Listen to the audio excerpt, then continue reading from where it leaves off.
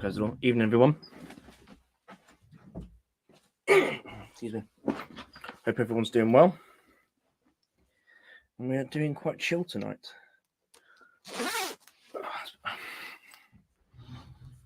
Hope we are all doing fan-dabby-dozy. And orkily-dorkily. And why is my hand covered in that shit? From the candle.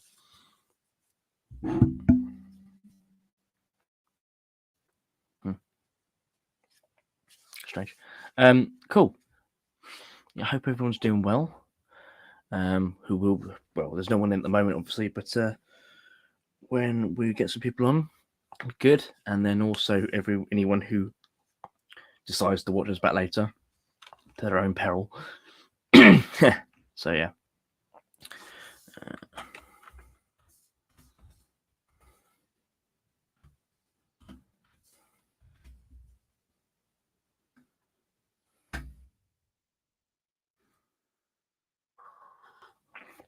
Oh dear. Cool, let me just put out this thing.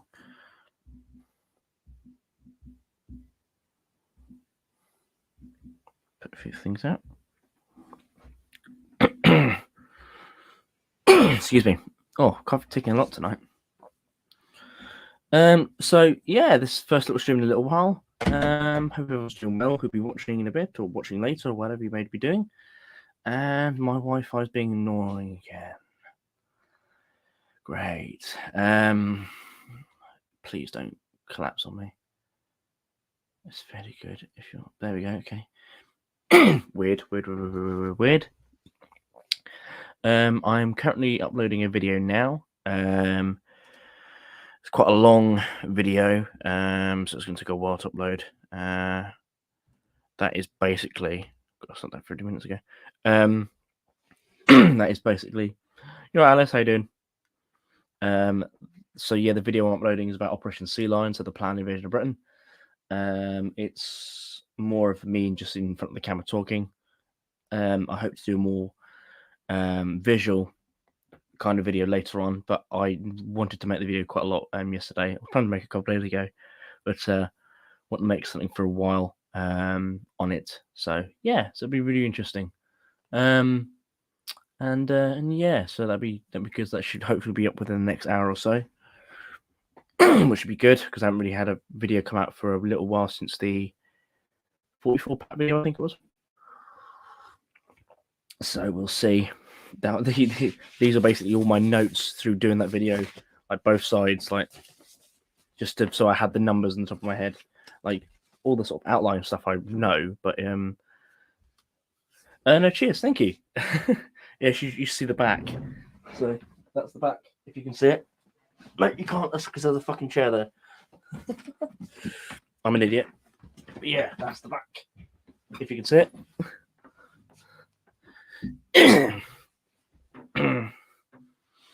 But no, it's good. It's actually really nicely made. 30 quid as well for to have it done. So I'm really happy about it.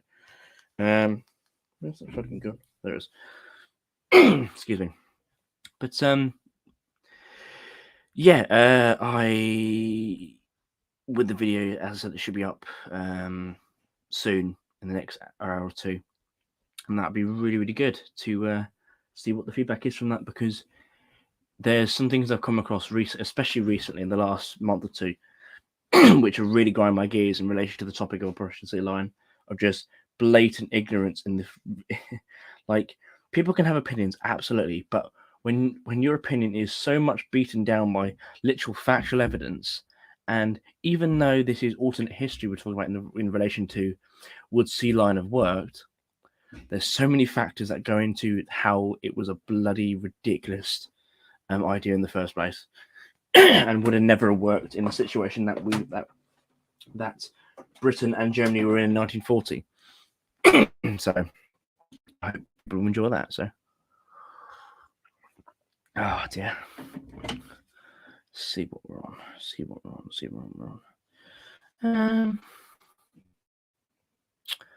Let's do.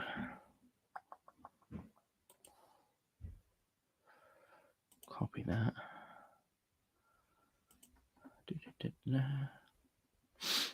Oh, my back is killing me today. But yeah, so I hope to go into a little bit of detail about some other things in relation to what I didn't cover in the video, which was some of the comments in the main thing I was responding to in that sort of sense of the video. And one, it was I just wanted to do a video in the first place, but it was more second of all, mainly it was a response to a episode of it's called the World War II podcast, which is on, I'm guessing on Spotify, but I found on YouTube. The main podcast itself seems alright. The guy who presents it seems fine, but he had a guest on. Again, I can't bother to even remember because again, I don't want to give him any publicity specifically through that sort of thing. I put the link of the actual video in the description. That gives a link to the actual podcast, but him himself, if you want to follow or whatever, if you want to go more into his deluded fantasies. Heard of the Battle of Banbury Bridge? Yes, I have heard the Battle of Banbury Bridge. It was basically sort of a fist fight, really, between sort of African American and other American soldiers in the home counties, as far as I remember. Yeah, interesting little thing when American military law basically tries to intervene in actual British law. Bear in mind they aren't in the States. Actually, it was more not American military law, but American military law and US law in that sense in regards to segregation. Yeah, it's an interesting thing. The British population and generally the British public weren't too keen on American units basically putting American law within their towns. They weren't happy with it. It wasn't until American high-ranking officers basically put pressure on the local towns, villages, etc., to basically go to their will and whatever. It was a really shitty situation, really. But America pre the Civil Rights Movement. Yep. Excuse me. Oh, taking a lot today, as I said. But yeah, why were you told about it? It's one of those things. It's because it's a weird thing. The thing is that we're told about other things as well. It's a case of what can they fit into the curriculum and what can be taught in regards. And in case of that, it's a very small, minor incident in regards to because all it does. Well, it's complicated. It's complicated. There's a lot of things. Like personally, I think we should have been taught about the British Atlantic Squadron or the West African Squadron. Which personally I think did a hell of a job in basically bringing slavery to an end across Europe. Really, we put so much pressure on militarily and financially onto other nations to abolish slavery. That's not talked about. Slavery is taught in schools, but not that specifically. Like, it didn't just come to an end across most of Europe or almost all of Europe just by good-minded people. That was some of it. That was some of it. But again, it's a case of you need to be putting some punch behind it to coerce other nations into abandoning it. Like, for example, like the Spanish, for example, didn't abolish slavery until very late in the 1800s, well after the Americans did. Like, America does get a bad, like, obviously quite rightly get a bad rap for some things, but at the same time, they did fight a war over it. The Union might not have gone to war against the Confederacy for slavery, but the southern states, the Confederacy, the states that are seceded from the Union, seceded over states' rights. What were those states' rights? The institution of slavery was one of their rights. There's a lot of things that go into that. It's a whole different situation, a whole conversation that I'm nowhere near qualified to talk about. I would say look at Vlogging Through History, who knows quite a lot in regards to the Civil War and its meanings and how it was fought, etc. Like, he was very good. His name's Chris. He's brilliant. He's absolutely brilliant. Definitely recommend his channel. And he did a very good 2-part takedown of a video which was combating people the assumption that Lincoln was a dictator and a tyrant. Like some of the things that Lincoln did during his presidency, coming off as were overstepping the mark and slightly tyrannical, but as a standard, he wasn't a tyrant. He was doing what he had to do during literally a rebellion.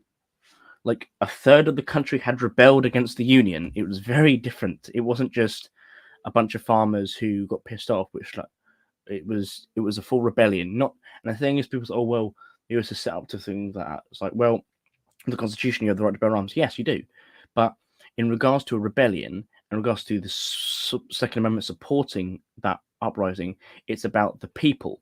This was the states rising up against the federal government. This was completely different, and with actual full-blown troops and artillery, etc., under the command of a state, fired on Fort Sumter, which then led to the start of the Civil War. That was the first shots fired, officially, anyway. But anyway, beside that, gone off track a bit. Yeah, it's a very, history in general is very, like, a lot of stuff isn't taught about the Civil War, like especially in schools in the UK and then also in America. We're also taught from our perspective, that's the kind of thing. People say there's always a thing that's around, all history is written by the victors. That is true in some cases, but there are plenty of books and accounts out there from the other side. There are multiple accounts and memoirs from German generals and officers out there, absolutely completely. Like, it's just ridiculous. And I think some things that are taught in schools aren't taught to a decent extent or cognitively to make perfect sense of the situation. Like, why did the Nazis rise to power? Why did this happen? Why did that happen? By the way, do you have any book recommendations about World War I British uniforms? Depends. I've got a couple. One I would suggest for insignia. My personal thing, if I can bloody remember where I put it. Others. It is that one. So it is World War I British battle insignia. So that is probably really, really good to use. There is some of the older Osprey books are quite good, but there's a book I'm trying to remember. They do one on British uniforms and also in German. I'm trying to remember the name. I'll get a picture of it and send it to you, Alice, and see what you think about it. That is a very, very good book. Those are very, very good. I can't remember but World War I British uniforms and in German as well, in 2 separate editions. There are a few. It really depends what you're looking into specifically, what unit, what specific thing you want to focus on. So yeah, it's just one of those things. But there's a few different options out there. Modern Osprey is somewhat reliable to an extent, but it really, really depends. No, you're very, very welcome. Very, very welcome. It's a very fascinating subject in that sort of sense. But no, you're very welcome. But in regards to what I was saying, yeah, like for example, I was taught about Germany from 1918 to 1945 in school. We just say the least, we barely finished the actual string of curriculum, just because the class was crap, and also the teacher was, I personally think, incompetent. The fact that I personally had to correct her multiple times whilst talking. Hi Joe, how are you doing? Yeah, good to see you too, mate. Hope you're doing well, and hope your dad's doing well too. I had to correct her multiple times on what she was saying, and on the paperwork she gave us, I had to correct what she'd put, or if it wasn't corrected by her, I was correcting. I'm guessing whoever the curriculum was made by. Hi Steve, are you doing well, mate? You're doing well. Yeah, it was ridiculous that I had to correct my own history teacher multiple times.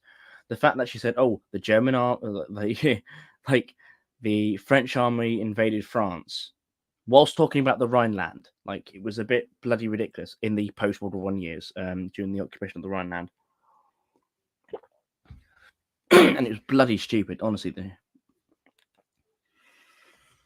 I'm doing well, mate. I've got a new job. I'll be starting that on Monday, which I'm really looking forward to. I'm really, really good. Well, thank you.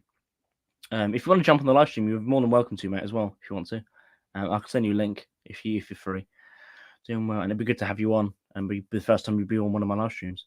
Doing well. My dad's not here anymore. Died. Oh, I'm sorry, mate. I'm sorry. I think you must have probably told me, but I'm sorry. Oh, I'm sorry, dude. Yeah, no, I think you probably did tell me, but I've just off the top of my head.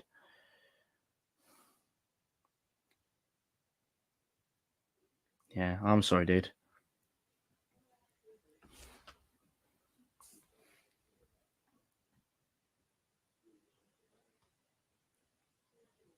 No worries, Steve. No worries, Steve. You crack on with dinner. I hope it's nice. Oh, nice. Yeah, no, I definitely. Yeah, I've got a new job in Wootton Bassett, so just the other side of Swindon. Start on Monday. Monday to Friday, 8:30, 4:30. Nice and simple. Love it. Looking forward to it. Getting out of what I was pre-listening for 10 years. So yeah. Oh, that's good. His uniforms arrived. All their uniforms arrived. Shalom to you, John. Hope you're doing well. Enjoyed your live stream last night. It was good. Yeah. I'll yeah, no. But the teaching of Germany from 18 to 45 in school was a bit crap, let's just say. We didn't really touch on we just saw all the Nazis rise to power. We didn't really go into in depth of why that happened. In the sense of like how they wrote. Well, we did in the sense of how they rose, but sort of why it came to pass in that sort of sense of way. Also, what were the influences for what happened in that sort of sense, and the fact of and I won't be swayed in this, the National Socialists were socialists, but that's my own view. It wasn't just a name to fool people. Like everything that was done under the regime was socialist. But I won't get into that because it probably cause a hell of a mayhem in later comments. But discuss non-adult things in history more. Yeah, it's a weird thing. We did. Yeah, we're doing Germany from 1918 to 1945. We covered the rise of the Nazis and all the sorts of all the National Socialist Workers Party. They were National Socialists. Just as fascists were socialists, just as communists were socialists, and so on and so on. It was all from the same tree. Like I've looked into this so deep, like sometimes too deeply, and I've seen what it was for what it is. So you should call Otto von Bismarck a fascist. Yeah, the thing is, fascism and National Socialism are very different. Very different. So National Socialism is based on the hierarchy and the identity of the race. Fascism is the identity of the nation. Communism is the identity of the worker. Is the workers. Irish were just troublemakers. Most wouldn't know the NSPCP if a bit. Yeah, it's ridiculous. Yeah, no, like Mussolini was a fascist, but he was also a socialist because he was a socialist all his life. He didn't stop being like fascism was what had come out of some of the French adoption of socialism in the early part of the 20th century, and was molded into nationalistic ways. I.e., for example, with Italian fascism, it was basically you are Italian, you're part of the Italian nation.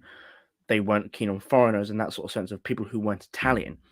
With National Socialism, it was the case of the race, the Aryan race. You were Aryan in your sense, and then that's thing. And then with communism or Leninism, Stalinism, whatever it be, well, at first Bolshevism really was a case of the workers, the proletariat. They were the ones who were at the thing, and the aristocratic upper class, etc., and all that sort of stuff were the enemy of the people.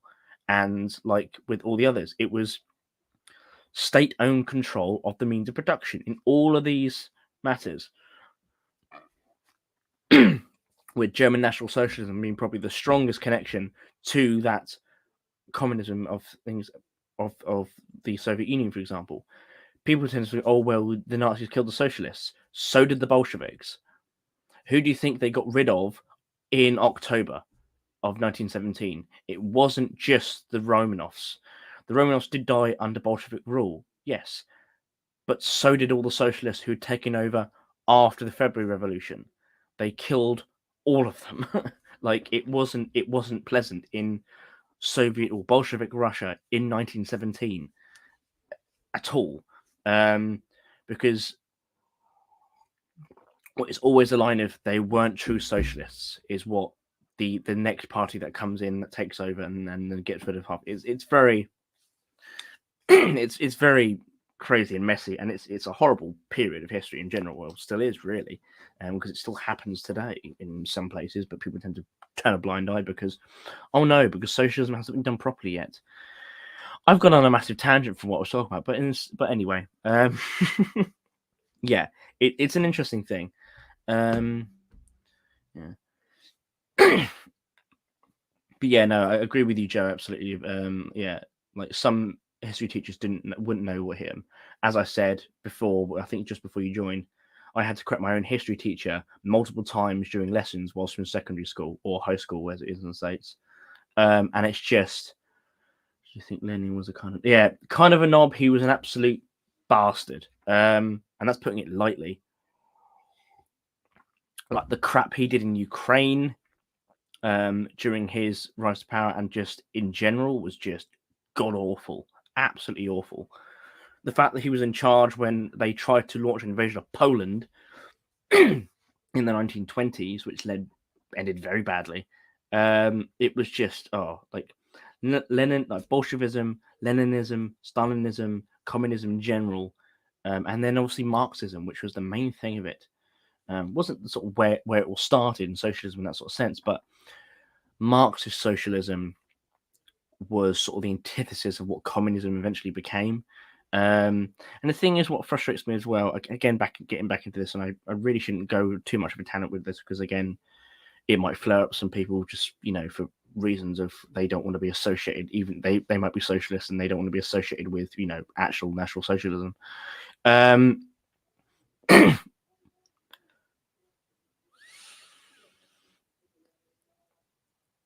Yeah, absolutely, Joe. In my absolute perfect opinion, I agree. My perfect opinion? In my opinion, I agree. Well, I don't know, whatever I'm saying. I forgot what I was saying. He means good to see you, John. He means good to see you. GTSY, good to see you.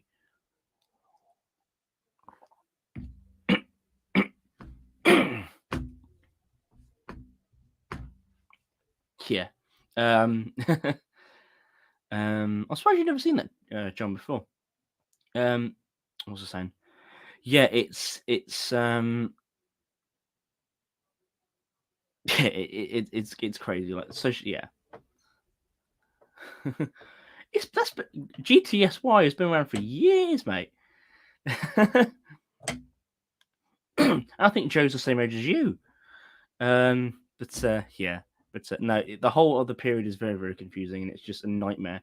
I would really, really firmly suggest the channel Tik, so TIK, on YouTube. His content is amazing. Some things I disagree with him on, in regards to his portrayal of Churchill. He wasn't perfect. No one is. They're all human, but some of it I think is a bit too thin. But in general, I agree with a lot of what he says. I don't really speak Saxon.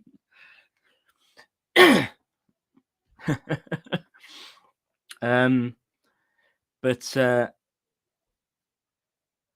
yeah, his channel is very, very good. Like his battleground series on like Stalingrad and that so far have been absolutely amazing.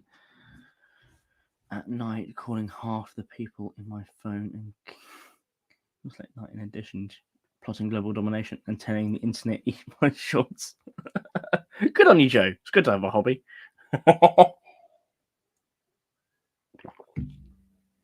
Oh dear.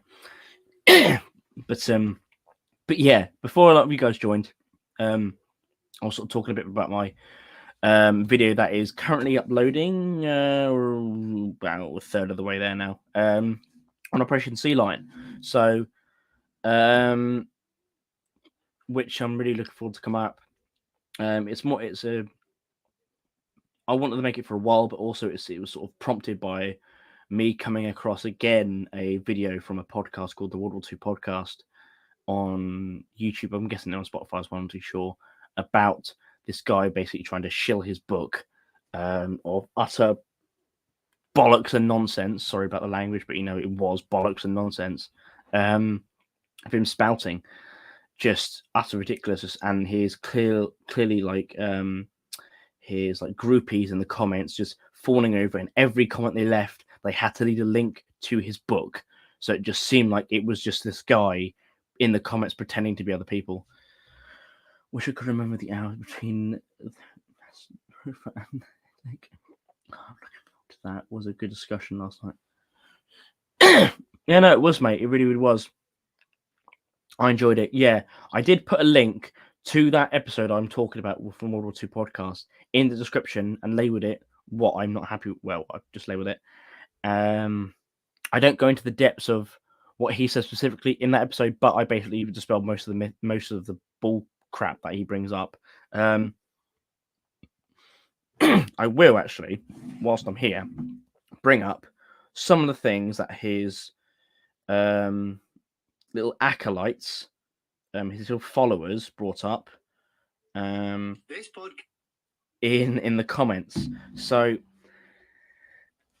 bear in mind, this guy had. Hey Sam, hope you're doing well, mate. Bear in mind this author, and I put that very, very lightly, just spouts crap for like ages about all the Royal Navy not being able to do anything, and just like being inept and not just like not having the numbers to stop the Germans landing, and they would have been able to land apparently, like very well and very successfully. Bear in mind, the Germans were planning on the revamped plan for the invasion. We're planning to land 9 divisions. 9 divisions. Bear in mind, German divisions were smaller than Allied divisions that were later on in the war, but still 9 divisions on a front between Lyme Regis and Folkestone. That is a big area. That is a massive area that covers multiple counties, like across the south coast. Bear in mind, the majority of the troops would be carried in river barges, in like stuff which would go down canals, which weren't designed for the open sea, let alone the channel. So I'll get a bit more into that in the actual video. But the first comment was, let me try and find it. Here it is in this one. So people replying to some things. One of the first comments, actually right at the top, was a guy called Robert. Basically replied, "I can't see the Royal Navy not destroying an invasion regardless of the cost." Exactly, I completely agree. They would have played havoc. The world's dominant naval power can't stop. Yeah, it's ridiculous. Like, oh, but the Germans laid mines. We had plenty of minesweepers just to chuck into the breach. Like, we're defending the mother country at this point. We're able to do whatever we want with our navy.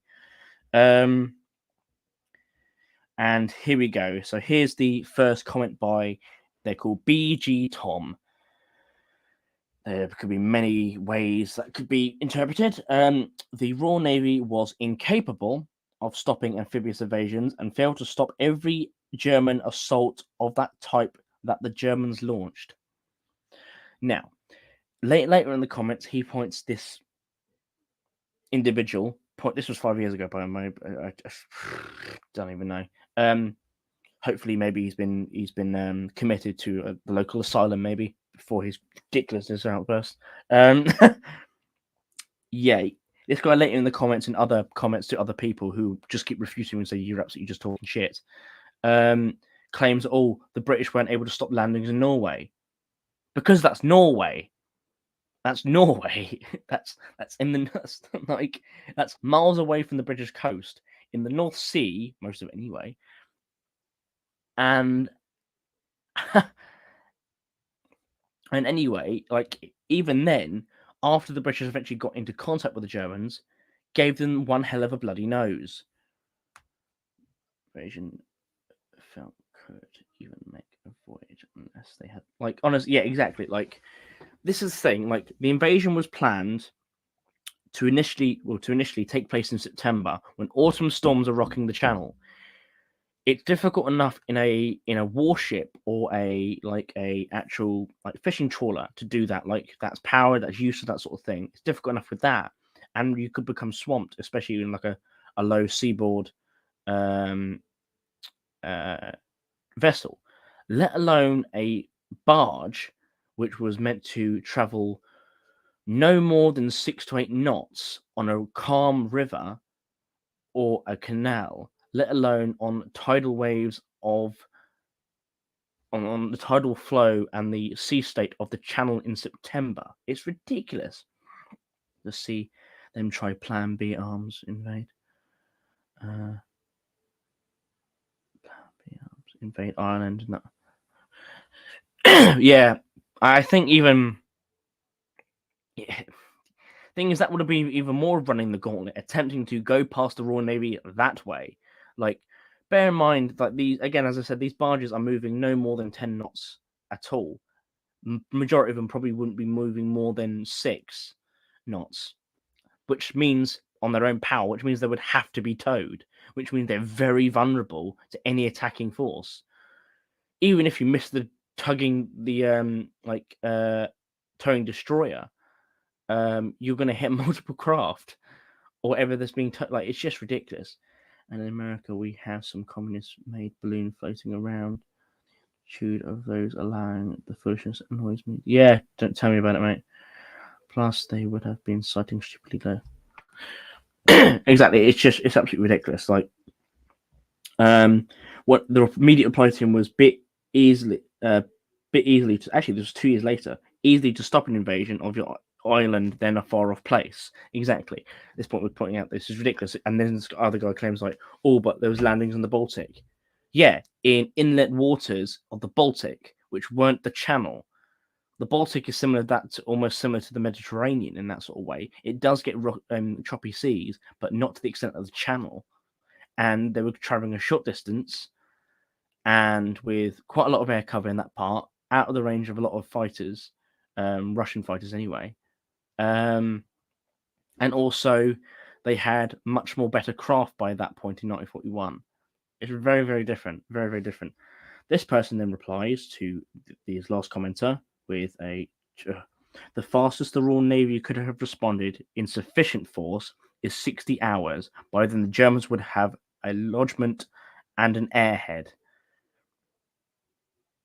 I don't think they're even real words. A lodgement and an airhead. Do you mean a bridgehead? Do you mean a bridgehead? Why would you call it lodgement? Because I'm guessing he doesn't have the vocabulary to use properly. And then immediately just puts by. That was a bit. Yeah, we march against England. We march against England by Dr. Robert Forsyth or whatever it is. The reality is laid out in plain terms. The reality, yes, with no primary sources, with no actual evidence that his claims are backed up by anything. If you're just saying these things, it doesn't. Who was giving it airhead? Yeah, exactly. Yeah, airhead. I'm guessing he means air superiority or air supremacy or whatever he probably means by airhead. Just ridiculous. He then gets replied by that same person who replied to him before. What about all the British torpedo boats and destroyers in the ports on the English Channel? Or the fact that the Germans' landing ability is literally reliant on river barges that sink in mildly choppy waves. Exactly. Most with no engines and very few proper sailors to pilot these boats and do it at nighttime. Exactly. They'll be traveling at night. You have to navigate the Channel in autumn storms at night, pulling river barges behind a destroyer. And bear in mind, the Kriegsmarine had 10 to use for Sea Lion because they had already lost 10 during the Norway campaign, along with 2 cruisers. Like, between Sheerness and Harwich alone, which is the mouth of the Thames estuary, the Royal Navy had 30. Just there, 30 of 87 around the UK and other duties. It's absolutely ridiculous. To be fair, it's a moot point because the Germans couldn't have it. Exactly. And even if they did get air superiority, it wouldn't matter nonetheless. The Luftwaffe was fairly incapable at dealing any severe damage to the Royal Navy. Like, if they're in port, then there you go. But they wouldn't be in port when they're attacking. Like, the Royal Navy home fleet was stationed in Scapa Flow, well out of reach of German fighters and that. Like, it would be in range of bombers, but again, the RAF had fighter cover up there, which again made basically is why the Germans stopped doing raids on Scotland in the day, just because of the amount of losses they were incurring against fighter command in the north. Again, like, we had reserves north of London. It's just ridiculous. Yeah. Scott also adds, even if the Germans land in 60 hours, they would lose any chance of resupply. Exactly, because they will never win the channel. This is where he replies with a long ass fucking message. The Brits had 2 destroyers in the immediate area. False. Not enough to make any difference. Again, false. They're destroyers still. And what do the Germans have? Just mainly destroyers and like 2 cruisers who have to cover the entire invasion front and who are also too busy to be doing anything else. They're too busy, or there to defend, but they're mainly there to transport. The rest of the auxiliaries that were mostly converted yachts with machine guns up against German motorized barges. Most of them weren't motorized, and like, again, they're barges. What they're going to do against a 4 or 5 inch gun off a British destroyer, even if it's an old World War I destroyer, it's still going to cause bloody havoc. Like, I'm sorry, but during the raid on Saint Nazaire, a British PT boat went up against a German destroyer one-on-one for about an hour or so before they're eventually destroyed. Like, that was just that. So it's just one of those things. It's just crazy. Yeah. Because against German motorized barges, R boats, TBs or torpedo boats, I'm guessing, and transports armed with 20mm cannons. Yes, because all of this armament, like, it was all like just completely inept and couldn't be attacked and whatever. It's just ridiculous. The Luftwaffe were pretty powerful early on. Then the war progressed.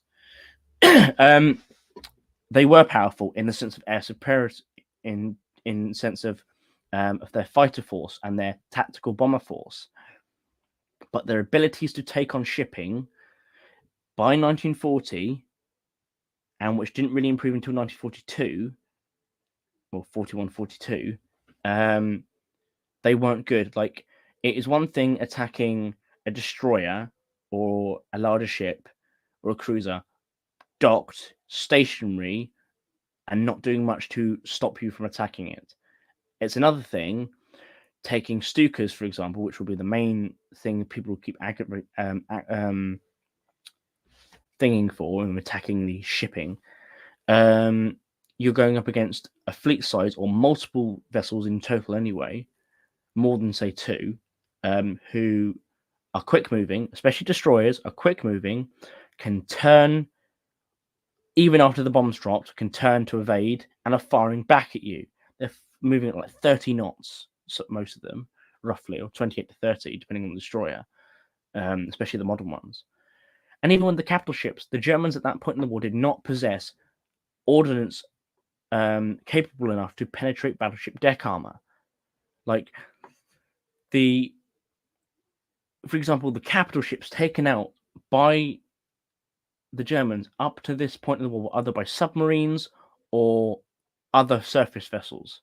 It wasn't by aircraft. It wasn't until the Mediterranean campaign then it became an issue, when they had the support of the Italians and their anti-shipping capabilities were far better than they were in 1940. Like 1940, they were abysmal.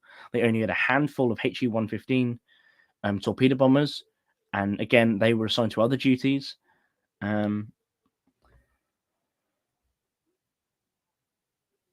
I just have done a quick Google, and apparently Germany had no or very few apparent charts necessary. Yeah, like for example, Alfred Jodl, who was commander of OKW, which was the Oberkommando West, which was basically the German forces in the West, described Operation Ceylon, or the crossing of the Channel, as a river crossing on a broad front.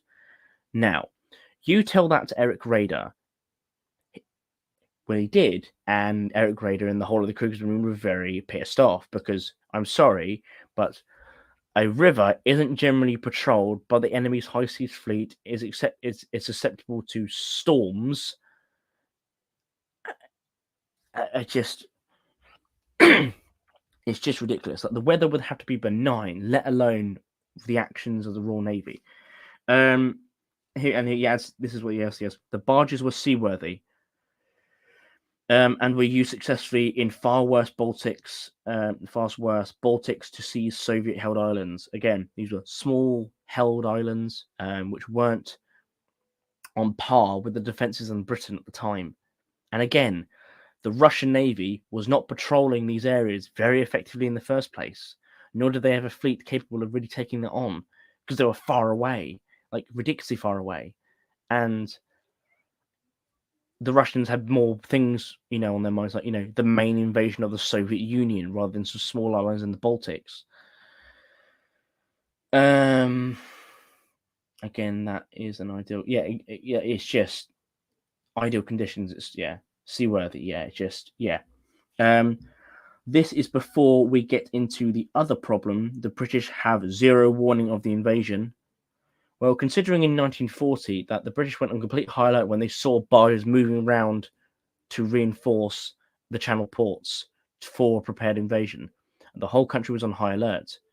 We had plenty of people on the continent, as well as our own observers, to observe it. Like, bear in mind, it would be daylight before the Germans had reached the coast. It would take them hours to cross, because the destroyers, even if they're pulling the barges, which means they can go quicker in that sense, would still have to go very slow to stop them capsizing. It's just ridiculous. Zero warning of the invasion, ridiculous. By the time they would get the word of the assault, the transports would be hitting the beaches. Like he thinks it's D-Day. And it would be upwards to 6 hours before 6 destroyers, I don't know where he got this 6 from, could begin scouting ahead to ascertain what they face. And that would need to clear it out by daylight. They would need to clear it by daylight because of the Luftwaffe. The Royal Navy was doing regular trips in the Channel well after Dunkirk, because there were convoys going through the Channel that were attacked by the Luftwaffe. Very negligible effects, very negligible in that sort of sense. Like, most of the shipping attacked and destroyed was cargo shipping. Royal Navy vessels in general escaped without most harm. Just ridiculous. Germans also had a good portion of their DDs in Norway, along with the Blucher heavy cruisers. Anyway, so the Norway campaign obviously was in early 1940, before the invasion of France. Now, it was a very well planned invasion, but the thing is, the Germans had been planning that invasion for months and months, and were using their own disadvantages to their advantages in regards to and they were lucky that any British intervention would be long, because obviously they would have to travel to Norway, and obviously they were landing at several points along the coast with small forces of about a regiment size each. Wasn't whole divisions like they were propagating for the invasion of England. It was like separate regiments of a couple thousand men at a time, landing at key strategic points to seize the key ports and airfields in Norway, like Narvik, like Trondheim, and then obviously Oslo, and there's another one as well. Oslo went very badly for the Germans. They ended up having to land their troops further down the estuary, just because their main brand new heavy cruiser, the Blucher, was sunk by coastal guns and coastal torpedo launchers. The landings in Narvik went very well up until the British arrived with their own forces, which they landed, but also several destroyers moved into the fjords, or the estuaries, etc. destroyed several destroyers, then had to vacate, lost 2 themselves, but they'd caused a bloody nose. Then what turned up was a bunch more destroyers with the Warspite, for example, which at 15-inch guns at close range on destroyers doesn't go well for the ones on the receiving end. And also, funny enough, people say, oh, what about the U-boats? Well, considering the U-boats' performance, the U-boats in general, their performance during the Norway campaign was absolutely bloody dreadful. It was god-awful. It was just absolutely appalling. They didn't sink anything other than, say, a few like small trawlers and some cargo vessels, maybe, but nothing major like a capital ship or anything. For example, like the spotter plane of Warspite sunk the U-boat in the area of Narvik.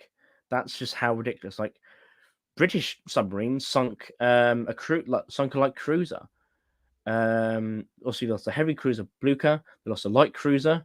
I'm trying to remember what they were called now. It was called from British submarine, the Truant, which again I pointed out in the video. And they lost 10 destroyers in the Narvik Straits. It's ridiculous. And also, that another cruiser, the Admiral Hipper, was heavily damaged by a ramming attempt by the destroyer. I think it was Emerald.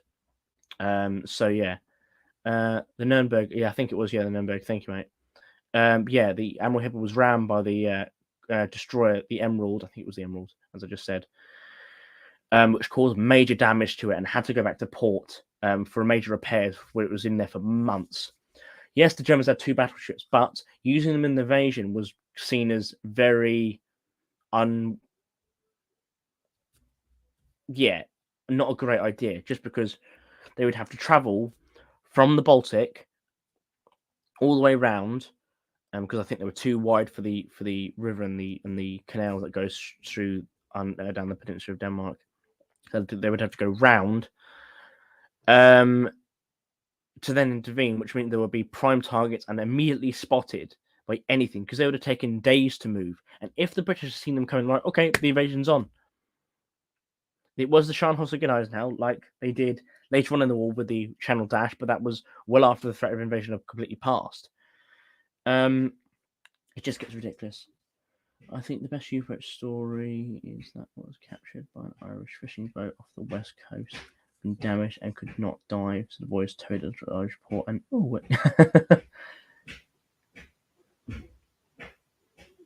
on our prisoners. Yeah, I'm not surprised. The only 2 BBs Kriegsmarine had in 1940 were Scharnhorst-Eisenhower, and they hadn't been retrofitted with 15-inch. Yeah, Scharnhorst-Eisenhower. Yeah, they were basically modern.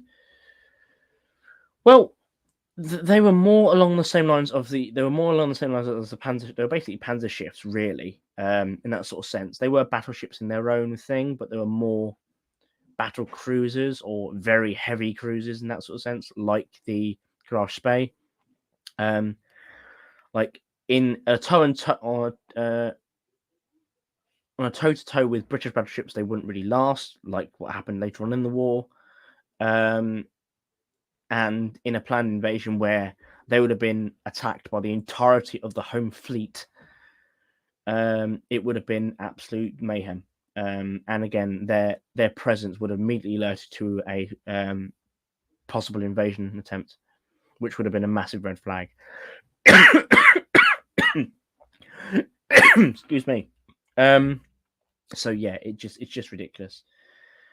Unless you count the pre-dreadnoughts the Germans had using down. Which they barely really used. Beyond that, really, you really saw that at all.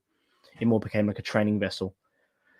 The Kriegsmarine personally wanted to wait until 41 until they had the new battleships out, the Tirpitz and the Bismarck, but the time was ticking, and that would been resources taken away from the original Russia. That was the main thing at the end of the day. It's just it's very ludicrous. But carrying on with what this guy was saying, they would clear out before daylight because the Luftwaffe, as RAF, would not have the planes spare to cover them. Like, this guy doesn't realize that, like, the Luftwaffe did not have the aircraft capable of supporting all the actions they needed to do, i.e., ground support, air cover in general, covering the ships, doing dive bomber missions and attack missions on ships and land installations, as well as resupplyment. Like, the Germans didn't have the capable amount of aircraft to support the troops. And this guy goes later on, oh, there's support from the air. Yeah, how did that go in Stalingrad in 42 and 43? How did that go for the Germans? Not very well. They found out they couldn't reliably supply their troops from the air. It's just ridiculous. That's why Stalingrad fell. Well, the Germans Stalingrad fell anyway. Also, the bulk of the home fleet was World War I destroyers. Why does that matter? Why does that matter? Like, again, they're still destroyers that can do havoc to any like, just ridiculous. It was a World War I destroyer which absolutely sodded up the block gates in Saint Nazaire by ramming it. Like Emerald herself was a very older class destroyer. She rammed a whole heavy cruiser. She sunk in the process, but she still did major damage. It put it in dock for months, as I said.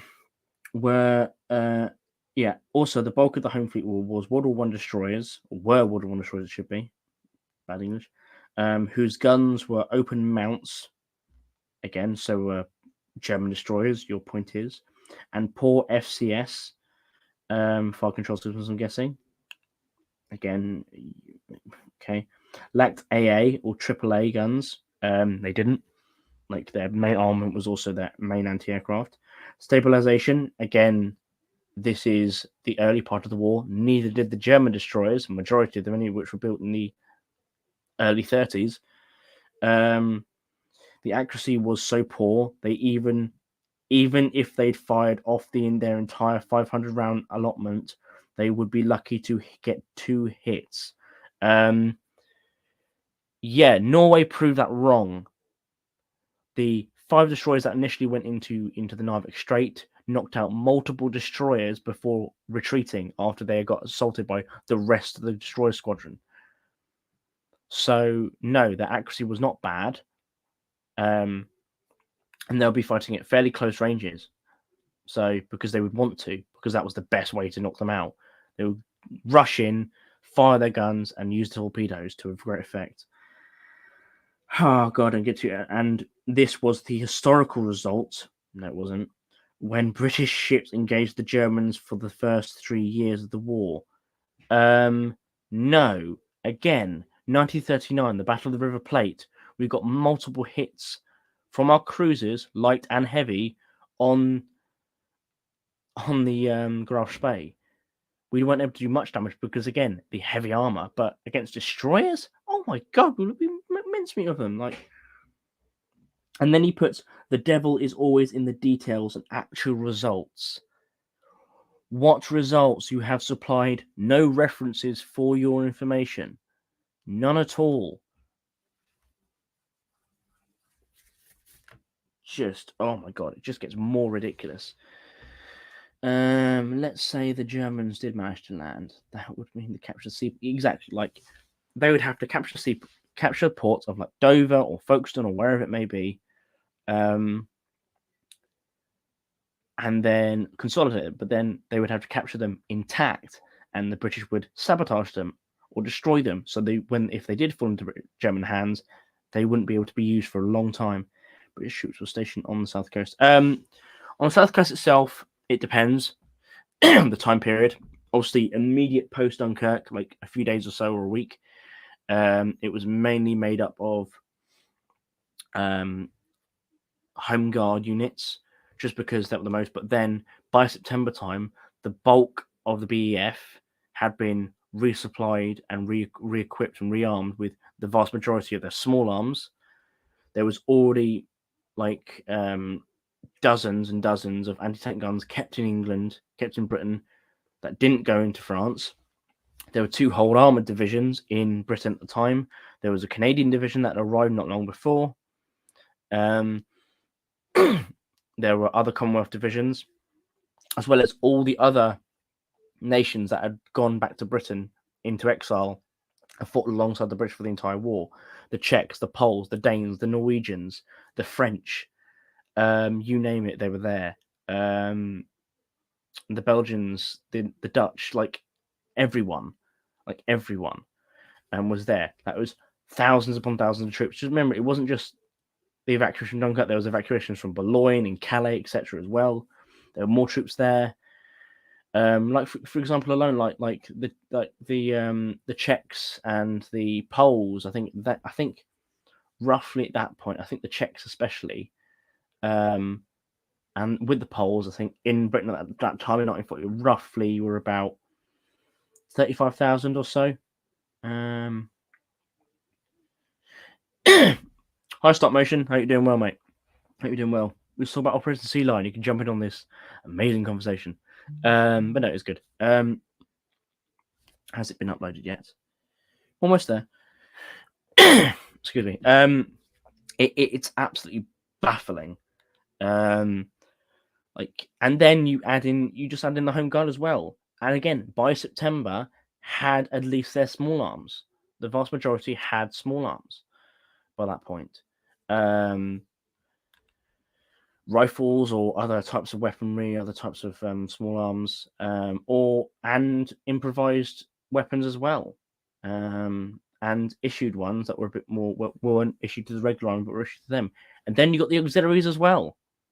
The auxiliaries, which were designed, I think I must have brought. Yeah, I think I did bring up the auxiliaries in the video. I think I did. I hope I did. We're talking about Operation Sea Lion, mate. Yeah. So the planned invasion of Britain. A bit to cover what I talk about in a video that's uploading just now. The auxiliaries, which are basically like the professionally formed resistance movement for the British, about 3,000 so members, and in the chance of invasion, they would go to their hides and cause havoc behind the German lines, sabotage, assassinations, you name it, and who were very well equipped. And sometimes some units were even more well equipped than regular British Army units, especially at that time.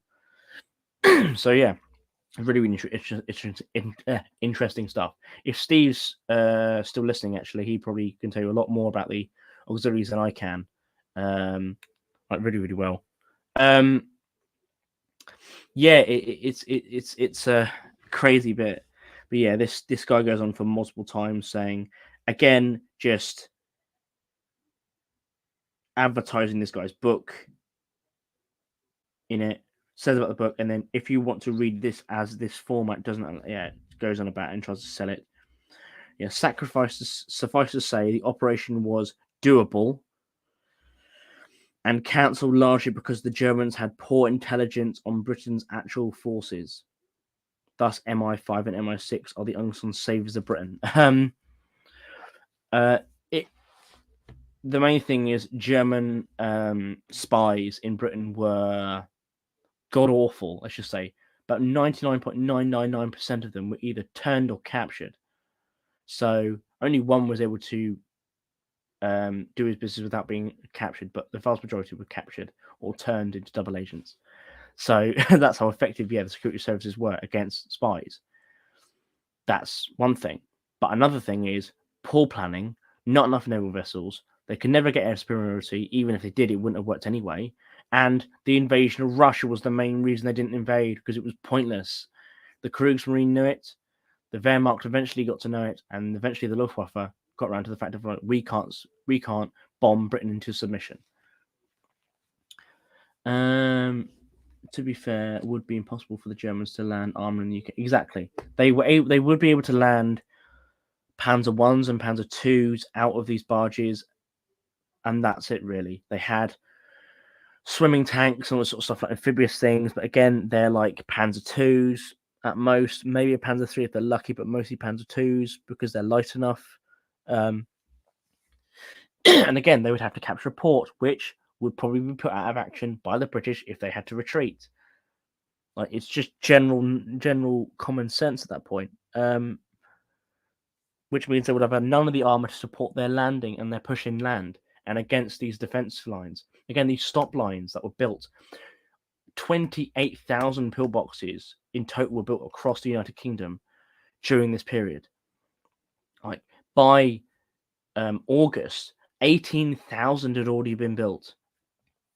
And that's just pillboxes. That's not counting all the gun positions, all the minefields, barbed wire, slit trenches, all the earthworks, anti-tank cubes, anti-tank ditches, anti-tank walls, basically making beaches on the south coast literal death traps for anything that came ashore from the scaffolding, which is tall barbed wire scaffold, which is designed to properly entangle you up from above your head height.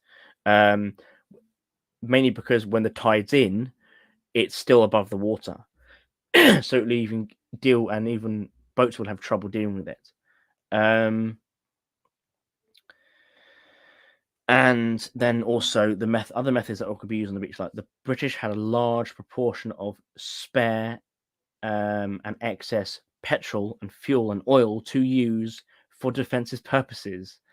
Ever since the late 30s, they've been stockpiling up fuel to use for defensive purposes, either for supplying the British Army, but also mainly just for defensive, like as weapons.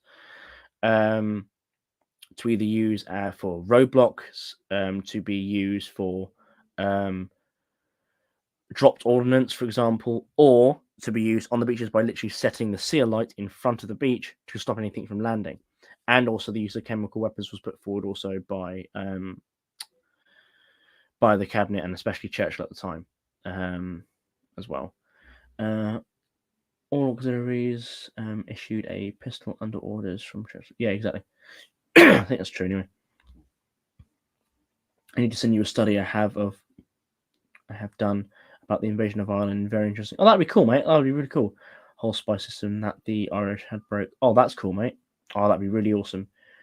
The sheer amount of luck they would need to pull off. Exactly. Like everything would have to go so perfectly for them to be able to be landed without major issues or casualties.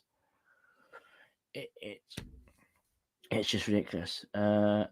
The sheep on the south coast were moved so that when the invasion was contained to one line, would cut the supplies. Exactly, yeah.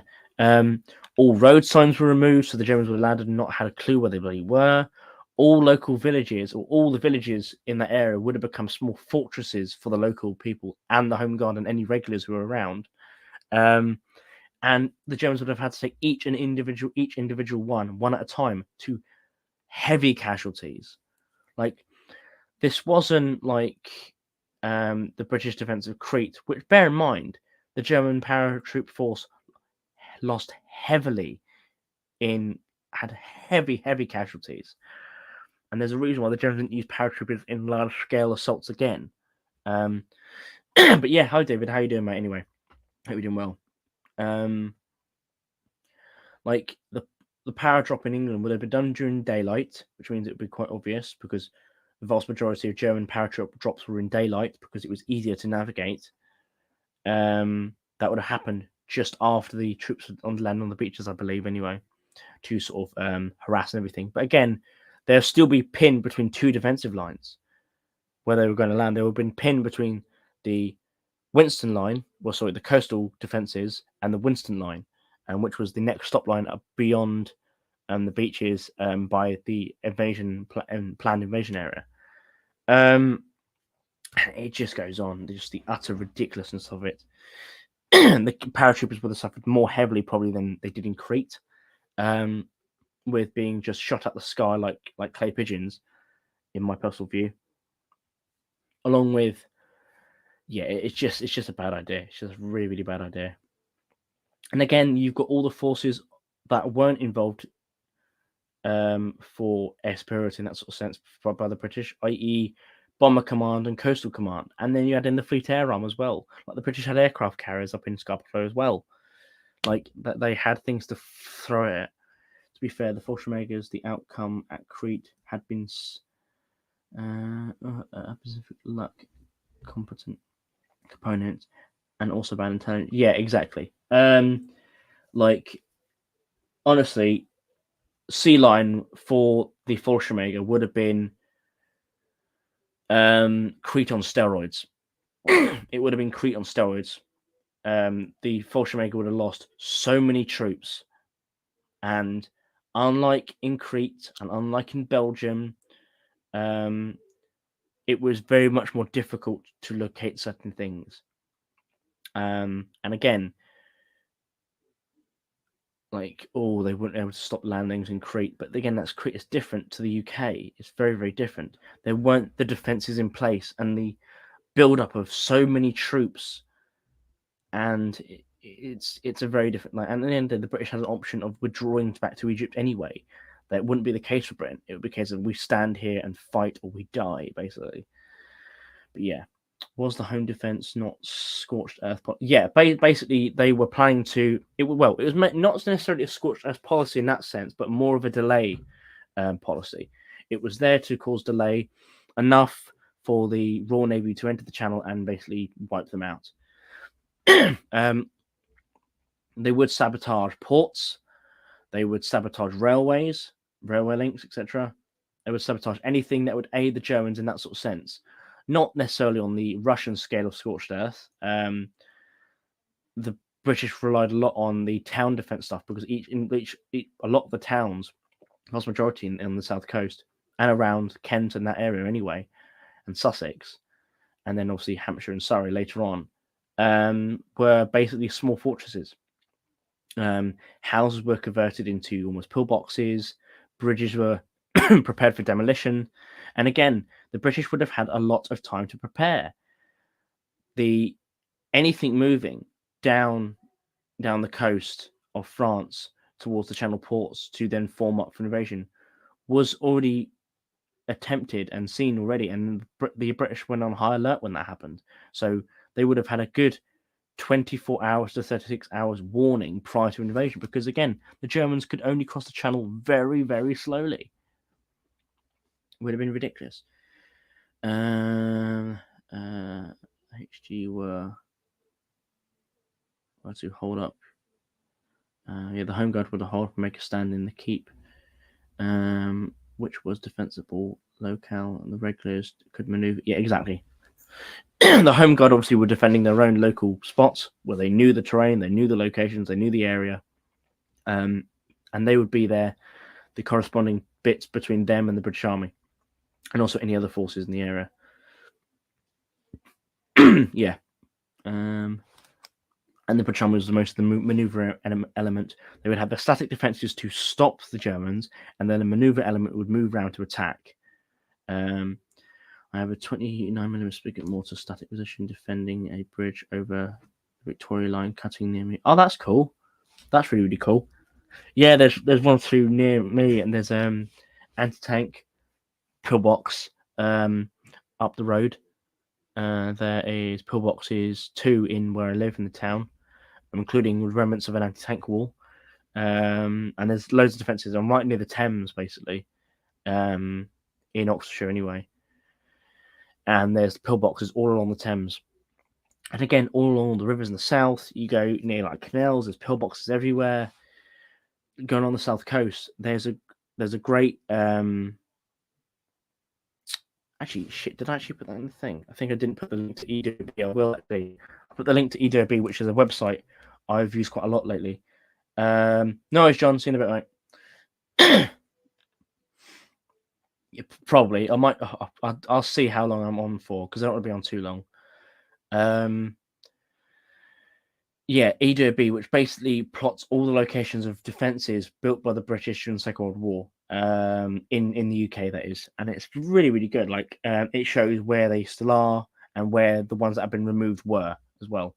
Like, not just pillboxes, but also where searchlight positions were, where gun positions were, where pillboxes were, and where some slit trenches were as well.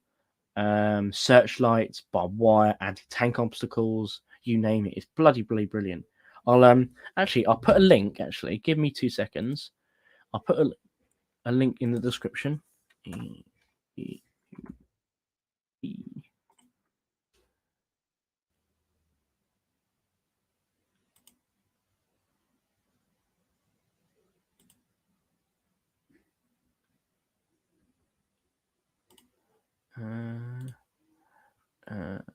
billing address.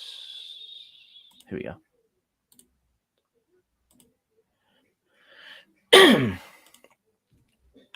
Yeah, exactly. They were destroyed. They would have destroyed railways. Everything would have been knocked out. It wouldn't have been a case like burning crops like mad, because at the time of the planned invasion, there would be no really many crops to speak of that would be useful to the Germans. And again, they weren't expected to last very long, i.e., the Germans weren't expected to last very long, because maybe the people say, "Oh, that's preconceptions and all sorts of stuff, and that's being optimistic." Well, it was very much a assured thing. Yes, Sir Dudley Pound, Admiral Sir Dudley Pound, First Sea Lord, did say that the Royal Navy could not prevent an invasion. They could not prevent at least 100,000 troops from landing. That's initially landing. The Home Fleet, that is, anyway. But once the Home Fleet arrive, it's game over for the Germans. It's absolutely game over. It's just in game, absolutely in game. Because all they've got to do is just hold them up for a couple of hours, and then that's completely disrupted the entire supply chain. It's one thing landing. The Germans may have been able to land troops, maybe, just about, and maybe make a little bit of a bridgehead, maybe a mile or two, but they would not have been able to support that landing for anything more than a week. By that point, it would have been over. It would have been over. And that's even if they make it to the coast mostly intact. And who's to say they land and aren't able to fight through? Because at the end of the day, like, Gallipoli is a prime example of when planning is not done well, when inexperienced troops and equipment is used in a landing operation against a determined enemy, against terrain where you do not know properly, you don't know where you are. And that was even with superior naval support, we weren't able to win at Gallipoli. Then you look at D-Day, for example, which was successful, but at some points in the battle on Omaha, the Americans considered pulling off that beach and putting those troops elsewhere because they saw it might not go well. The GHQ stop line at Waterbury has a 2-pounder AT pillbox covering a bridge over the river. Yeah, exactly the same. I think it's a 2-pounder pillbox up the road, about a 5-6 minute drive up the road towards the Thames, over a couple of crossings where like a pub called the Swan is. Really cool. They basically converted the anti-tank pillbox into a shop for like people who go on like the river, like crabbing, like fishing nets and all that sort of stuff, and they sell in there. Swimming stuff if you want to go swim in the Thames, if you want to. And there's another pillbox on the other side of, well, it's same side of the river, but it's on its own little peninsula because there's like several like off branches of the river itself that split and join back up. So it's almost like one of the little islands. And on the app itself, and if you look on the website I've put in the description, it shows you all of them around. It's really, really cool. £1 yeah, no, I got what you meant. Yeah, 2-pounder, 40mm anti-tank gun, quick firing. Don't forget Anzio 2. The initial landing went. Yeah, exactly. Like these people assume that landings are completely easy. All marching up Whitehall. No, they wouldn't. Like, this isn't like. And people say, "Oh, well, they're tanks." Again, in 1940, their tanks were nowhere near the quality and were inferior to British and French armor. Like, but the Germans have radios. Yeah, what's the point of a radio if you've got no tanks on the beach in the first place? What's the point of panzer warfare and blitzkrieg, as they called it, and all this sort of stuff, if you've got no tanks to use? You're not mechanized. You're 60 to possibly 70% horse-drawn. And this guy in his comments goes on, they had 600,000 trucks. Bloody when? When? Maybe during the entirety of the war. Even if that, Jesus Christ, 600,000? How did they fuel them? With chip fat and dreams? Like, Jesus. But yeah, no, Anzio was touch and go for a long time. But and that was with months and months of preparation, and they had air superiority, but they also had naval superiority. Like by the time of Husky, the Regia Marina had been completely nullified. People say, "Oh, what about the?" Actually, that's the thing. People, I think I bring it up in the video as well. All the Italian Navy could help. How they're getting out the Mediterranean? How they're getting out to Mediterranean? How they're getting past Gibraltar? No way. There's a reason they stay in the Mediterranean. Honestly, the logistics of the actual landings are impossible. Yeah. Give me a second. Back in a tick, guys. I'll just be back in a tick. I've just got to go get some dinner. Won't be a sec.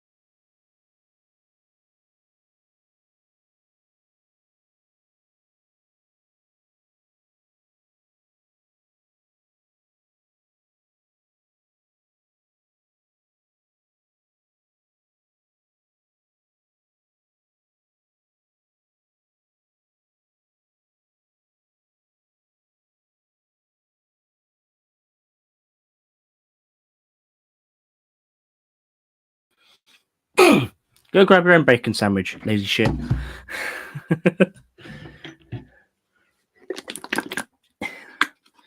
Yeah. It's very much a makeshift dinner tonight because we need to go shopping. But oh well, it's all right. German success in France was themselves. They made several special roles and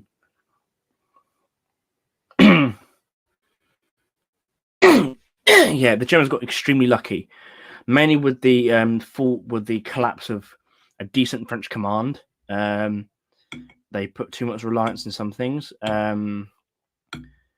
Yeah, and just it's just one thing about that. So, it's crazy how the whole thing turned out, really. And it probably would have left. If Germans had invaded, it probably would have meant the war ended quicker. The Germans would have lost the cream of their crop, the cream of their fighting force that had fought through Poland and France, and that was still standing. They would have lost basically their entirety of their, basically, well, I'll say 99% of their navy. And they would have lost a lot of aircraft, especially their transport and bomber aircraft. They would have lost a lot of. The amount of other shipping they would have lost would have been insane. Armor lost because it probably would have been sunk at sea, destroyed at sea anyway, and it'd just been absolutely catastrophe for the Germans. Oh, we seem to drop people. It's a shame.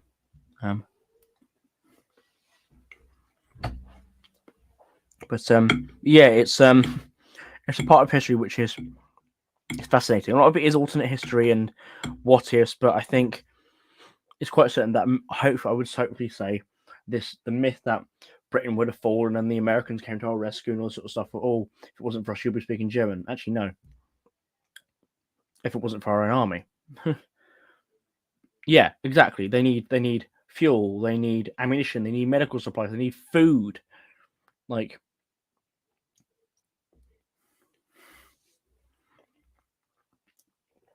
bear in mind, unlike Poland and France, Britain was on very regulated rationing. So houses only had the food they were meant to have for themselves.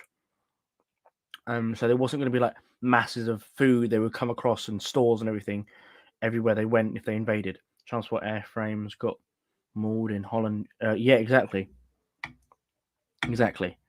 Like, again, the transport fleet wasn't really up to the task really until Crete, and even then they got mauled even more. by the anti-aircraft. And then again, even more in Stalingrad.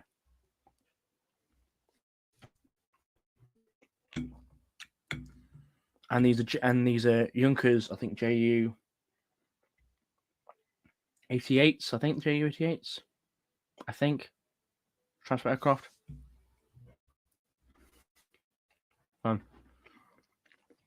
It's just ridiculous how it will all go down. Right.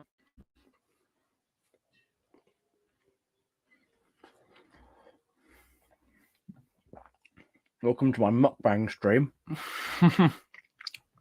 Eating camera, just horrible in the mic. I'm not going to get close to it just to save your ears. Yeah, it's our whole situation is Fubar, but that's so that you'll learn more from my hour-long rant on it. I think now actually.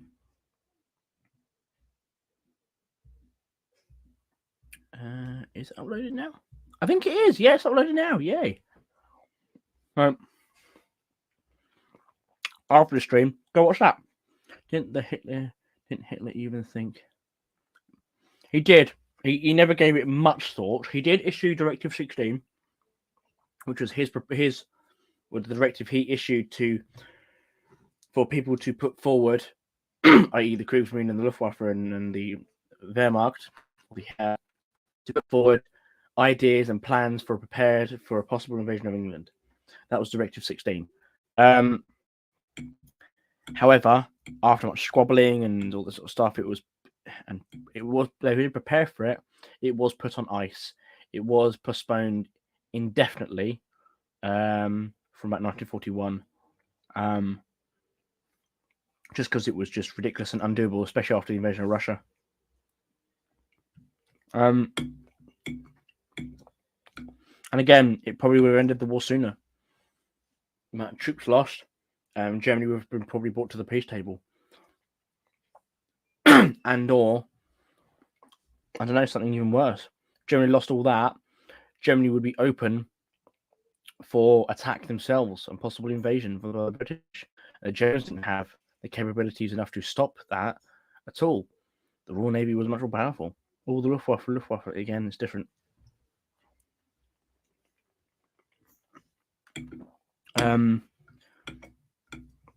The British probably would have been able to easily blockade the Germans again. More so probably than during the First World War. You never know. Depends on the history in that. The Kriegsmarine had no illusions on sea line. Yeah. The Kriegsmarine were the only sensible ones in regards to it. They were the only ones who weren't delusional. They suggested things that might work or might be helpful, but the thing is, what this guy in this comments and this author do not get, Kriegsmarine estimates for the reduced size invasion of 67,000 men in the first day. Well, that was what was hoped. Would only be able to transport those 67,000 men in 10 days. 10 days. So it's utter ridiculous. That was 67 going up to 139,000 suspected they wanted to in 2 days, but the Kriegsmarine couldn't transport that many troops until, well, on one day, let alone 2, but 10 they would have to take to transport that over. So it's utterly ridiculous that the Kriegsmarine could support a small force, let alone 9 divisions worth, rising to 13 divisions. Then the first week is what they wanted. It's pretty ridiculous. But anyway, as I said, that could be more in the actual video itself. So I don't want to basically just create 2 of the same thing, but you know, it's interesting to talk about how the UK exported tanks to support the Desert Army. Yeah, exactly. By August, I'll basically how the Battle of Britain was going. and also other factors. And the British were like, we can send troops. They sent more just than 40 tanks. In December 1940, and earlier as well, they sent a whole brigade, I think a brigade and another couple of regiments over to Egypt as well, back in August, because again they thought probably wouldn't go too well. It's past, I'm afraid, because we've run out of chips. That's why we're going shopping tonight. So somewhere or another, because we really need to. No one say Cromwell. Yeah,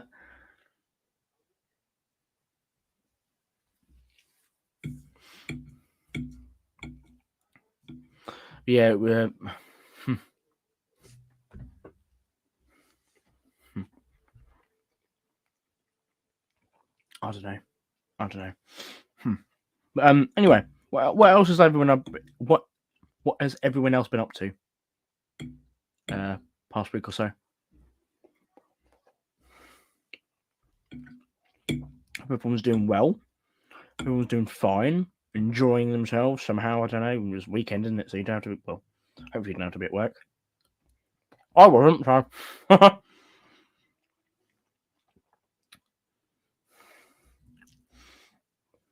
And you got if you want to pop on as well, you're more than welcome to. If anyone wants to pop on.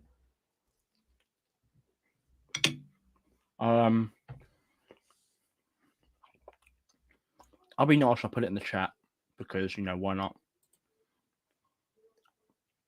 Give me a minute.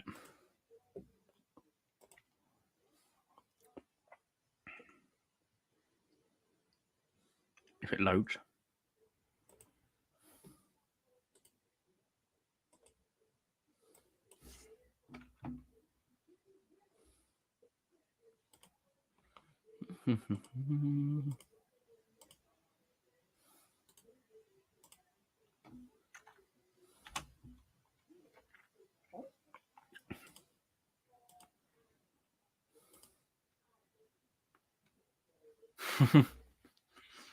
Give me a minute. Let me just I'll shut that over.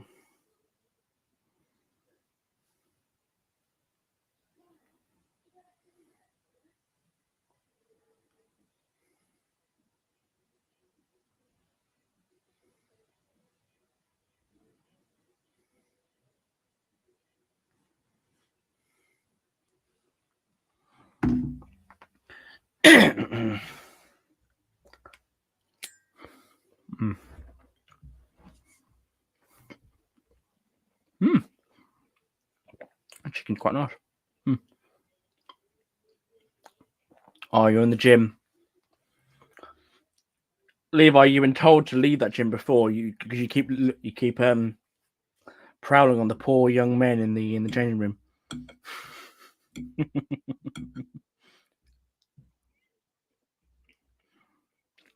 Sorry, the poor young women, because you keep saying actually no, I won't get into that.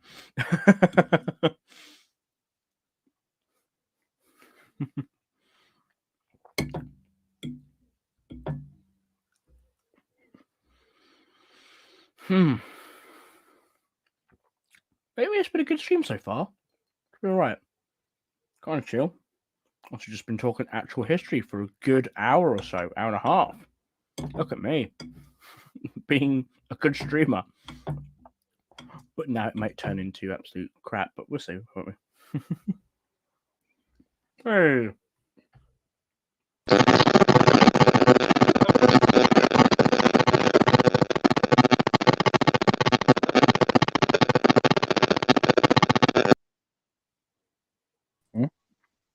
Okay, that was weird. Pardon? That was weird. Yeah, it was a bit. Anyway, it sounded like you were getting picked up by like the team that killed Bin Laden, like with the helicopters. What the fuck? Hey, like you got to make friends somehow. I know, but anyway. Jesus.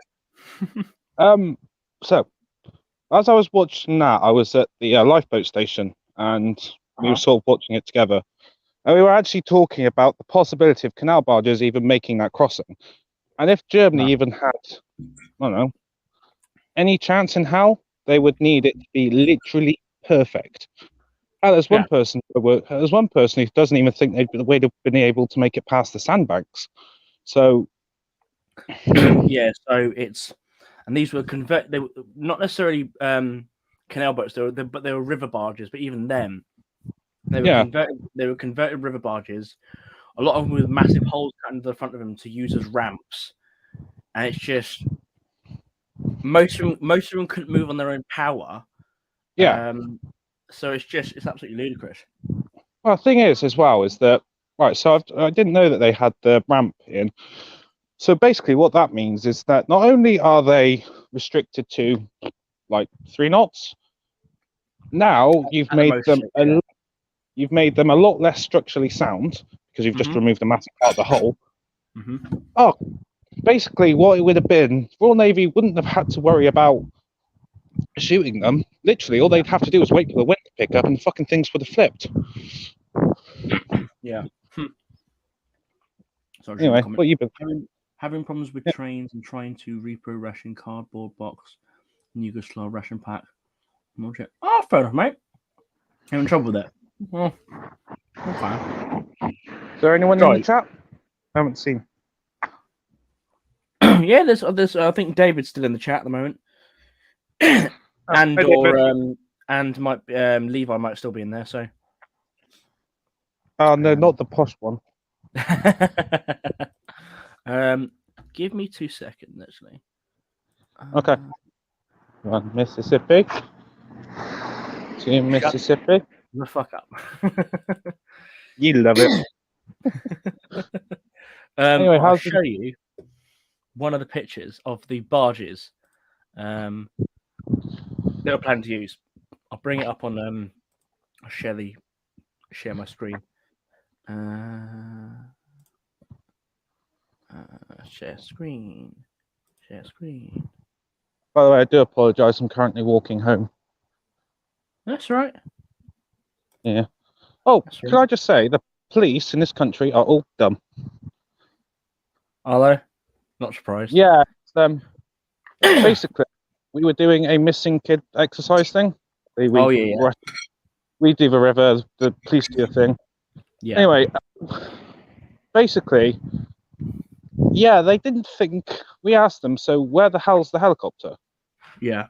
The Coast Guard command said, well, we haven't brought it. So it's dark. We're expecting us, a little D-class, to find a fucking... How the fuck does that work? Yeah. Like... Sorry. No, it's fine. Yeah, that's just stupid. That's pretty stupid. Yeah. Like, bear in mind, you yeah. No, sorry. No, I completely agree. Because God knows, like, if that's the case, how are they going to find that woman who's gone missing up north? Like, Jesus Christ, for example. Yeah. Thing is that we're supposed to be RAF support, so they would be the ones who do it typically. Yeah. But if it's something like this, generally the police would give us some resources. Yeah.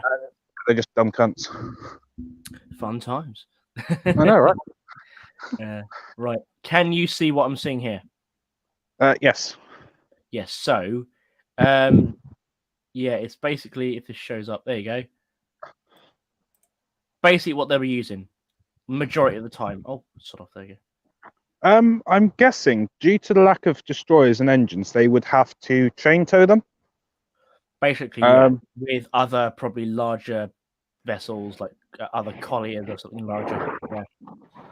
Right. So, first, straight off the bat, what pops to my mind is that's never an effective way of moving things. It just isn't. Fucking cars. Yeah, it's just like, think about it as well. The destroyer, what pulling them or whatever ship is presumably very, very, very valuable to the Germans because they didn't have a lot. But with that, you've basically restricted them to 3 knots. Yeah. They so here we go.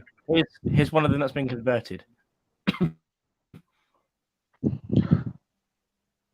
Like there's going to be a lot of dead Germans.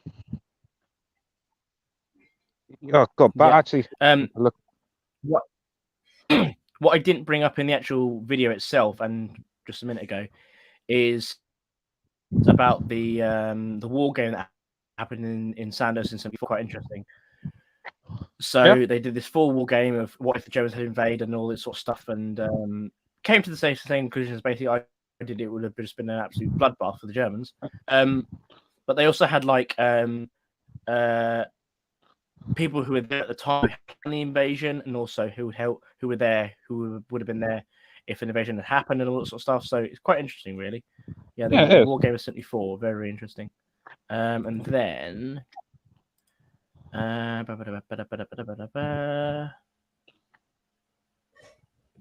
some good pictures of them doing training. Like they were planning to use like random like pontoon barges like this as well to like bridge the gap and create like little piers. And it had just been. Thing is whenever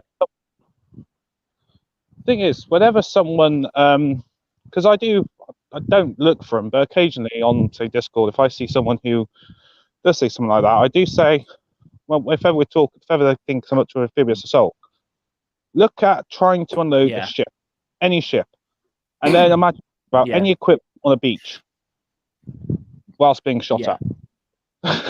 Yeah. Here you go. Here's a Panzer II. I think it's a Panzer II. I think it's a Panzer. Oh no, it might be a Panzer III landing with its snorkel for its in air intake, everything. Yeah. And then even so, that's like one at a time on a very rickety barge. And you can see this was done in an area where it's calm. There's an inlet, probably. I'm trying to think now. I do the top left-hand corner of Wales, so I'm trying to think of any actual places where ideally, which would offer the most ideal conditions. And I'm struggling to think of one on the south coast. It's ridiculous. Like it's the channel, and bear in mind, even in June, for the invasion of Normandy, bad weather delayed the invasion by a day or two. Like and that was with built landing craft and all that sort of stuff, and preparedness of like over a year. Not something that was put together in basically a couple of weeks, which wouldn't have gone well. There's more of them, and just they're planning to use things like this, which were like. Weren't they?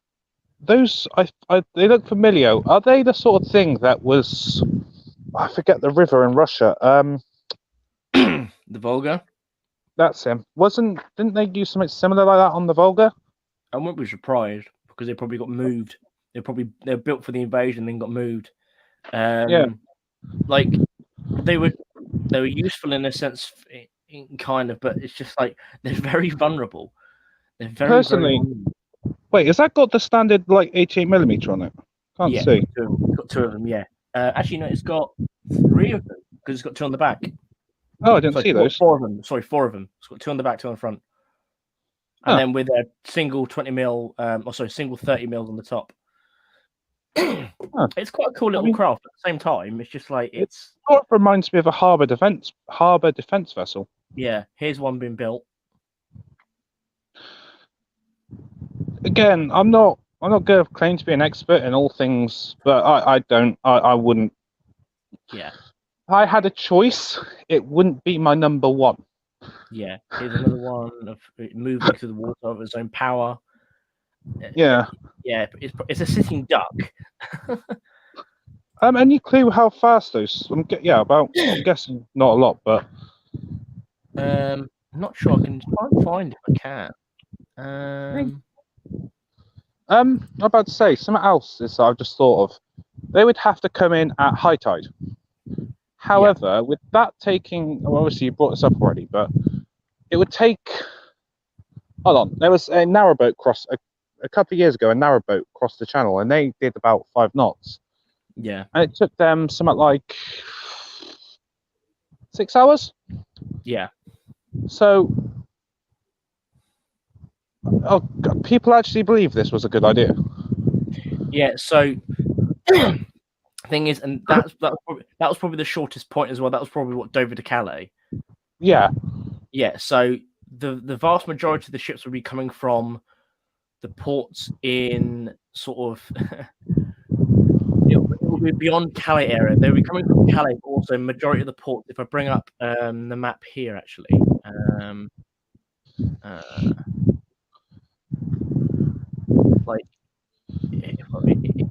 like here we go. So it will be coming from like places like here and everything, like Cherbourg. Like the original plan for the invasion, the initial plan was to land from Lyme Regis to Folkestone. It was then re-pinged from Brighton, basically, well, down here this way, to obviously Ramsgate and everything. So this was sort of the planned thing, and obviously landing. I think it was 3,000 paratroopers to support the landing. It's like the guys by Lyme Regis are dead. Yeah, I was about to say that. But again, like they're not just coming from Dover or Calais, like they're coming from all these areas. Yeah. Like it's just ridiculous. Like from Ostend as well. Like that is a long way to travel. That is a long way to travel with traveling at 4 to 5 knots. Like these guys might make it in 6 to 8 hours. These guys are going to take 10 to 15 or more. Yeah. Thing is that something else that's just hit me. Right. Around Dover, can't you see a lot of the French coast with like a pair of binoculars? Yeah, if it's a clear day, you can see it. And they were going, oh well, like I've had comments to me and comments in that thing I was reading earlier. Oh, they would have left at night. Yes, but it probably would be daylight by the time they're landing. Like, not only that, but or at least early. It will be late morning. Not only that, but they'd be traveling so close together, they would have to have some sort of navigation lights on. Which and the factors as well. They plan to land at low tide, so they actually plan to land at low tide. I think it was low tide anyway. I'm trying to remember now. But obviously, because so they had less obstacles to run up on in that sort of thing. So, like they did on D-Day, they landed at low tides because that's the best time to land. Yeah, because you don't risk basically ruining your craft on the beach, basically. But it might be either or.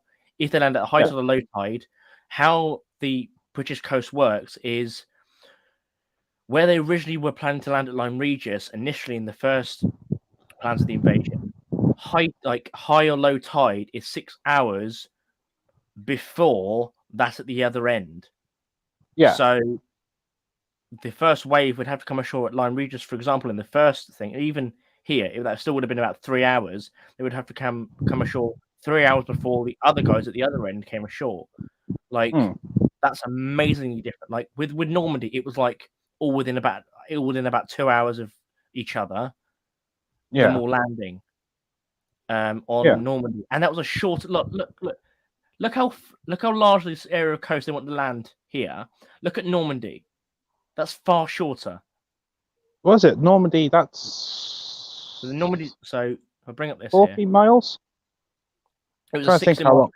It was a 60 mile strip of coast. Oh, I do not want to go on fucking Twitter. No, thank you. Go wait. Actually, let me bring up maps. If you actually, have you got any comments? Actually, so let me have a look. Oh Christ, Jesus Christ, David. Holy crap, mate. Sorry for the aviation engine tugs were crazy. Yeah. Filling the bottoms of barges with concrete so they would take small tanks was not desperate. Oh, yeah, tell me about it. That is one hell of a time. Flavor. Yeah. I'm gonna go very briefly because I'm walking home and my phone's at 5%. So yeah, no worries. If I pop off for 2 or 3 minutes, just while I get my phone charged and yeah, no worries. Yeah, all right. Yeah, no worries. I'll see you in a bit. All right, bye, internet. Time tunnel. Norway gutted Kriegsmarine destroyers. Exactly. The Royal Navy would have made a hell of a mess of the invasion force. That's an F boat. A flak boat. Yeah. I thought as much. I'll bring it up go back to Google. I'll bring it up. I'll go maps quickly. Maps. Here we go. Oh no! Don't no. That was silly of me. That was silly of me. So yeah. The stretch of coastline they were planning to land is greater than that of the Normandy coast. Like, and they were planning to land with the same amount of just ridiculous. Absolutely ridiculous.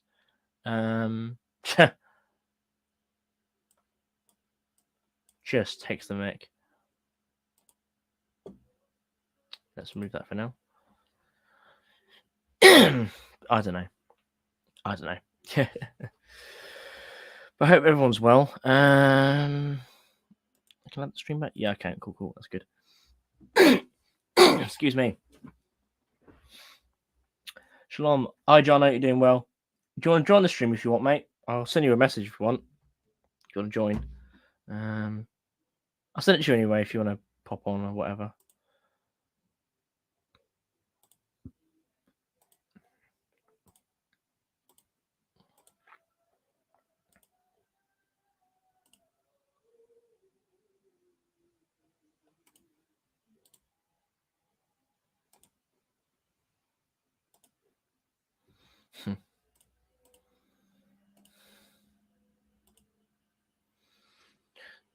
Oh, no worry, dude. Have a good one anyway. No, we're just talking about a little bit, just going through some photos. Excuse me. Oh, my nose. Oh. Of sort of some of the stuff planned for the invasion. Yeah, no, it's absolutely fine, mate. No, I'll try and do like an arrangement or whatever when like a couple of guys can get on when they're all available, so that'd be good. Yeah, that'd be fun. But yeah, no, we're just going through some stuff like some of the craft for the invasion were just utterly ridiculous. So like, not there, like this sort of thing, like the barges, and then you've got like that's barges again. You get the gist. Oh, actually, let's go on. Here, let's have a look at the defenses, shall we?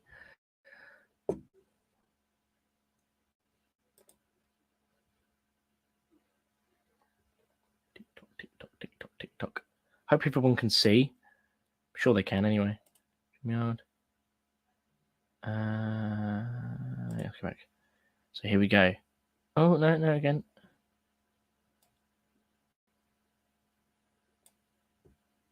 Huh. Bit laggy, but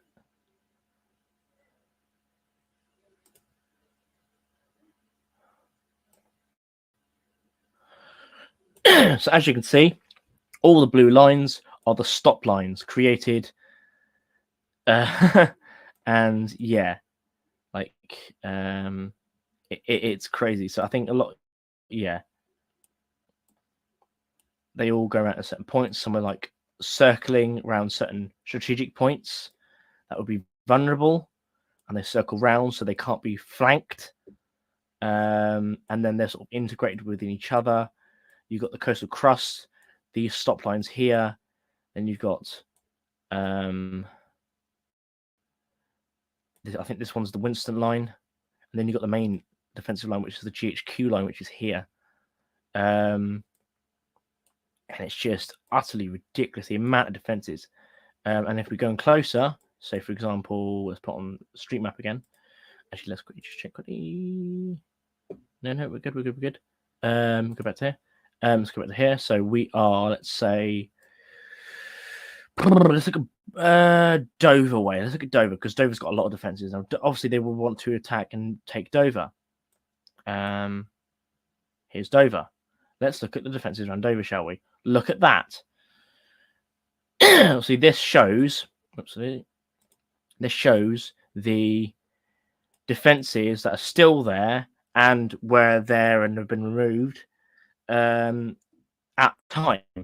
So all the little triangles are like pillboxes. So if we click on this one, it will show us a little description and it will show us the actual defense. So yeah, there's that. Oh dear me. Oh, it's really itching today. Oh dear. Note the focus on the towns where the roads and the rails correlate infrastructure. Wilmington on Sea is we'll find that. Where is Wilmington? Yeah, exactly, Levi. Yeah, it's like where the infrastructure meets, where like the main areas of defense are, like this ring that goes around the hills around Dover itself, like around Dover Castle. Like these are like all the these crosses are spigot mortar emplacements. Look how many there are. Like this is just Dover. Like again, all these triangles here are all pillboxes that used to be there, and the ones in red are the ones that are still there. Like these are the ones that overlook the hills around Dover. So like this one here, for example, another one of the observation ones. Dover Quad, and that's just there. Let's go, for example. So look how much there is. Let's go one more so we can actually see the actual defenses if we can. There we go. Right. So we'll see you later. Yeah, it's absolutely insane.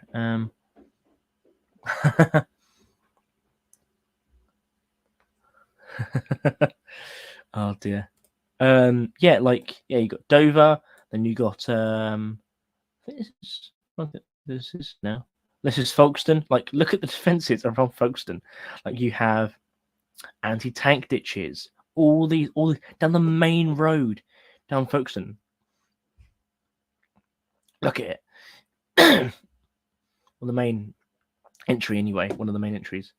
Obviously, the map itself now, except the actual map they're using at the moment, is the current map of the area, but it just shows you what was around the area. And obviously, you could probably tell that this main road was probably different, on this entry was different all at the time, because obviously these are all the main train junctions and everything that have been installed since. But it just gives you an idea. Like, you got defended building. This one's been removed, but you got defended building there. Other defended buildings here, which are still there. These are basically built like normal houses and that, which have had loopholes put in and other things put in and things like that. It's an incredible feat. Like one on the beaches here. Wants to come up. Unknown, that one. Unknown. Pillbox remove. Unknown. But yeah. It says unknown when they haven't got any like photographic thing of it, but they know it's there and it's still standing. So they could probably hazard, yes, it's still there. Anti-tank obstacle. There's quite a lot of these around. Oh no, I did not want to zoom out that much. We're doing back on stream. How are we doing?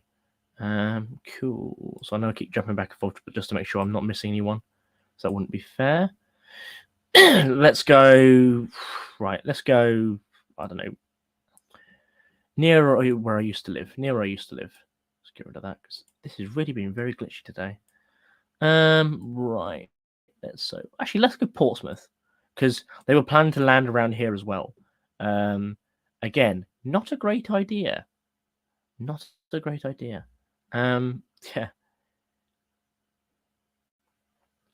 Like, look at all the defenses.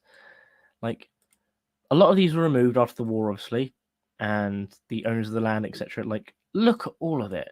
Like, pillboxes, anti-tank obstacles, scaffolding, anti-tank obstacles, other pillboxes, like just some of them survive, some of them don't. All the defenses around anti-tank ditches around here, all these along this part of the front, all the defenses along here, including small airfields. These ones here are decoy bombing areas, so decoy airfields that will be bombed by the Luftwaffe instead of actual airfields during the night. Which was very effective, actually. A majority of German bombers at night that were targeting airfields landed on empty fields. Like all these areas, like getting the Luftwaffe to bomb out in the harbour, in the empty parts of the harbour and like the marshes. It's just absolutely insane. Landing next to a port how did yeah, exactly. And they landed with armor, with the naval support, and with their superiority, and it still went badly. Like, and they had proper landing craft at that point. Was it Irish and Polish builders? Yeah. No, it was the members of the Royal Engineers and other Labour Corps that built all of these, as well as civilian contractors that helped build all these defences. Not that. That's not what I want. No. Like, and again, this is Portsmouth. This is like the main naval base on the south. And this, look at how heavily defended it is. People say, oh, that's just that area. Like, all right, then let's look at just a standard like coastal seaside town like Brighton, for example. Let's look at Brighton. Where is Brighton? Where is Brighton? Where is Brighton? Where is Brighton?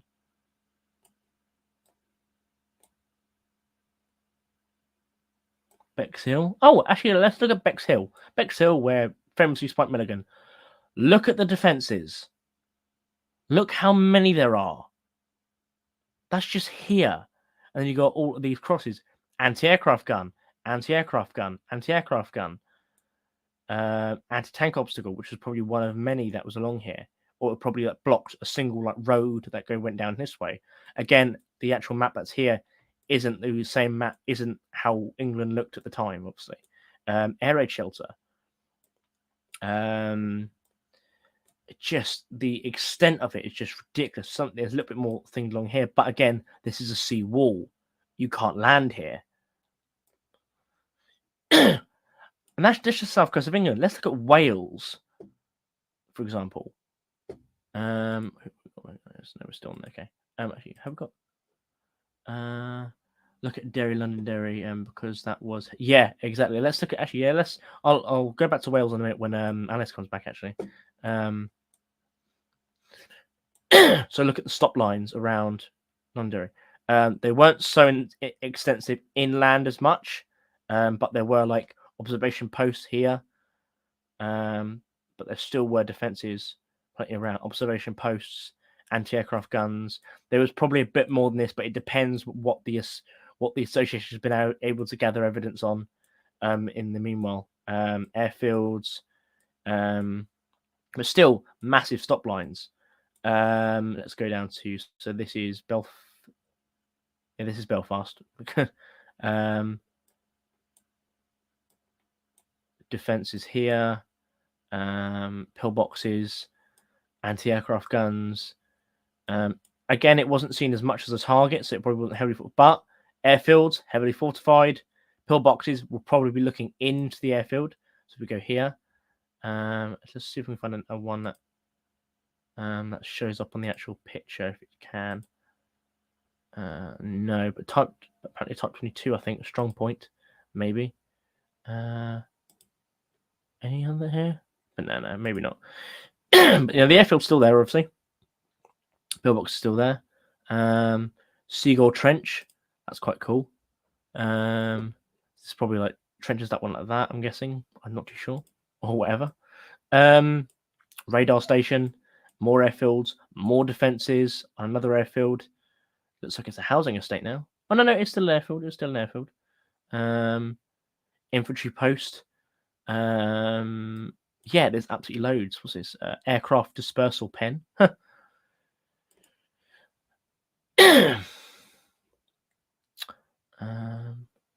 Let's look at Londonderry, shall we?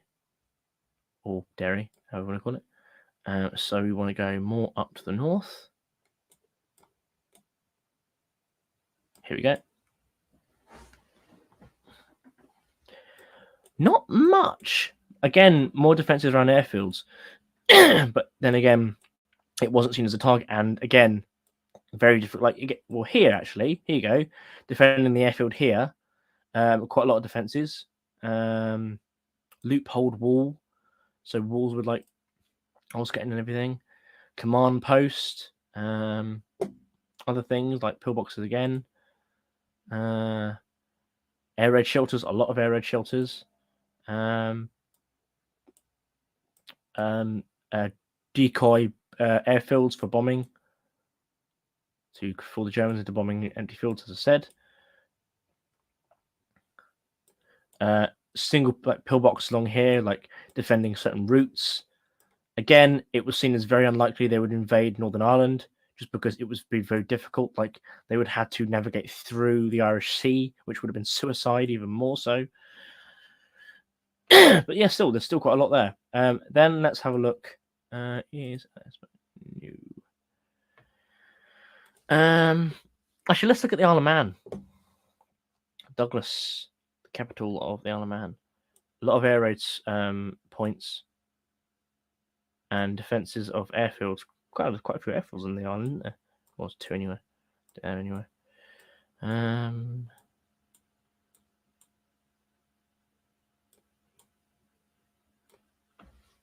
Flies.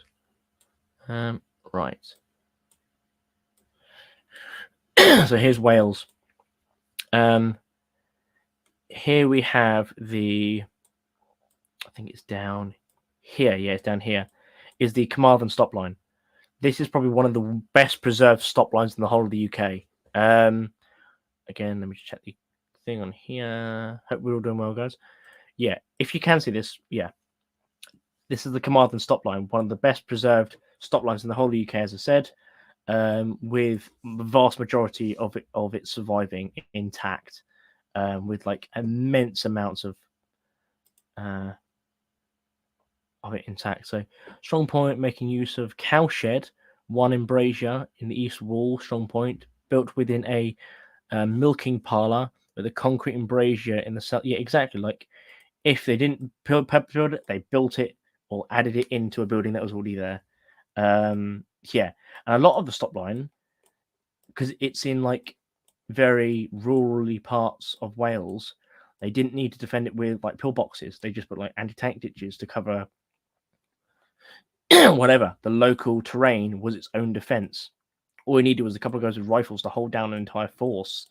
Anti-tank cubes here. Defenses.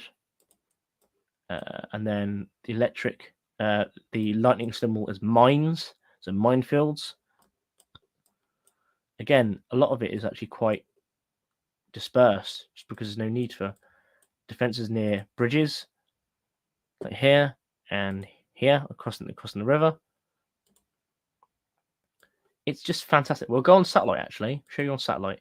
Like, look at the lay of the land. Like, you're going through valleys and etc. else, like like high hills. There's no need for like Atlantic wall-less defenses when you've got the lay of the land and the towns themselves are the defense. And these like, and then there's one point where it just gets and just stops because it reaches the marshes. But like, there's no need because this is a cliff. Like, there's not going to be attacking here. It's very difficult to land. You land here. There's not really many ways to get out. The cliffs themselves are the defenses. There's no need to purpose built them. It's incredible, really, absolutely incredible, and great that this stuff still survives. Carrying down here, down these valleys, and this is when there's a bit more, as we saw earlier, a bit more defense. Again, down these valleys even more, and then we get into like the defensive houses, buildings, the strong points, little bits here and there, and then this is where you get a bit more of the extensive fortifications here, down to Carmarthen even. There was an American division and British division for the whole of the war, not including the Home Guard in Ireland. Yeah, not surprised. Okay, the Yanks turned up late, but they arrived. Yeah, exactly. Oh, yeah.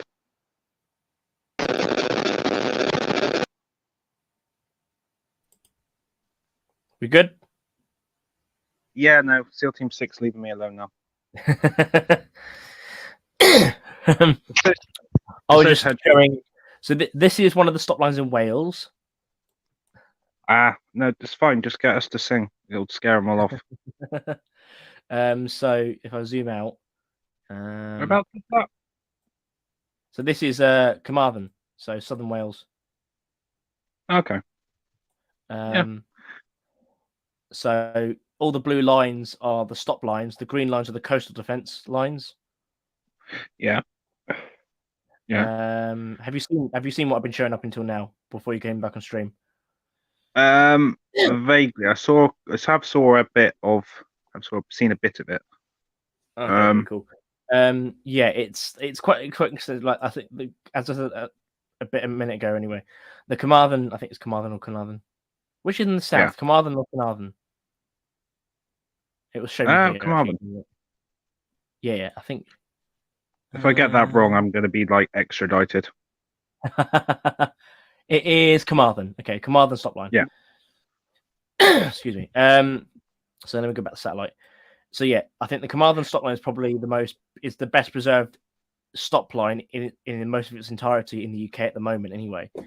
And yeah, a lot of the defense is just the valleys of themselves, and like all these are anti-tank ditches. All these, it's just incredible. Like because that's what they use. It's there's loads. There's very few like fighting defenses, if that makes sense, because there's no need for it. Like there's the occasional pillbox, like this one here. Gives a little description of it.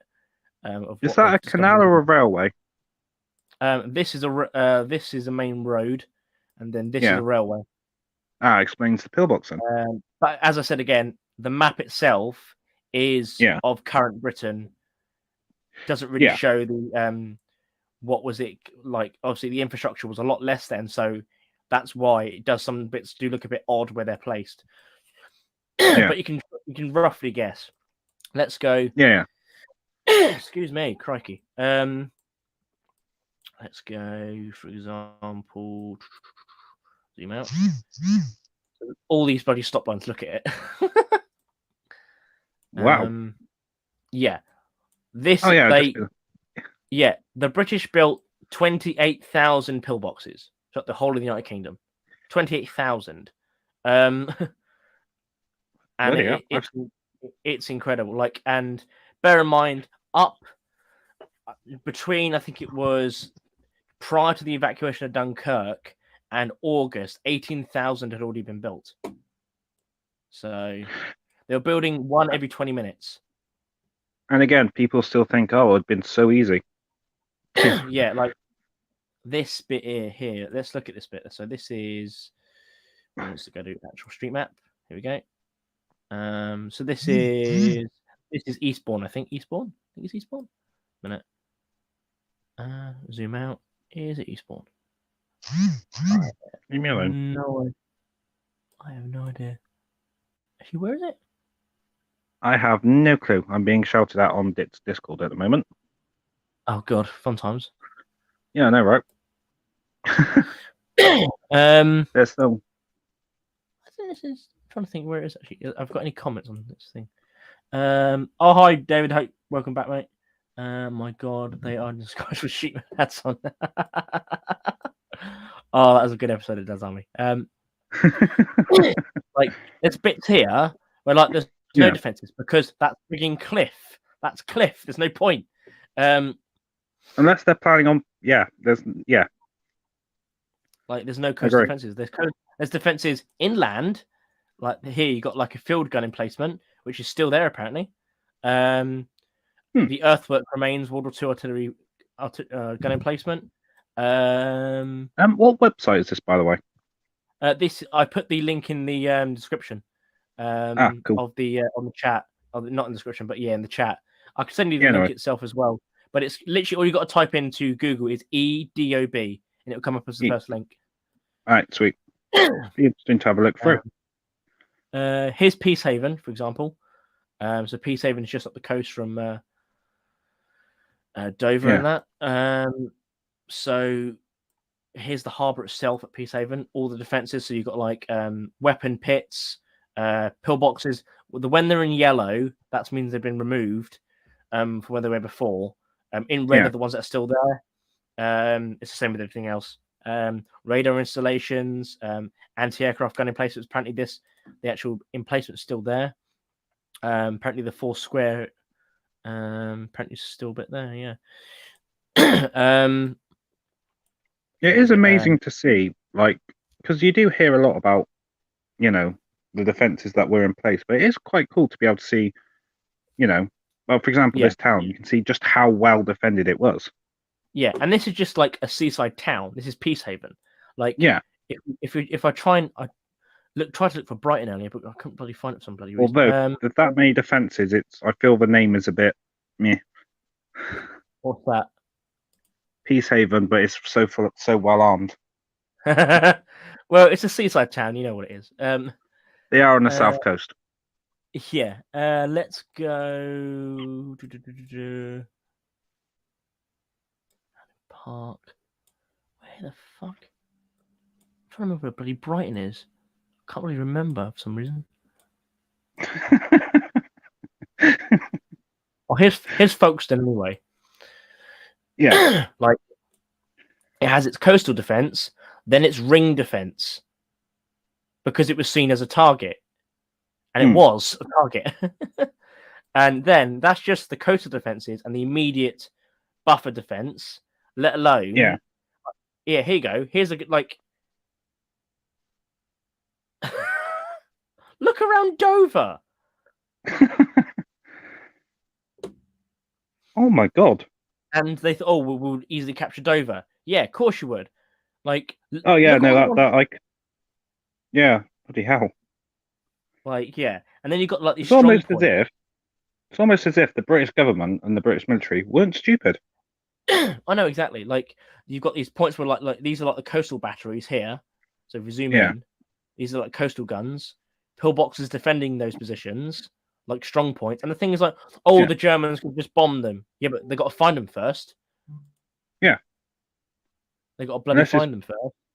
They're not on there. It's just as well. Were they fixed positions, or could they be moved? The coast defenses. So like coastal artillery. Most of the ones shown are fixed position artillery positions, like naval guns that have been taken off of old destroyers. But fun enough, the Royal Navy had such a stockpile of 6-inch naval guns. That's why there was so many for coastal defense. And then obviously the Royal Artillery would have its own stuff as well. So yeah. Well, do you know what we were saying earlier about it taking so long and you being able to see France? Yeah. Can you imagine just imagine how the hell they expected to become able to come across without being noticed? Yeah, exactly. Like, I'll put the satellite on so we can see like the actual the sort of disposition of everything. Like these gun positions aren't like on flat ground. These are in the hills above Dover. And would be concealed from the air. Like, these probably would have been easier to locate than, say, a pillbox. But again, everything would have been camouflaged. Everything. Yeah. You would have seen bugger all from the air. Like, I was told by something where even the locals were never exactly 100% sure of where they were, because they'd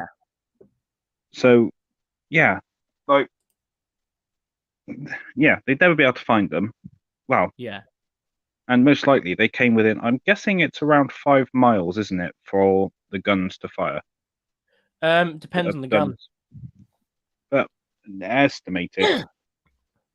So I don't people I think really should use their Swedes a bit more. Yeah, it depends on the gun. A lot of the coastal batteries were made up of 6-inch quick firing guns. Or 4-inch, depending, but mainly 6-inch. You did have some positions, like if I go to Spear Point, I think it's near Hull. Give me a minute.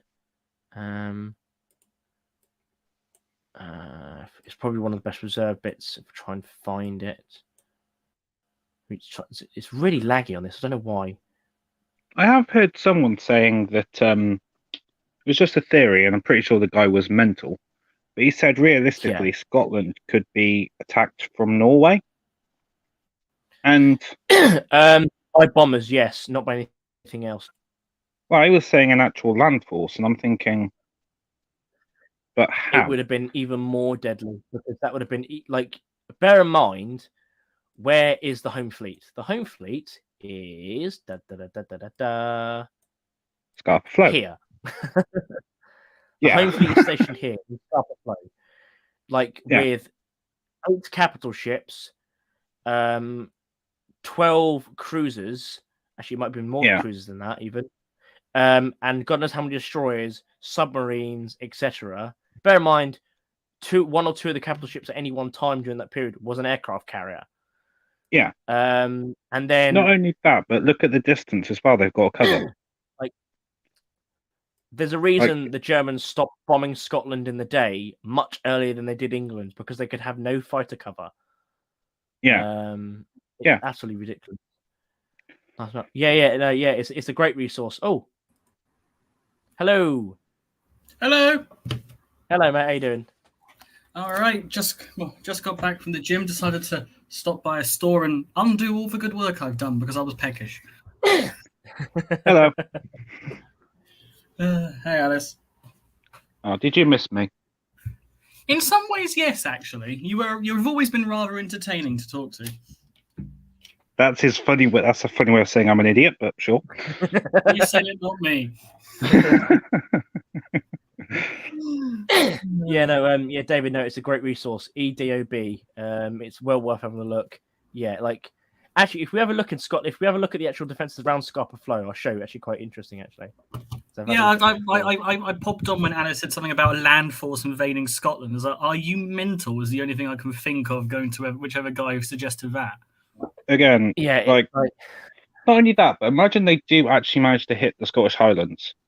The fuck's there? With what? Like, look, there's more defences here around Scarpa Flow than in the entirety of Northern Ireland. Yeah. I mean, realistically, look all of this. There is also the fact that Scotland is populated by Scots who would scare the crap out of most Germans. But the thing is, this is Scarpa Flow. This is Scarpa Flow. This is the look at all of these infantry posts. That's just ludicrous. So let's imagine you're on a landing craft heading to wherever the fuck you're meant to attack in Scotland, because there's fuck all there. You get off. You're in the middle of nowhere. Yeah. You have no supplies because I don't know how far it is away from Norway or things. So resupply isn't coming. Right. So, you can roughly guess how big Scotland is roughly. So let's zoom out. So there's fucking Norway. Scotland's basically the same size as Denmark. Yeah. It's a lot. Well, it's. Yeah, I mean, realistically as well. A bit more girthier. And that's all that matters, right, Jake? Well, no Denmark does look like a left condom on the northern tip of Europe. So. You get what I mean, though, don't you? I do, but now I can't unsee that. Thank you. Like, this part of Scotland wasn't really. Well, there was defended, but it wasn't to the extent as the. Well, it's unlikely the Germans are going to be able to sail around the entirety of Scotland and come in via the Irish Sea. Exactly. If their barges were going to have trouble getting across the channel, I'd hate to be the guy in the thing going all the way to Ireland. Yeah, like what was it? As I was saying before Alice left earlier, like the planned invasion area was between here and here. So just short of Portsmouth and Folkestone. Basically. Yeah. Normandy is that. Significantly shorter front. Smaller. Bear in mind, this was a 60-mile coast. This was a 60-mile front they landed on. This is bigger, and they plan to land initially with 9 divisions. 9. And how? I was reading about. It was basically the Railway Act, which, not the Railway Act. Basically, each railway company's plan if ever Britain was invaded. Anyway, the LNER, the LMS, and the Great Western basically all said to the government, we can have however many troops on the south coast within 12 hours. So basically, all I'm seeing between there and there is just being a German bloodbath. It is. It's just like yeah. We, the Americans and Canadians, landed with 5 divisions within about 2 hours roughly 2 hours from the first landing to the last landing, with the support of 3 airborne divisions, with complete 101, 82nd, and the 6th, wasn't it? yeah, with complete air superiority for not just like a few weeks or whatever, for literal years. We'd had air superiority, naval supremacy of an extent never before seen at the time or since, which would only been dwarfed by that of an invasion of Japan, and like the like people say, oh well, sorry. Even there as well, when you mentioned D-Day, like the Germans had several E-boat squadrons around Cherbourg, and they did run interdiction efforts, and we did have to fight them off. Yeah, I mean, it I didn't know about that. It could have gone worse. Yeah, they launched attacks on the from Cherbourg and from here as well.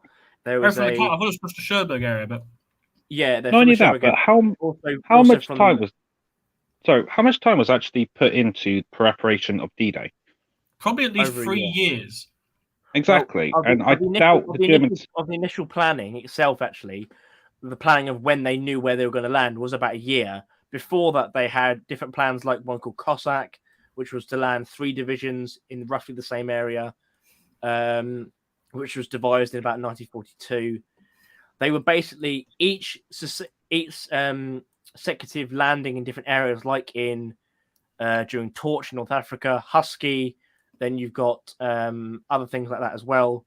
Other landings, like Anzio and Salerno, etc., were all basically trials and errors for the invasion of here. Obviously, you had it wasn't necessarily a landing, but it was a raiding force, which was Dieppe, but it showed landing at a port, even with heavy naval support and air support, with fairly decent armor and decent forces, can still be a fucking disaster. And the Germans were planning to land at multiple ports, or try to take them anyway. It's ridiculous. Let's say German troops did actually hit UK soil by magic. Wouldn't the first response of the British be to start disabling the ports? So exactly. Exactly. They would. Thing is, up until the point where they would have to if they had to withdraw, that is, it's one thing. Like, they would have disabled the ports, yes, but only if they had to withdraw. Which, by the defenses you can see, and also the forces that would have been in the area. Bear in mind, you would have had local Home Guard units, regular army units that would have already been in the south coast prior to them landing. Also, with any other units in the area that would have been supporting, including local Royal Navy units, because there were destroyers located along the entirety of the south coast in one form or another. As I said, like, after the Norway campaign, Germany, for the landings, could bring 10 destroyers, for example, just 10 destroyers. There were 2 others, but they were in repairs at the time after the Norway campaign. 10 destroyers were sunk during Norway. There's 10. So here's the Thames estuary. Here's the Thames estuary, right? So we have, so where's Sheerness? Sheerness is, I'm trying to remember where Sheerness is now. I think you told me this before. Something like 30-odd destroyers between there and basically Norway. Here we go. I'll just think, between Sheerness and Harwich alone, so here there were 30. In that sort of gulf that's formed by the shallow water. At the time of when the landing was meant to take place in September. There were a couple in terms of naval operations, that is literally just around the corner from where they would have been. Oh yeah, it is. And bear in mind, they would have laid the mines here. Yeah. And bear in mind, they would have had to lay those mines fairly late on in the invasion, because half of the invasion fleet was coming from Ostend and up here. So they'd have had to come down through the Straits of Dover to then land, then the minefield would be laid. And the thing is, the Germans would have had to remove any other mines that were there in the first place to get their ships through, then lay a new belt of mines. That's just on that side, let alone this side, where you've got troops coming from Cherbourg and Brest, etc. Not Brest. That's more Le Havre area. Brest is Le further Havre. down. Yeah. Le Havre. Thank you. And then lay a belt of mines along here. Like, that's right next to Portsmouth and in range of naval guns there are a lot around here. Credit where it's due to the Germans. Laying mines was probably one of their better abilities to try and stop the Royal Navy, considering how little ships they had. True, but every time the Germans developed a new mine, the British literally cracked it within about a month or two, or less than that. Once you capture one of them. It basically they used to wash up on shore after the lines were cut by minesweepers, and then literally within a week the British knew how to deal with them. Like the magnetic mines, which was such a big secret of the Germans, the British knew about them literally less than a month into their first use. And again, like the British had either captured or turned 99.9% of the spies landed in the UK by 1941. So it's incredible. Like they were either double agents or in prison. Like it's not good for the Germans, really. Alice got put on standby apparently. But stand by for what? I don't know. Stand by. Stand by for boarding. You may start your landing. If all of those blue lines represent various defensive trench networks and lines and all the rest of it, there's quite a lot between the various landing zones and where the Germans would have wanted to go. Yeah, there's circular defensive lines, i.e., then to keep the enemy in a pocket, and they all support each other. Basically, contain the bridge, the beachhead.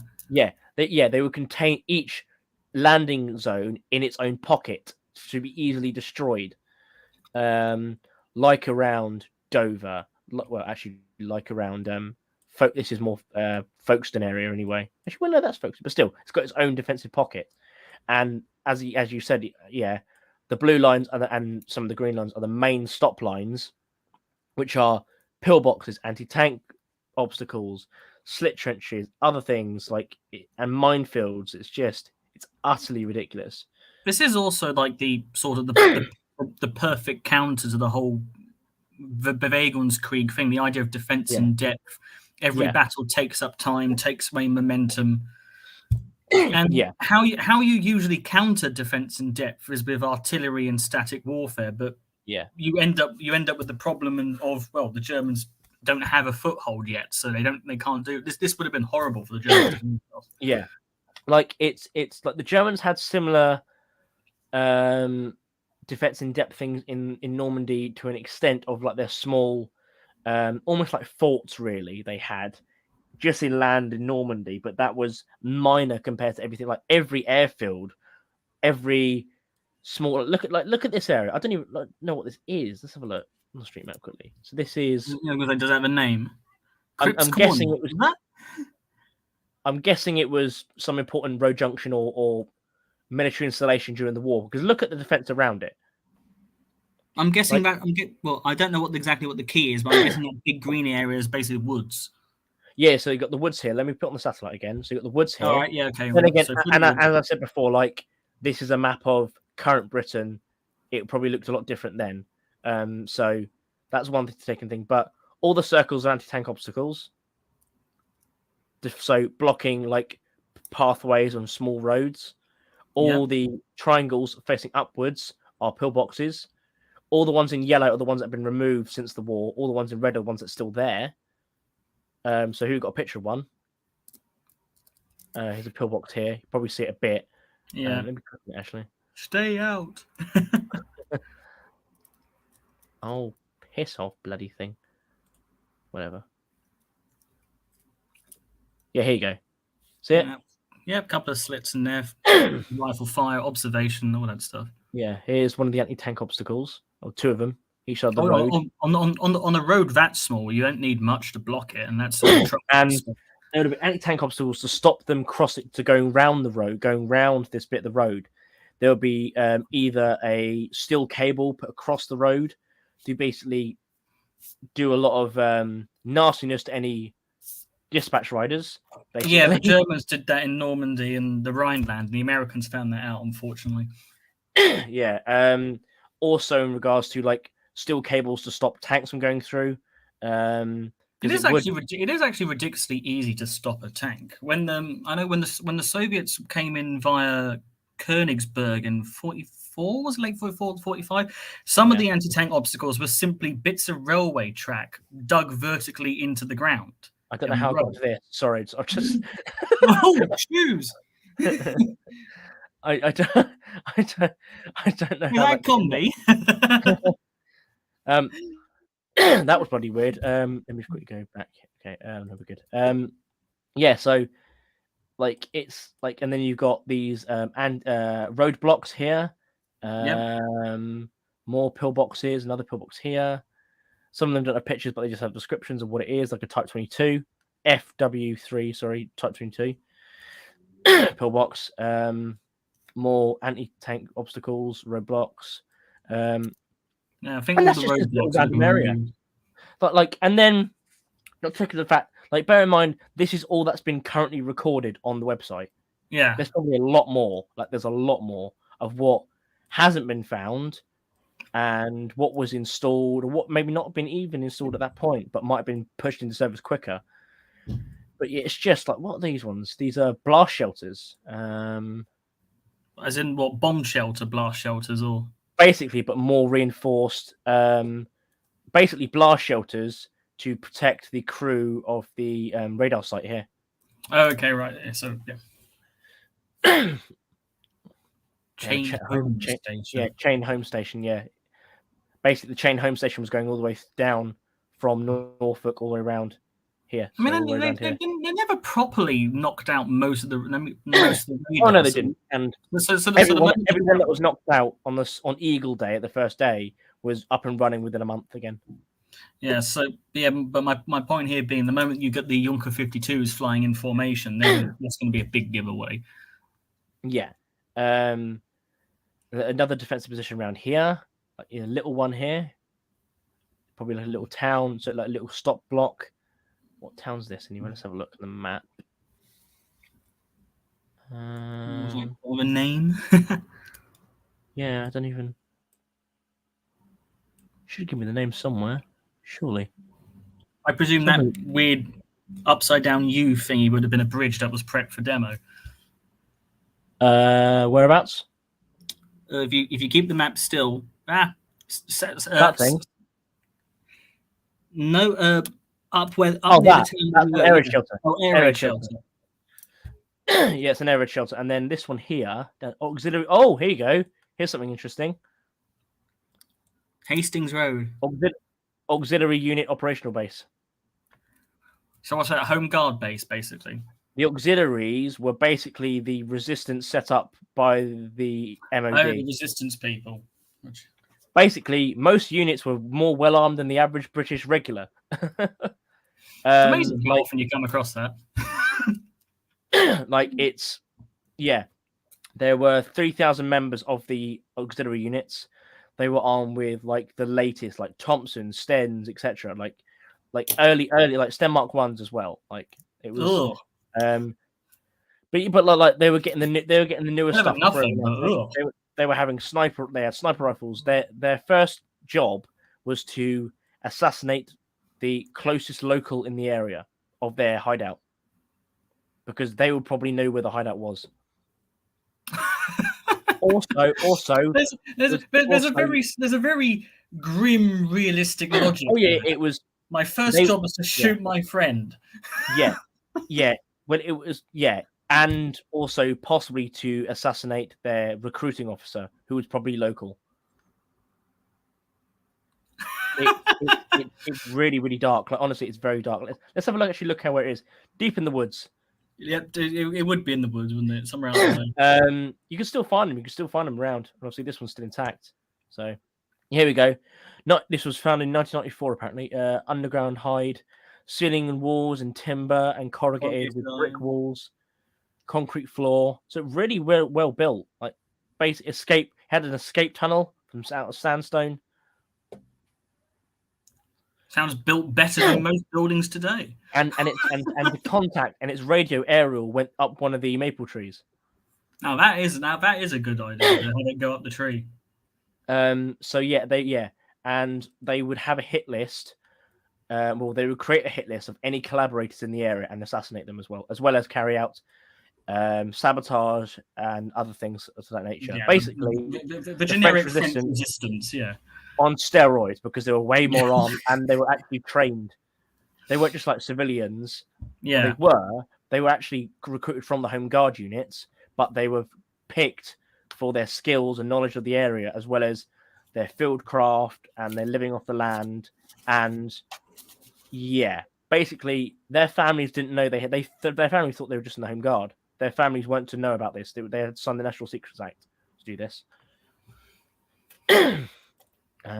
It's crazy. How long have we been going on for? 2.5 hours. Jesus. Well, don't let me. Well, if you need to go, don't let us keep. No. I'm fine. It's just interesting covering these things. Let's have a look at where I'm originally from, if I can find on this. Yeah, for the benefit of the chat, it doesn't always devolve into complete anarchy. Yeah. Who's on the chat? Oh, here we go. Come back on because I may need to dash. Yeah, no worries, Alice. That's fine. Thank you for jumping on. It's been really good. Oh, the local police chief. Yeah, I imagine that. If you're going to kill the the local police chief's going to be killed. Yeah, local police chief. If not for security, just for maybe payback. You gave me a ticket on the 1st of September. Yeah, JU-52. Yeah, and JU-87 Stukas as well. There weren't that many. There were a lot of. The Stuka as well was a 50-50 aircraft because as a dive bomber, it's pretty good, but dive bombers only really work if you've got air superiority and no opposition. So also, the Germans found when the Stukas got sent in on their own, they had heavy casualties. Yeah, like, again, it's one thing bombing a slow-moving troop convoy or a static. Yeah, that it's there. Like, it's one thing to have an entire battleship's anti-aircraft battery flying at you. Yeah, and you're trying to hit it while it's moving at like 30 knots. Although, mind you, if you're HMS Prince of Wales, you forget to load up the tracers, and the Japanese don't know you're firing at them. Well, the thing is, actually, one of those comments I was reading it earlier from that thing. I don't know if you were on at the time when I was reading the comments from that video I was on about. That moron who went on about. I caught something. Yeah, he went on about Prince of Wales at one point, and that as well. It's, they weren't prepared and they got sunk. So, there were a battleship and a battle cruiser far away from home with no destroyer support, barely any air support, and they were coming up against Japanese aircraft with the air crews who had experience for almost a decade at attacking similar targets, and also. The thing is with the Japanese is that they didn't have an air force. They had an Army Air Corps and a Naval Air Service. Yeah. So the guys who would have been attacking HMS Prince of Wales would have probably been the Naval Air Service, which means their duty would have been anti-ship warfare as part of naval operations. So it's sort of their specialty. And you combine that with the mess up of no traces. Half of anti-aircraft defense is scaring the pilot and distracting him. Yeah. So you take that away. From what I understand, the captains did a very good job at dodging, but there's only so long you can make that go on. Oh, good lord! Yeah, causing him to throw his aim and drop his bomb early, or whatever, or drop his ordnance early, whatever it may be. Absolutely. Like here is around the Blacklands. The Blacklands. Oh, how long until that's a NP not? As I showed earlier, Bexhill on Sea, where famously Spike Milligan was stationed. Like this is a seaside town. Look at all the defences. There's loads. Not to mention all the fish and chip shops. Oh yeah, exactly. Like, Slow the Germans down with carbs. you dare take one of those? You can take my lies, but you can't take my fish and chips. Enough said. And the Marigold tea rooms are up here as well. Yeah. And Jones's butcher shop. Well, what was it like in Southampton, where I was for like 3 years? She wants to move. Here we go. So I imagine with the Isle of Wight, that would have been a bit of a nightmare. Wants to load. There we go. Oh, crikey. There's a lot. There's a lot right on the spit. Yeah, there's a lot of all of these are aircraft shelters, air raid shelters, obviously. Yeah, that's basically the a town lot. centre. Yeah, There's a lot. Look how many there are. Then you go further down here with the more of it towards. Wants to fucking load. What's it doing? Excuse me. What's it doing? Okay, being twat apparently. Here's Tank Island. It's quite interesting. Tank Island. Anti-Tank Island, yeah. Oh, Tank of a Lake, please tell us your wisdom. It Do even not tells us invade Britain. even tells us when it was built. 5th of September 1940. And it was under Divisional Commander 4th Division. That's quite cool. If it wants to show me on the map, though, that's one thing. Oh, it's still top secret. There we go. Oh, there we go. Is that on the river? Oh, that's the bridge. Yeah, that's the bridge. Today, that's the bridge. Yeah, that's the bridge. Let me see if I can find that actual. I'll see if I can find that on Google Maps or something, maybe a bit better. But is that the rail line just above? that is the rail line. Oh, that is the rail line. Oh no! It's the road bridge. No. Yeah, that's just thinking, I've probably driven over that anti-tank island and never noticed it. Airfield Battle Headquarters. Airfield here. Pillboxes around the airfield. Bloody hell, that's got a lot. Jesus Christ. Description on this. It's when it was discovered. Some nerd did his research for that one. There's a whole community on Facebook, mate. You've really got to join it. It's great. I think we know a thing or two about communities on Facebook, seeing as we're all reenactors. True. But, yeah, it's the Pillbox Appreciation Society. Reenactors not so anonymous. Here's another one. Another anti. Oh, here we go. When it wants to load. Now, the thing is, that to me looks like some sort of weird farmhouse storage area. Probably used to be. Oh, it's just gone. Because it's being a twat. There we go. Yeah, here we go. Yeah, I've not known that was a military installation. I'm looking at it. Exactly, that's the whole point. Like you had pillboxes disguised as ice cream parlors and other things and billboards, and part of the billboard would come down and there would be the opening for the slot of the pillbox. Like they were disguised to buggery. Like it's just like here we go. I do love the idea of a German tank being knocked out by Mrs. Miggins' pie shop. There's another one. It's probably somewhere else different. Is that something from the Observer? Oh. So that was that one there actually. Sorry. That was the pillbox. Yeah, it's in the corner of a garden in Charnwood House, built into a possibly original 18th century brick wall Shawcroft Gardens. So it was basically built into what was already there, which is a lot like what a lot of the like certain ones in towns and villages are. They're all built into what's already there. There's a house. I can't remember exactly where it is. There's like a house, and its living room, well, it was now what it is. Now, what's its living room was a pillbox, which is part of the house. It's so cool. It's so cool. These are yeah. How many reenactors are going to try and buy that house? Oh yeah. There's some people who've got pillboxes in their gardens. Combat dealers meets location. There's Let's see whose pillbox it is. Decoy airfields. So, oh yeah, decoy airfields are fairly low level. You should be doing those anyway. And honestly, like I think it was 80% of German bombs at night that were targeted at airfields landed on empty fields because of these things. Well, we ended up basically building a fake version of the River Thames.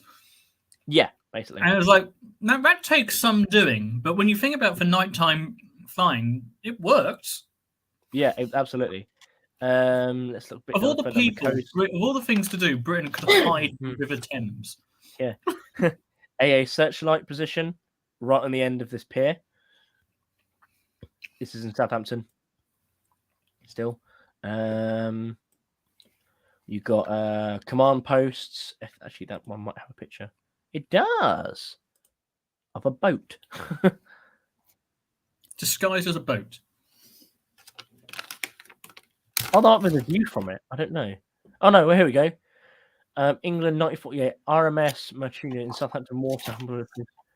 It does look like someone's also rested their coffee cup on the very center of the picture. It does. I don't know why it's showing me this. It's got nothing to do with the pillbox. Oh well. Anything else? Okay, here we go. Had something like that in Felixstowe and an ice cream shop in the petrol. Yeah, absolutely. Yeah. Plus Southampton hasn't. Yeah, Southampton, Portsmouth, natural defences as well as the hills around it. Yeah. Where like you've got like the forts from like, the Fort Victoria. Nelson. Yeah. Where I crashed my motorbike driving back from it. I live near Bonsley Manor, and there is so much World War II stuff around there. I'm not surprised. And the Cold War. Yeah. Well, Norfolk, the house I won, I think. Starfish. Okay. I think because if I go zoom out quickly, even so, look, all these infantry posts down here, searchlights, pillboxes. When they say infantry post, is it just literally a place where they're being barracked, or is it a place where they've actually built a defensive area? It's probably like a slit trench or like an observation post, which they use to like look out into the Solent. All right, got ya. Or over to like. Well, there's cows. Mm-hmm. This has quite a few defenses on it as well. Oh, yeah, they would have also been the Błyskawice somewhere there, the Polish destroyer. Yeah, yeah. People you don't want to piss off in a war, the Poles. Yeah. Anti-boat landing obstacle, apparently. Here you go. Oh, no, that's a gun position. I don't know why it's showing me that. Some of the photos I think are around the wrong way. But from Netherstowe, no man lands fort, remains the fixed boom of preventing rails fixed vertically. Okay. And there were like several gun positions on the thing as well. Field gun. field gun emplacement, yeah.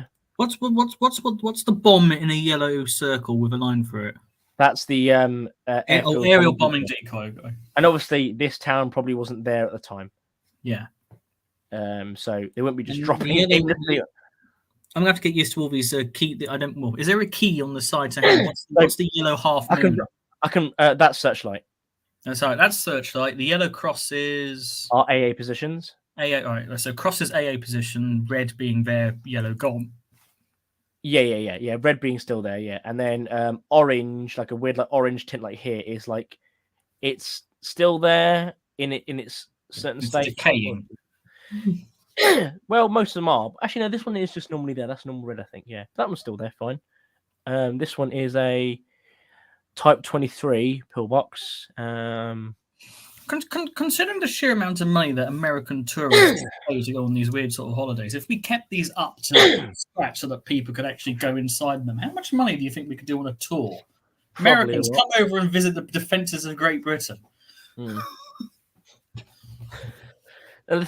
Yeah, like look around, like the inlet to Portsmouth Harbour, for example. All these pillboxes that surround the town part itself. I would not want to be a German trying to land at Portsmouth Harbour. Yeah, I like these ones. Like loopholed walls in a car park. Imagine Imagine that you've somehow managed to. You've been battered all over the place. You're feeling seasick. You finally get to the beach. It turns out it's not sand but pebbles, but no matter. You run up the edge of the beach, and suddenly you see a 10-foot high wall which you can't scale because you haven't got any ladders. Yeah, with slots in it for blokes with rifles to poke through. Yeah, here you go. Here's the car park. I imagine Fort Nelson would have been used actually during. Yeah, it had just like Fort North in Weymouth. More loopholed walls. There's quite a lot through Portsmouth. That would have been a horrible street battle. Especially if, yeah, well, I know the city is larger today than it was then, but that would have been a horrible street battle. And it would have been packed with drunken sailors. Oh, God.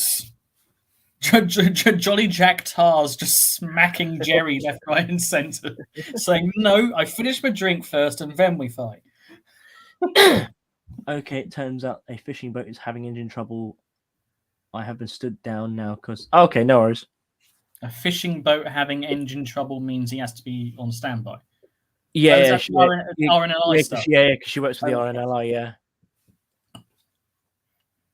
Yeah. Pillbox near the running track. All these pillboxes along here. Right, let's go to the hills and I'll show you. Here we go. Here's the forts. Yep. Anti-tank obstacle right in the center by the gate. I'm not sure why would you have an anti-tank obstacle in the actual fort. Surely the fort is the anti-tank obstacle. Well, in case like it's in case the Panzer I manages to climb over the wall. It's by one of the entry points. I think it used to be there apparently, but gun emplacement here apparently, right next to the fort. Yeah, that makes sense. In the hills. More pillboxes on the outlier. It's Nelson, isn't it? Right there. Let's go street map. So Fort Widley. Oh, Widley. So where is Nelson then? This one I think is Nelson. No, that's Purbrook. Then that was the redoubt, the old redoubt built. So it was like a small. It wasn't really like a fort, but it was more of like a separate own thing. And then this way, I think this one's Nelson. But bear in mind, there's fucking loads along here. Yeah. Oh, here's Fort Southwark. No, actually, there's Southwark is AWARK, so Southwick. I think it's still pronounced. For all of you who aren't English, yes, there is a thing here which is confusing English people. Here's Nelson. There we go. That's the one. So yeah. Then you got all these bits here because it's the remember because I think this bit here used to be a redoubt as well here. Yeah. Fort Nelson. And then I know there are like other forts like further into Portsmouth itself, like here. Yeah, I remember reading a bit about it when I went to Fort Nelson. Yeah, and this one's got pillboxes all around it. Yeah. To add to its defense, because obviously it's closer to the coast. Mind you, the thing about these old forts as well, it's like the concept of a fort is outdated by 1940, but at the same time, they are rather significant obstacles. The Soviets found that out when they went into Königsberg. Königsberg was surrounded by, I think it was 18th century era wall fortifications, and even the heaviest artillery pieces the Soviets had were having trouble dealing with it. Yeah. We're talking like 3 meters thick concrete and various stone brick reinforcements. It's like that's some significant fortification. Here's another loopholed wall, apparently. Oh, you can even see through it when it loads. Mike of Dorset. Great for sniping the Jerry Captain. On top of some of the buildings, literally on top of the roofs, they put pillboxes. Like it's again here. Is this the murder alley, or is this where the Brits would have been? I'm not sure. I'm gonna say, which way are they shooting from there? 'Cause Yeah, there you go, on top of the building there. Let's actually where. Oh, that's here. That's right here apparently. So yeah, that's here. Observation post. Observation post. Yeah. And obviously, it would have been camouflage at the time, so it would have been probably looked like it may have made it look like a chimney or something, or Yeah. whatever. Another pillbox there.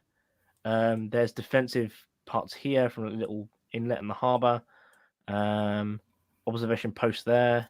Are you back in, Alice? Seeing as Call of Duty love to do their weird alternate history stuff, they should do a Call of Duty Germany invades Britain thing, and they can pay homage to all of these. Well, there was a mod for Call of Duty 2, the one that was on Xbox, for you. Basically, the invasion of Britain. There is a mod, Sea Line 1. It is later in the war. It's kind of cool. And yeah, like searchlight positions here. Anyone else watching? Not the moment. It's just insane. This is such a good website though. What's these ones? Yeah, bomb things here. Let's look at where you currently live now. For example, let's see so you can have a look around and watch in your local area. Yeah, the Midlands. I won't show your exact house because I don't want you to get doxed. Or do I? Right. Well, we could check out Nuneaton, which is the location of a friend of mine. Could do. Whereabouts in London are you from again? Were you living again? Oh, sorry. Oh, Lewisham. All right. Where? Right. There's on Ladywell Bridge. They've tried painting over it a gazillion times, but it still keeps coming through. And it says shelter for 700. Okay. Right. Whereabouts is Lewisham in London? So you're looking at the southeast section from the centre. Okay. So around here. This way? Here we go. Lewisham, Catford, Greenwich. Greenwich being where the Cutty Sark was, of course, or is. Rather. There you go. Lewisham Centre. Can you zoom in a bit more, right, on Lewisham? I'm trying to get my bearings as to what road is which. Being laggy as hell. There we go. Okay, so where exactly am I? Do you want to go on the satellite? Yeah, that might be better.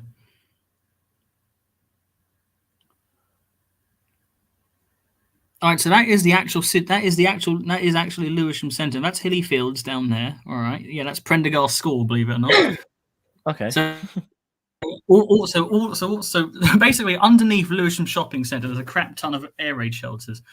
Yeah, that's Blackheath. All in this park. Removed anti-landing trenches.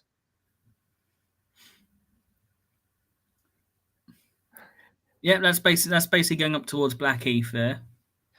Yeah, anti-landing trenches to stop paratroopers landing, or gliders landing, I should say. There's a pillbox still here, apparently. Ooh, I might have to find that the next time I'm down. Is that down the Lehigh Road? Where is it? On the street map, quickly. No, it's on the railway. All right. But apparently, it's still there.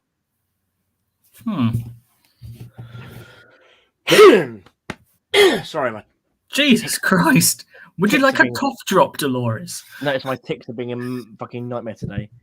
The fences that Shooters Hill will be interesting. Yeah, that's true. I know going down towards basically MI6 building where my dad used to work just opposite it. Okay. If you pay attention, because believe it or not, I used to walk there occasionally. Yeah. But if you pay attention to some of the housing developments that were built after the war, you can see that the fences are actually old. Stretches turned into the fence line. yeah, I've noticed them before. They're quite cool.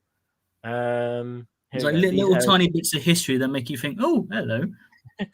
These area shelters are still here. Over here, this is a gun. This is a gun emplacement. Also, spigot mortar. Sorry, that's still here. And this is Yeah, just because I live in Lewisham doesn't, or lived in Oh, no, Lewisham, no. doesn't mean I know everything about this. This is. Oh, this is Shooters Hill. That is Shooters Hill. Yeah. Yeah, spigot mortar position. Doesn't show a picture, sadly, but yeah. Basically like a concrete description, cylinder. 1992. Yeah, that's when it was found, I think. Time Team, 2008. So yeah. They did an excavation here, yeah. And they found that spigot mortar in the woods. Aldrich, what are you doing here? Yeah. It was quite digging good, up this spigot, sir. It was quite a good episode, actually, because they dug up this whole area. It was really, really good. Another anti-landing trench, AA positions on this whole area. I think. Decontamination chamber. Center, decontamination center. I'm presuming then in the case of the Germans using gas, that's basically what it is. Yes, so yeah. A lot of not the nuclear was really a thing back then. Well, it was more of just like chemical weapons. Yeah. Mind you, if this is London and they're counting all these air raid shelters, are they going to count every single underground station as an air raid shelter? No, they're just counting the actual purpose-built ones. There's that pillbox we saw before. Mostly, obviously, just air raid shelters and the occasional pillbox. Can we find New Cross? That's where I went to school. Telegraph Hill. That's Greenwich Park. Where am I going from here? If you get, I need you to go back to Lewisham so I can get the bearings. Just a minute, just let it fucking load because it's being laggy as fuck. Here we go. I think we're in Lewisham now, aren't we? Honestly, the resolution on my screen isn't the best, so I'm somewhat relying on you to tell me what it is. We're back over Lewisham. I'm going to change the camera resolution to 720. Okay, give me some checking something really. The rail bridge pillbox over the A20 at Nottingham is still there. I'm not surprised. Yeah, where I used to live, there's like multiple. Actually, I'll show that in a minute. Actually, there's like a lot around where I used to live. But yeah, over Lewisham again with the park. All right, that's that bit. So it's to the west of Lewisham Centre. Okay. There should be another hill. That's Hilly Fields. So keep going west. Oh, believe it or not, there's my school sports field. So there were some areas around there. Yeah, about 5 or so. Yeah. I mean, if you head north from there, you'd get to my school, or secondary school rather. Yeah, there it is. Sort of right, bottom right corner. You can see a section of buildings together. Oh, what, here or here? Well, my school was split over 2 sites, so that top one is the bottom site, and then. Oh, is it here? Here. Yeah, sort of. Yeah. Okay. What's in this area then? Oh, there's some area shelters that are still there over here. Basically, only around my old school were some old air raid shelters. Yeah. And observation. They're normally like observation positions from like the rooftops of buildings. And that were probably there when the buildings were there and has been knocked down since. As you get more into central London, a lot more. Yeah, more and more of those. But it depends really on the area and if it's industrial or not or whatever at the time. Zooming out of London. Oh my god!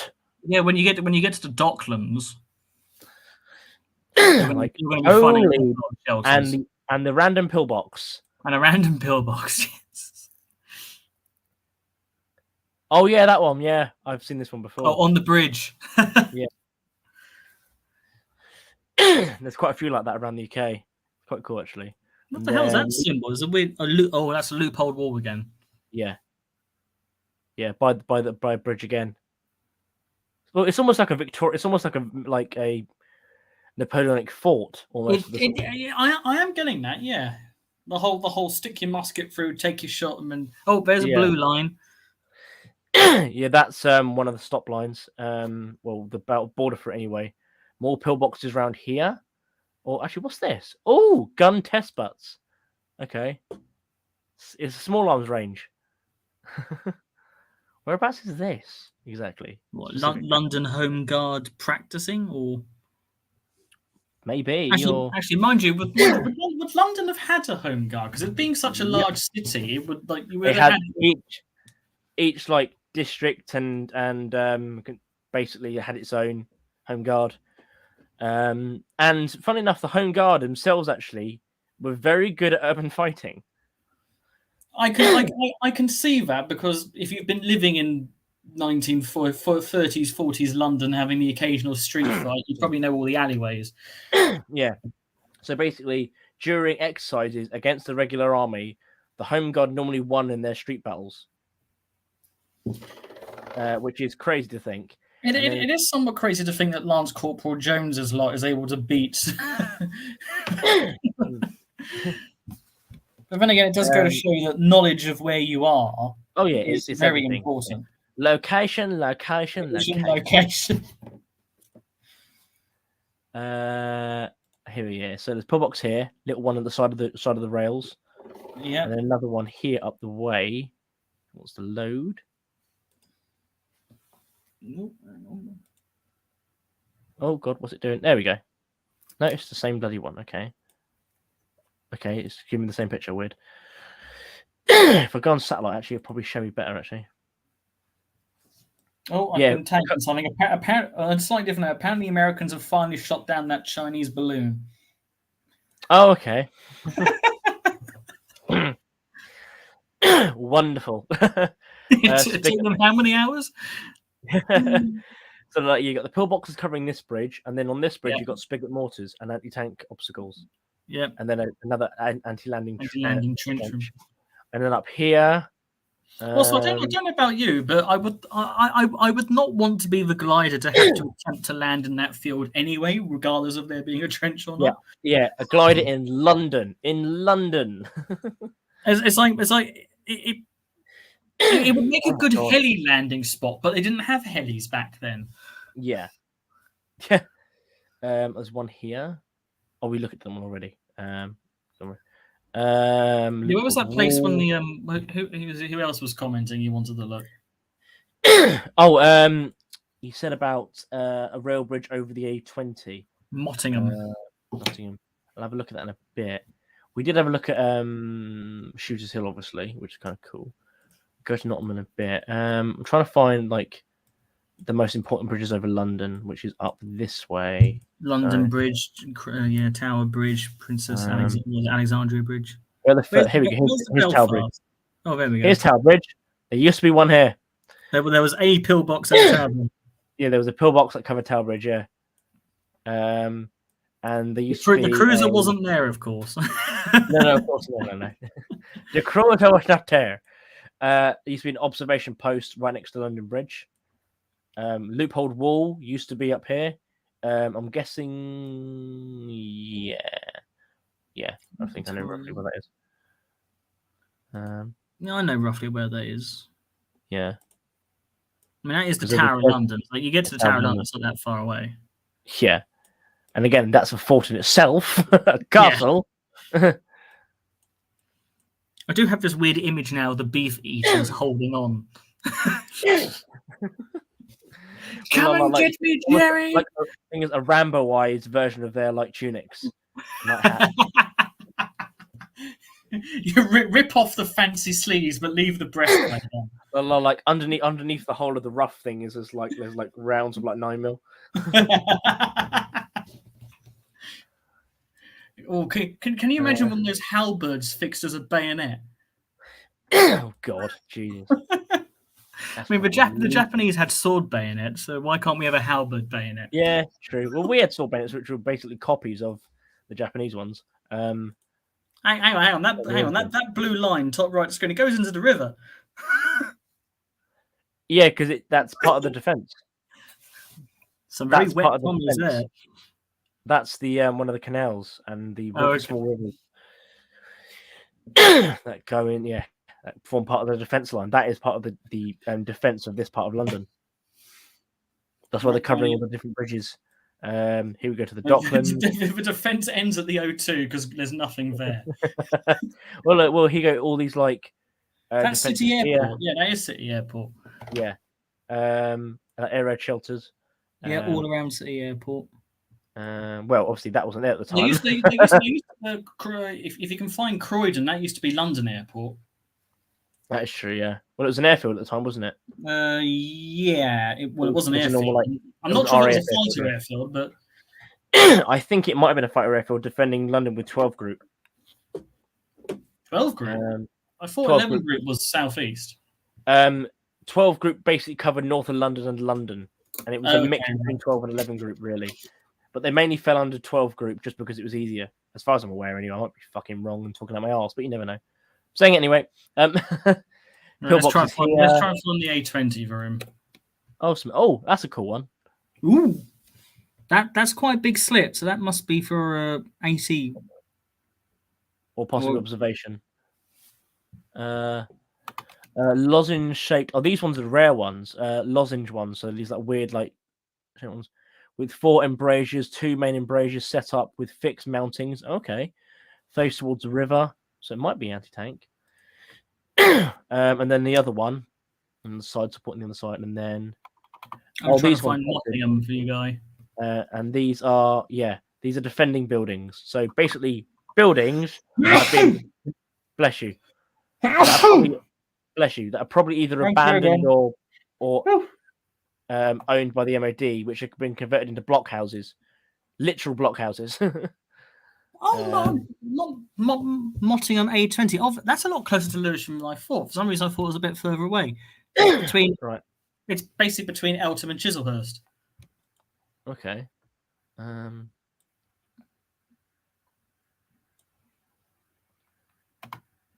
Right. Okay. So, where is that then? If you can find Lewisham, you head east from it.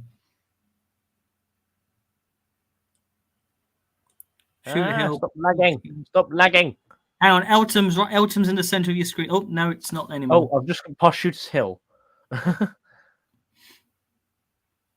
I think you want to go southeast from Shooters Hill. God, it is laggy, isn't it? Yeah. Oh, my back is killing me at the moment. Ow. I'm poring over this map trying to spot it. Is that Swanley? Yeah, that's Swanley. Is that the A20? In which case, you need to head back into London from it. It's here. Yeah, if that's the A20 road, head up there. You'll get to it. I'm guessing here. Hang on. There's a lot of defences here. I'll keep heading up anyway. I don't know where exactly his bridge part is, but that is the A20 that would go through. That must be it. He's talking. It's on the A20. That's. I'll keep going up though. Embankment Railway Bridge. That might be what you actually said. Actually, Defence of Shoes Hill Rail Bridge pillbox over the A20 at Mottingham. That's the railway. That's over the A20. That must be it. I'll have a look and see if there's any more. I'll go back down.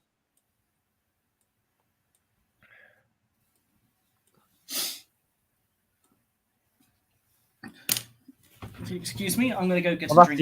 That's the M20. That's the M20, not the A20. Oh, M20. Look at the wrong bloody road. No, we were looking at the right road. No, we were. Don't worry. Being a fucking fool. Check out the forts at Tilbury and the East Tilbury. Okay.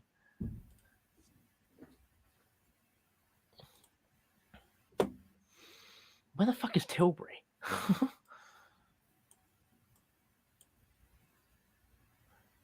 My London navigator is currently left to go for a piss or a shit or something.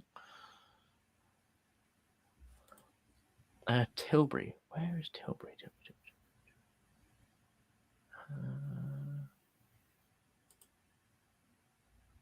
Tilbury. Give me 2 seconds. Let's remove that quickly. How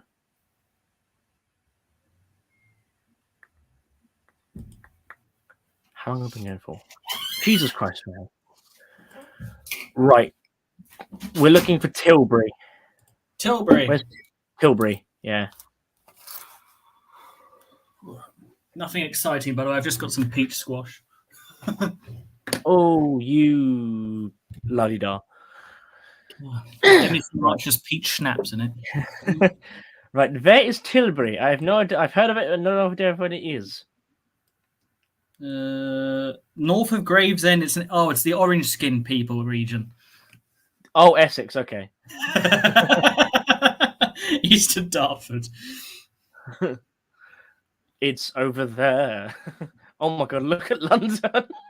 Jesus Christ! I'm surprised your CPU hasn't conked out.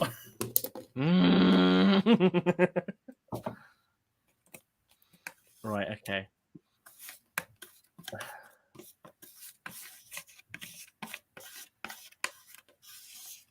What's it doing? I don't want to. Oh crap! Bloody hell, what the hell used to be here? Jesus. He's called?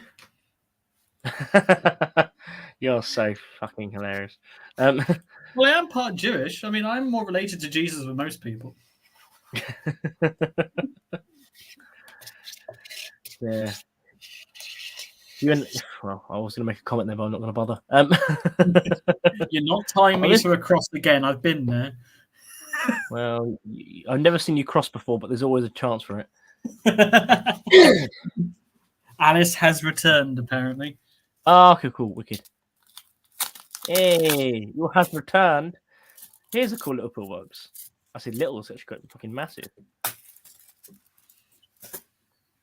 Oh, is the door still there for it?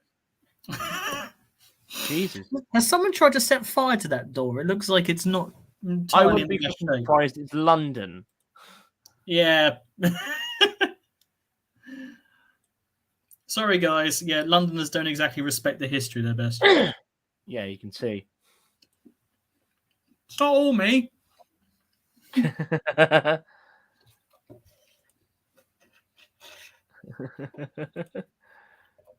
that's quite cool though. Like Tilbury. You say it's in. Where is this anyway? Oh, this is this.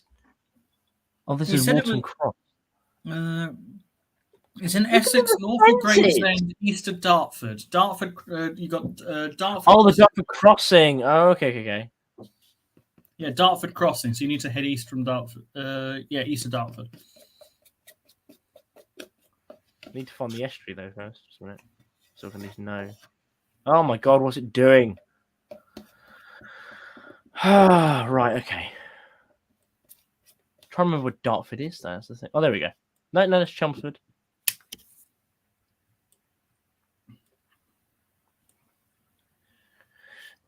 Right. Whereabouts? Are the Tilbury forts along the estuary? They must be. Possibly. Hang on. I'll get Google Maps up and work out where Tilbury is. Thank you. Because I'm guessing they'll be along the estuary for all I know. Tilbury Dock. Yeah.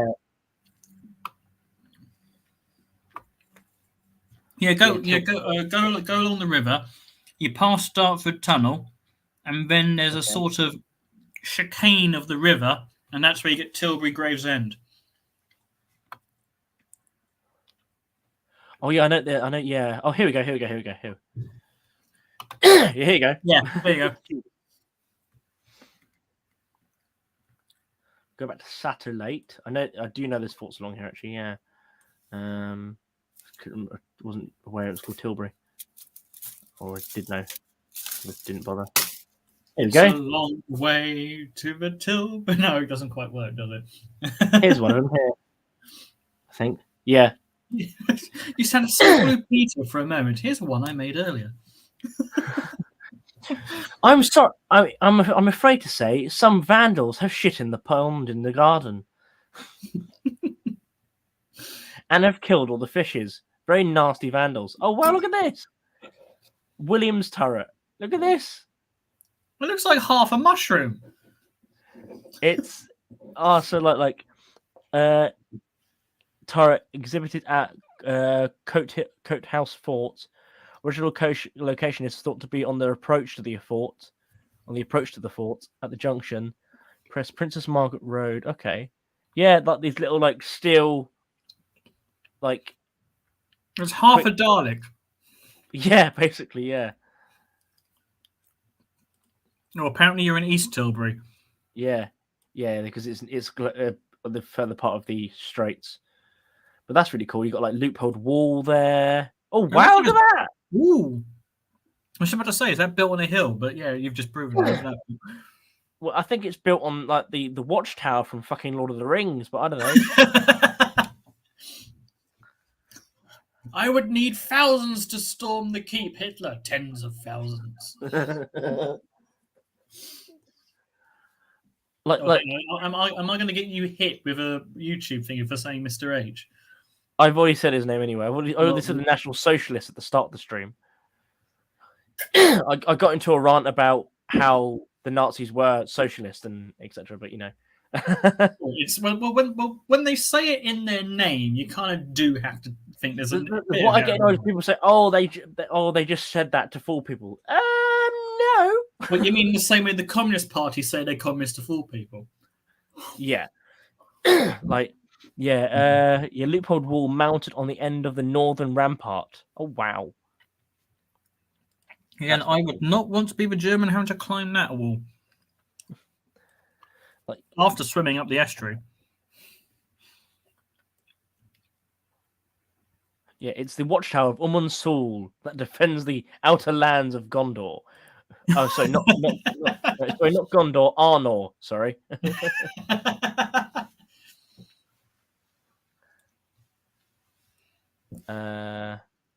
But my lord, there is no such force. A new Reich is rising. Yeah. Oh, we were literally there, and I started looking around forever, looking for Tilbury, and it was bloody where we were originally. God's sake. Here's another one on the other side of the river, with a pillbox outside. To be fair, these look almost like the older sort of forts back when we were having they are. with the Dutch. Yeah. So these forts were built in the Napoleonic and then Victorian period, and probably somewhere on what remained of the older forts to defend the estuary. Yeah. We learned our lesson from the Dutch when they sailed up here and nicked the Sovereign of the Seas. Yeah, that wasn't good. Dutchies, you remember. Here's a gun position here. Yep. With an observation post and then anti-aircraft gun position, a random anti-tank. To be fair, that area looks like it got hit. This one's a bit flooded. No, but on the picture of the map, it looks pot-marked almost like Pont de Hoc. A bit, yeah. Oh, yeah, good. Yeah, of course. Yeah, absolutely. You can jump back on Alice. Yeah. As you said, has Alice still got the link? I believe so. Yeah, it should be in their Methar. Should be the same one. Oh. Talking of the Dutch, Bo Vondeling has sent me a friend request. Oh, wunderbar. I'll accept your friend request if you give us back the Sovereign of the Seas.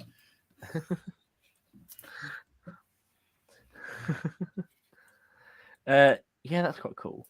And then, that pillbox. Jesus, it looks. Let's have a look. It's Type 22. Oh, look at the picture. It was snowing at the time. Oh, it's lovely, isn't it? It's lovely. There's an episode of Narnia.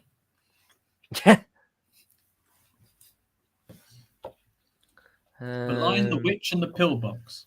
How many people actually would? There's 3 people still watching. That's good. See, quite people interested in this. I hope so. It's definitely more interesting than what we usually talk about. Oh, there used to be a minefield here. That would explain why it looks like it's. I was going to say it looks more pockmarked on a teenager's face, but that would be disrespectful to a teenager. One here with a bit sandy over. River Thames. The protecting the reservoir. Oh, performing part of the Who stop line. Who? The Who stop line. Who said that? Oh no, that's what it says on here. It's part of the Who stop line. Is there another stop line called the When? And then the What? I think it was more because not far from here is where Sutton Hoo was, I think. So that's what the spelling is, H-O-O, not H-W-W, O-W even. Actually, come to think of it, forget all the stop lines. Just renaming all the cities would have pissed off every German anyway. Well, we took away road signs in the first place, so they didn't know where they were in the first place. So I don't think that would have been a problem. They would just have been so confused by the fact that how on earth do I pronounce this? How do I pronounce it? Is from? I'm in Everybody forget about the attack. We are getting a pen and paper and we are sorting this out. Like a German spy lands in Norwich. He goes, "Hello, old bean. Where is the closest train to Norwich? My name is Mr. Smith." Oh dear. Oh. The band, the Who. Who? Yeah, Slough. Slough? Slough. Is it Slough or Slough? It's Slough. Apparently, we've got some like 7 different ways of pronouncing O-U-G-H. Oh. Yeah, it's Slough. It's from the caveman pronunciation of oh. Oh dear, I've gone crazy. Let's have a look. Not much around here though. Right, let's go where I'm from, round my way. I noticed an accent change there. Round where I'm from, my pretty. Are you coming on, Alice? We wonder if you're coming on. You popped up for a second and vanished like thin air. And apparently I'm going to own a combine harvester. You do sound like you should be on the Archers. Well, I'm sorry, Sally, but I'm having to take the tractor out this weekend I'm going on a bender. Right, where the fuck am I? I'm somewhere in the west of England. I don't know. Here we go. Okay. Where the fuck am I? It's a very good question. A German soldier wants to where the hell am I? Where's Winchester? Winchester. What church? Andover. Easton, Littleton, Oliver's Bat. Andover what? Yeah, so this is just north of Winchester. When old airfield used to be. Look at the amount of pillboxes. There's loads. Well, yeah, there's an old airfield there. What else would you expect? I know, but like there is fucking like averagely there wouldn't be this many, and normally they'd be facing inwards, but this is just ridiculous. That's just greedy, naughty airfield. Save some concrete for the rest of us. Like compare this airfield to that one. Air raid shelters, pillboxes. Choose. Yeah, but that one's less important. That was Bomber Command. Oh my god, this is gonna look fucking weird on the fucking camera. Me constantly ticking like this. It's gonna be great. Did they do anything around Hadrian's Wall? Oh, I don't know. Let's have a look. I'll quickly find where I'm originally from, and then we'll go there. I'm not sure if that would be historically detrimental or just base, the idea of turning Hadrian's Wall into a stop line. It's like the Atlantic Wall, but it's like I mean it is only like 1.5 feet high, but where the fuck am I gone?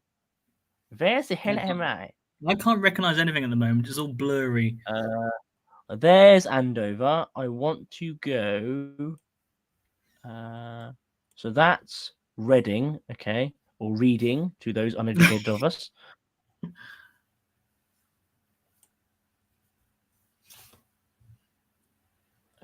Bree. Here's Basingstoke. Okay, I want to go this way. Basingstoke. Oh, another Living in airfield there. Basingstoke. Living in Basingstoke. Sorry. Here we go. Ashvale. Mons Barracks. Yeah. So this is where I'm originally from. Are you sure you don't want a cough drop, Dolores? I'm fine. I'm fine.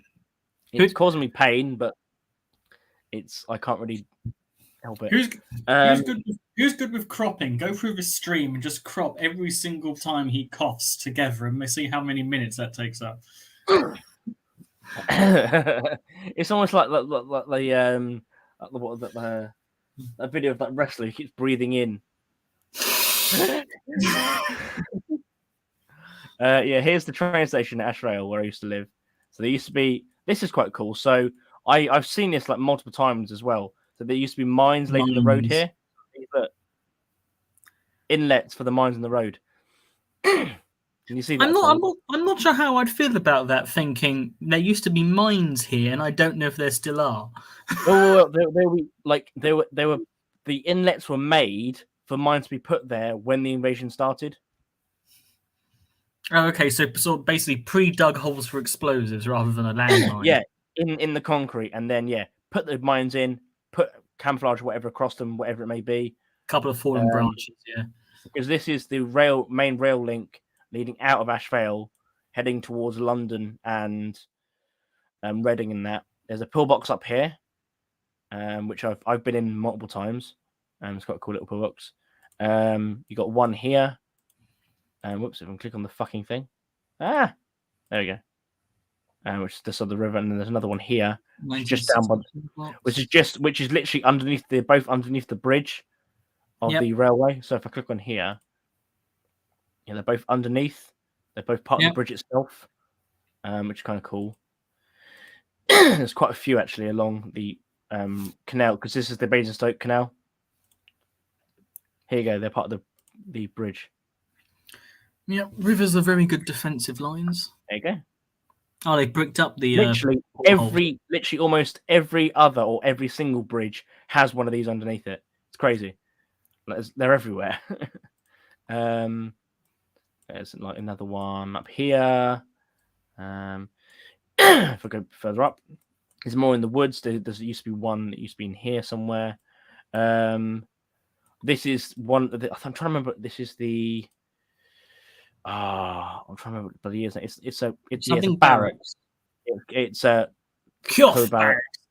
Cuff barracks. Cuff barracks. It's where I belong. It's basically where the Royal Army Medical Corps Museum is, or near anyway. Oh shit. And then we'll have a look at Aldershot, because obviously that will be a massive. Actually, have we got any more comments? Okay. Oh yeah, I was going to Hadrian's Wall. Yeah, let's look at that in a minute. Anti-aircraft gun positions, more pillboxes. This is in the centre of like Aldershot, basically.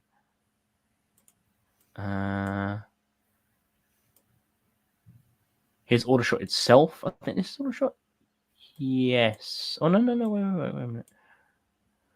Give me a ticky. Give me a ticky. You are still watching. You haven't just fucked off and left me talking to myself, have you? Oh, good. No, of course. You just there was a delay of you speaking there, and it worried me. Would I really fuck off and leave you alone? Yes, you would. Yeah, I'll give it that. I mean, I'll come back, but I would. Here's Aldershot itself, and then you've got Farnborough over here, and then look at all these fucking pillboxes. Yeah, well, it was the RAE, so I can imagine a fair few of them being there. Another one there, literally in someone's house, basically. Here we go. Here's a good thing of it. Well, considering it's a pillbox, I suppose that makes a good structural foundation. That would be great. I would love to live at that house as a kid. That's fucking there. As a kid, just shouting "bang" at passers-by. Here's another one just next to the woods inside. Fuck off, postman. So that one there. Absolutely dozens of the things. Close some of these windows quickly. Do.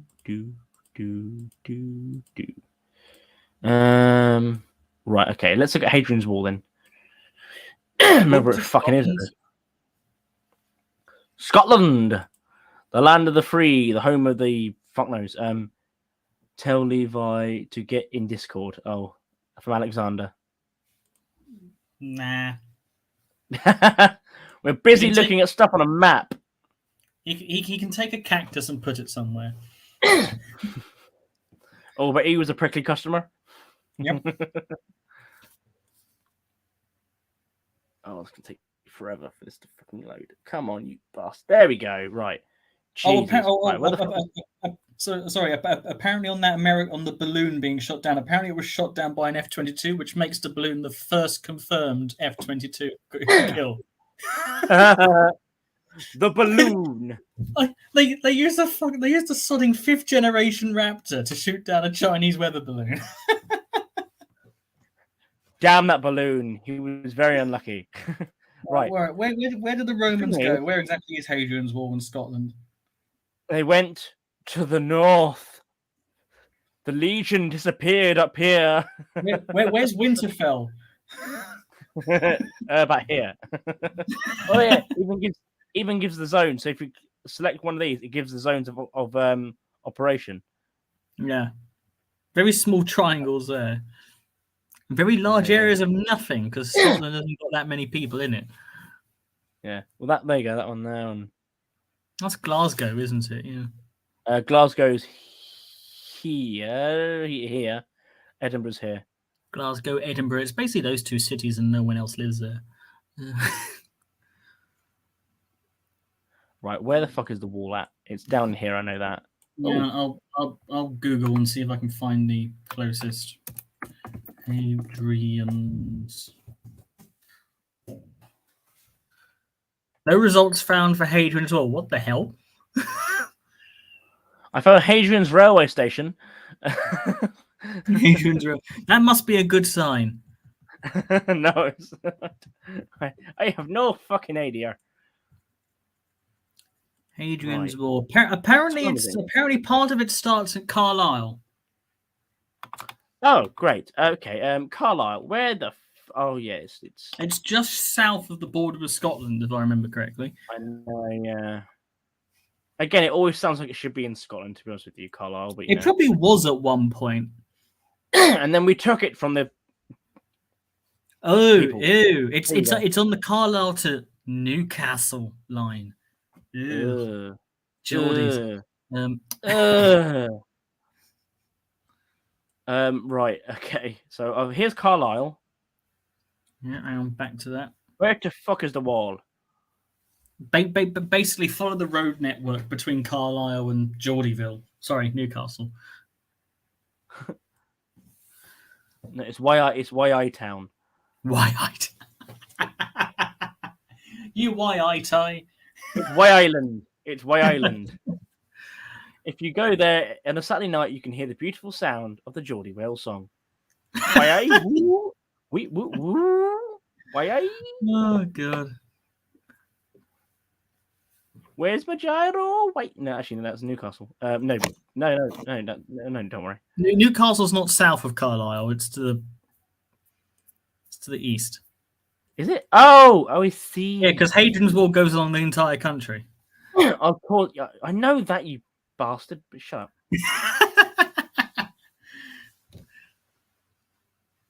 I'm not seeing much. I'll take it out of this. Actually, that. Well, considering the Romans were known for building extremely straight roads, that might be it.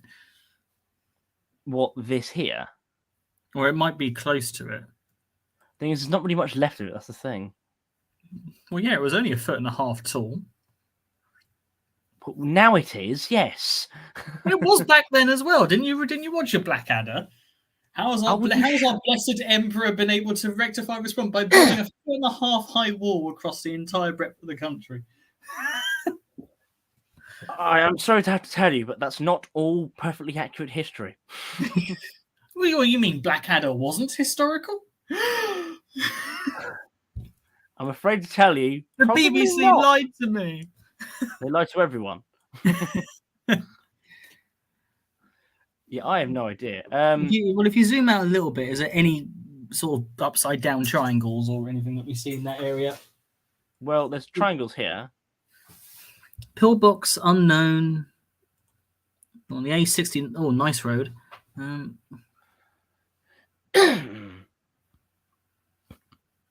Apparently, it's there.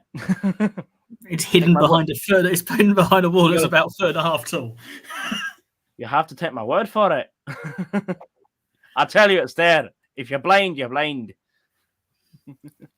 I tell you, it's there.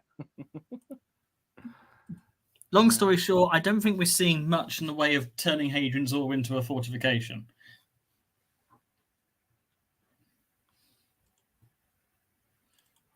Just one random pillbox in the middle of a Scottish field.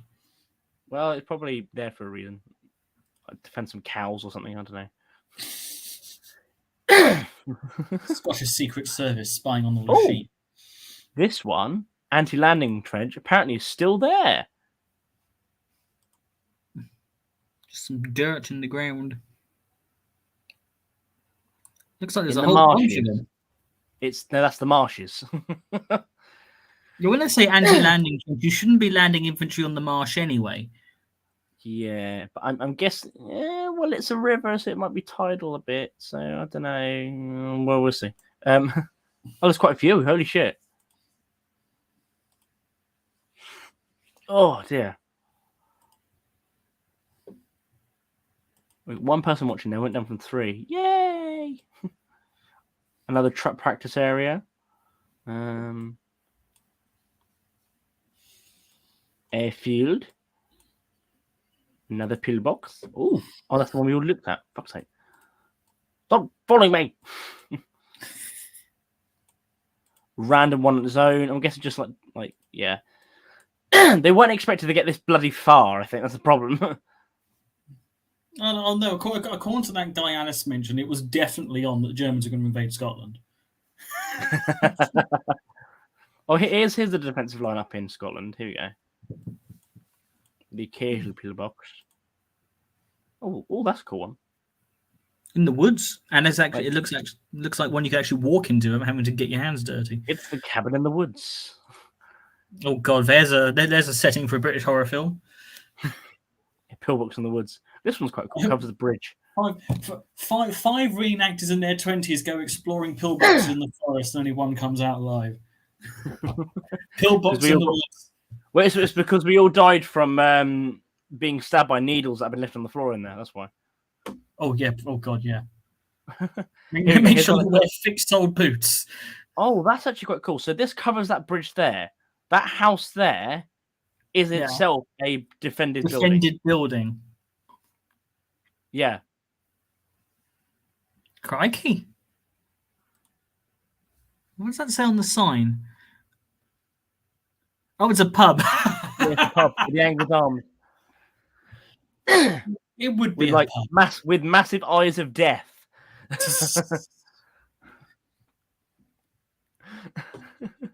Welcome to Scots Law. Welcome to the pub of death. Yeah, that's a really cool little vantage point, though. Like they both cover each other. They both cover the bridge as well. That's really, really cool. And there's another one here, which probably was able to cover the ones over here because obviously some of this woodland probably wasn't even there. Another one here. Just strap explosives to the sheep and have them run after German tanks. They're just as sheep, sir. I've forgotten what the German word is for sheep. Mine woolen. I don't know. Wollenschnitzen. Das ist eine Wollenbombe, sir. Ein Minte Soßen rein.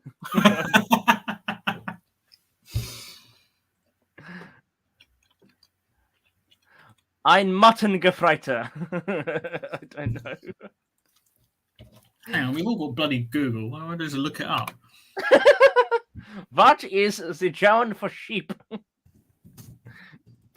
Ein Schiepen.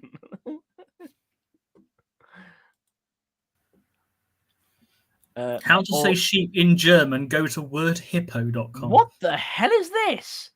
Oh, Type hang on. 22 bill box with wall on roof around the edge structure, possibly. Oh, wow. So it's a pillbox and anti-aircraft gun. Yeah, probably maybe like a 20mm Oerlikon or something smaller. Probably Did something we have smaller. 20 mils back then? Oerlikons, yeah. No, but it's like as a land-based thing. Yeah. Oh, okay. And or probably it'll probably be like a brain gun on a Yeah, anti-aircraft. I'm thinking, given the size, it's probably more a brain gun on a monopod. Or unless it was on, well, if it was over the Royal Navy, probably it'd be maybe a 5-inch Vickers. Doubt, maybe not, but still. It's probably a brain gun, to be honest with you. Or a Lewis gun, probably, actually. Oh, here's another house. That does look like a pair of weird eyes staring at me. And they just turn red and then flash with the muzzle flash of a brain gun. Okay, apparently the German word for sheep is Schaf. Schaffenwohl. Das ist eine Schaffenbombe. Bomberklapp. Just got Ein a... Selbstmordschaf. I just got a World War II Firestone helmet line out of garage sale for $25. A pair of original mint condition jungle boots. Oh, nice. Nice was that. That's nice. I'm trying to think what last thing I bought, really. Like, apart from the hoodie.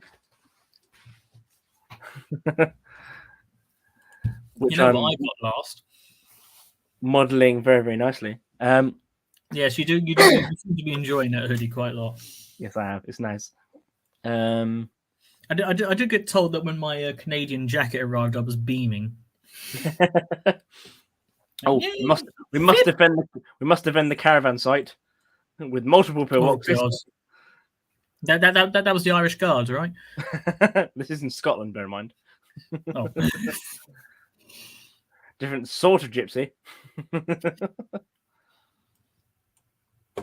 Jesus Christ! Yeah, the East Coast has got a lot of shit on it. Yeah, and this is Scotland as well. Clearly, they weren't expecting the Germans to get far inland. But as I showed earlier, like, got any other comments? I just looked up the jungle boots. Oh, bloody hell! Fair enough. What, the American or British jungle boots? I'm guessing American ones. Actually, oh, here's Spurn Point. This is what I was looking for. Bloody hell! That just expanded. What's that? You zoomed in. It looked like one symbol, then all of a sudden a million emerged out of it. I know it is really. So if we do that, and then because it goes to this, and then whoop, whoop. Yeah. Yeah, this is Spurn Point, and then this is the estuary towards Hull. You go towards Hull and Grimsby. Oh. So Spurn Point itself, along here, look at all the defences along here. And there's an entire tunnel system going throughout this. All the way down. If I were the Germans, would I bother taking it, or would I just bomb it and then just drive past it? Well, thing is, this is where it's a vulnerable point, because this is where the Viking longships came in, went on their conquest of Britain. Yeah. This is where they entered. They came in through here. So this is a vulnerable point, and this was a possibility of landing. This was a possible landing zone. The Germans considered it if they landed on this side of the country, because the south coast was very obvious, of course. But yeah, and like I can't remember. I think it might be.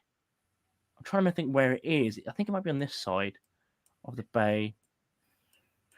I can't exactly remember exactly where it is, but there's like a position for like a 9.2-inch gun, which could fire inland and out to sea, which protected the whole of the bay. That's quite a big piece of ordnance, and even by naval standards. Oh yeah. The sort of one of the larger of the coastal guns in Britain at the time. The average was a bunch of 6-inch guns that the Royal Navy had in stores. They had like dozens of them from like old ships from the Great War. They basically gave to for coastal defence. Oh yes, I mean, so by naval standards, 6 inches is fairly small, but by land standards, 6 inches is one of the largest howitzers you get. So that's still quite a fairly significant piece of ordnance. Oh yeah, and all these pillboxes along here, it's like loads, one after another. Some have fallen into the sand, but now, which is a shame. These little defensive lines, just basically, if they're coming up peninsula, you got one stop line, two. There's another one like here with all the anti-tank obstacles and ditches, and then this narrow part, anti-tank obstacles here, and then another stop line with minefields, and then another stop line. I think it's a bit optimistic to put the anti-tank obstacle on that. But... Oh, anything will do. They've got the concrete. Yeah. Oh, by the way, Zachary Burgard says they're American. Oh, okay. Bomb and drive, yeah. Yeah, the American ones are good. Get in the Kubelwagen, strap all the stick grenades together, throw them out, drive away. Yeah, there's like, Brum if the kids show Brum if Germany won the war.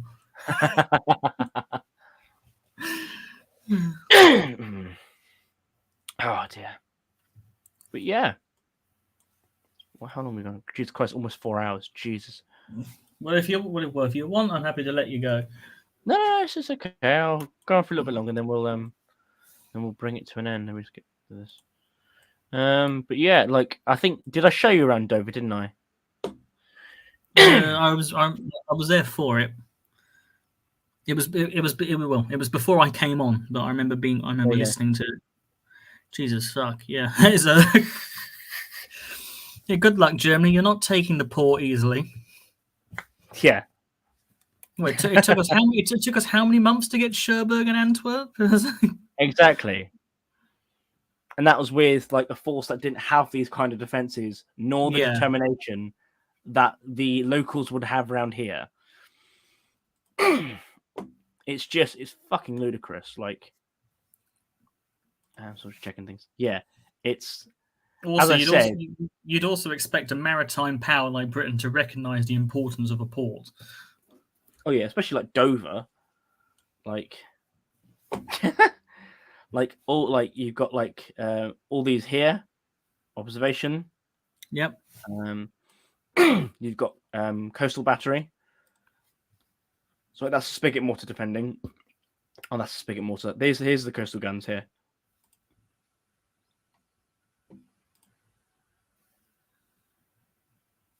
I suppose none of the spigot guns are actually surviving in there. No, the spigots, because they can be moved off the actual spigot mount itself very quickly and put onto their own mounts.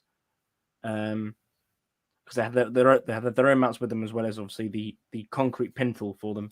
Yeah, which was basically in like a little round trench, basically with the spigot in the center.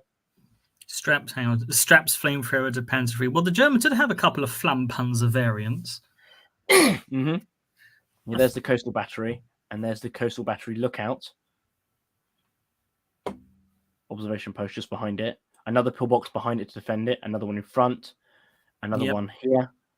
That's just one battery. And there's another one. And you got the old fort here. It used to be the old fort here. There is also, when it comes to trying to take these batteries, they can be really, really difficult to do. When the Germans and Romanians were going after Sevastopol, there was a gun battery there. I forget its name, but it had two basically World War I era battleship turrets that had been decommissioned by the Red Army and put on there, and they were being used as heavy artillery firing inland. And it took the Germans several months to deal with that bunker. Yeah, I think they ended up bringing up like the Gustav gun to try and help deal with it. Bear in mind, this is like it's not a sheer cliff, but it's basically like a very steep cliff here. You do not want to be running up that. There's a pillbox here. You got weapon pits, infantry posts, more pillboxes. Yeah, basically turn that entire hillside into a kill box.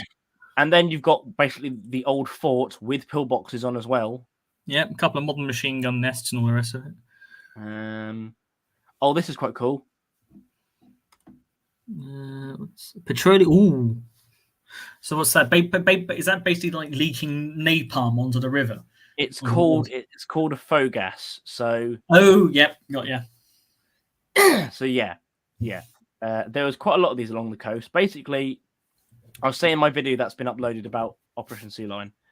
I should have really brought this up during my talk. It would have been interesting actually, but I'll probably do another separate video looking at this in more in depth. But then again, this is up now, so it's all right actually. I should say. Well, if you're gonna cover Operation Sea Lion, I'd suggest possibly dropping Drakinifel a message because he covered it from the naval side of things in extreme depth in a video of his. I can't remember how long ago it was. I couldn't find it. I looked for something like that. I couldn't find it. I definitely remember him mentioning it in one video. It might be one of his Dockyard answer the subscriber question videos things. In which case, it wouldn't have a video title. But yeah, I might drop him a message and ask him if he might be able to consider doing like a longer, in-depth video at Sea Lion itself, and I'll be happy to go on, or even invite him on if he wanted to. That'd be really, really interesting to do. I'd love that because I really like his content. Yeah, I've been falling behind on his to the point that all I can really watch is his Saturday 5-minute video things. He's done some tours of the US battleships at the moment because he's out in the States. Yeah, those are all in the watch later list, which seems to be growing and growing and growing. Yeah. But so during the war, well, actually prior to the war, I should say, the British had basically knew war was coming, so they deliberately stockpiled like hundreds of thousands of gallons of fuel specifically for defense, not necessarily for fuel, like for vehicles and that, but for literally purpose defense. Because it's quite ridiculous, like hundreds of thousands of barrels of it. Well, if you know war is coming, you should be stocking up more than that. Yeah, I think a small percentage was put towards fueling everything else, but a lot of it was used for defense purposes, like the faux gas here and other places.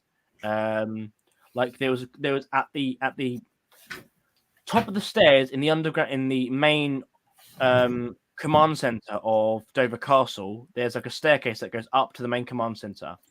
At the top of the stairs during the whole of the war, there was a Royal Marine with a barrel of petrol, and he had a hand grenade on him. So you stood there. There was a Royal Marine up there for the whole of the war. Any sign of the Germans coming up the stairs, he would bung the barrel down, throw the grenade, and the whole lot would come crashing down. There's something. Yes, Quartermaster Sergeant. I'm here for my weapon. Yeah, please go to the vehicle depot. Yeah. So the barrel was there all the whole war. With for use of defense only. I think it was on it. Rail block. Kind of cool. More pillboxes covering the docks, the harbour. Still there. See. Oh wow! Look at that one. Yep. Most likely all blocked off now, so you can't explore them. Yeah. And then here. Takes half the fun out of it. Look at all these spigot mortar positions. Doesn't mean there'll be spigot mortar in every single one, but it means there's multiple positions they can choose depending on where the defense needs to go, which is kind of cool. And then again, the old fort. Hey, I've just double checked what a spigot mortar is. Like bloody hell. Stuff like the Blacker Bomber. That's like basically a small piece of field artillery. But basically, it is the predecessor to the Piat, but it's a much larger charge. Yeah, that is. Here's more faux gas. It's certainly something to look at. Yeah. High explosive, 12 pound, 20 pounds worth of explosive firing that. Yeah. Fucking hell. There were a few used in the defense of Tobruk in 41. Anti-personnel £14, anti-tank practice inert £20. Yeah. Fucking yeah. Ooh. That's yeah. Oh, I love this. The anti-tank high explosive bomb filling 8.75 pounds of Nobel's number 808 Hello. explosive, described as gelatinous in training pamphlet. So basically, it's full of like explosive napalm. Yeah. Sorry it took me so long. I've just had to That's deal all with right, a it's all right. massive amount of drama. It's all right. I can see why it's called Discord. Yeah. Do you know? Yes. It's I not was planning Unity on- code, is it? Basically, Yeah. there's this person who makes very political live streams on TikTok, and he was like, "Oh, I could just take over one of yours, you know," and just I was like, "Oh, fuck no."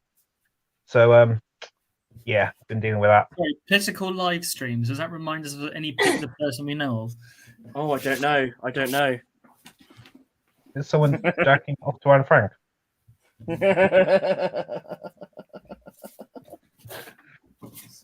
See, 30 seconds in, I've already raised the stream up.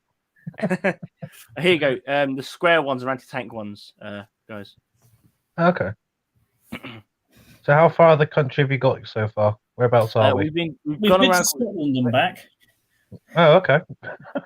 He Actually, wasn't I'm much curious. up there. I'm curious. Is there anything on the Isle of Wight? In the Isle of Wight, there'll be a bit because that is basically the defence in order to stop them getting into the city of Southampton. Yeah, that's what I was thinking because Please. Portsmouth is more important. Southampton, Jesus Christ. Yeah, Yeah, but Southampton's Southampton still is a got bit a port. Yeah, but it's Southampton. Who wants to go there? That is a good point. I mean, I did go there out of the fact that the job was there, not out of choice. yeah. But anyway, did you miss me? Yes, we did. Kinda. It was very quiet. Oh, Aw. hey! Hello, Johnny boy. Hello, how are you? Mr. We're John good, Shanahan. thank you. We're good. We're just going through the constant thing of the defense map again still. But yeah. I thought you were about to say concentration camps. I was thinking, wait, what? Well, maybe internment camps, and we're not looking at South Africa.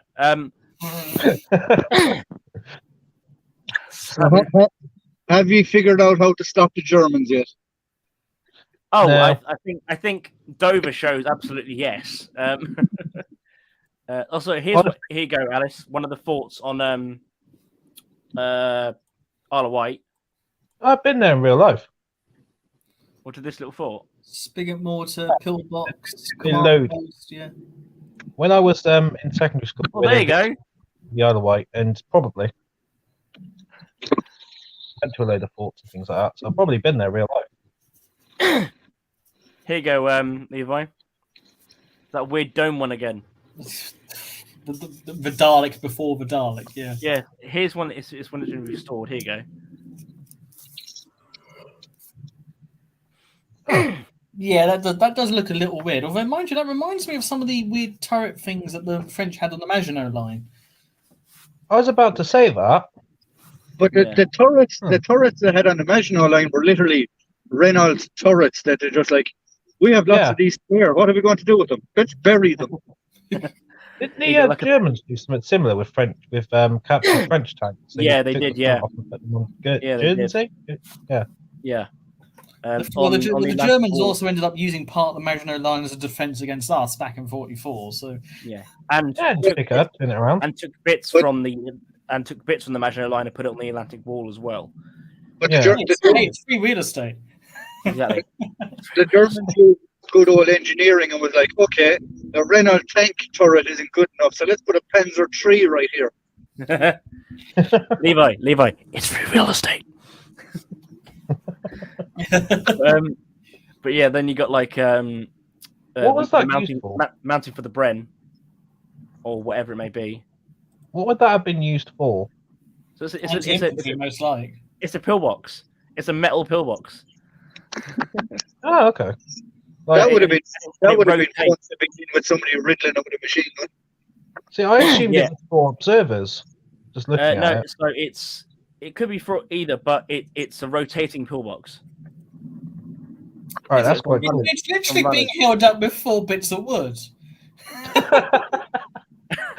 This guy's. I'm sorry, the guy's like, What's that facial expression?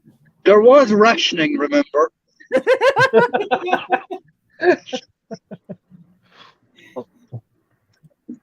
I mean, personally, I wouldn't want to be in it. well, Hey? that's the view you have. I mean, All right, to so be if you're fair, there having are worse views to have. Yeah, I'll admit, if I'm having a picnic, sure. But it's not, I don't know, for me it just looks a bit, yeah.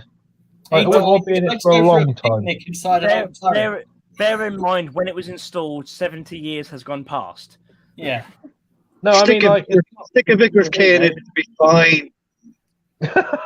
What's the point of that one? It's just literally a circle held up on some wood. Well, no, so this is when it was being restored, I think. Oh, so right. this is the so when it was originally installed, this will be fixed into the concrete here. Yeah, that'll be the turret ring, basically. and yeah, it's the turret ring, and that rotates. It's actually quite clever. Yeah, this is, I think, when it was being repaired. Nasty bit of rust there. nah, WD-40. That's where to go. Yeah, it was. Yeah, it was just dumped not far away. But Jake, I must send you the counter plan that I have done the project on for when, as I call it, Plan B. Let's invade the UK through Ireland, and it was like you had Ireland is split down the centre by the River Shannon. Yeah. So basically, the whole defensive thing was the Irish.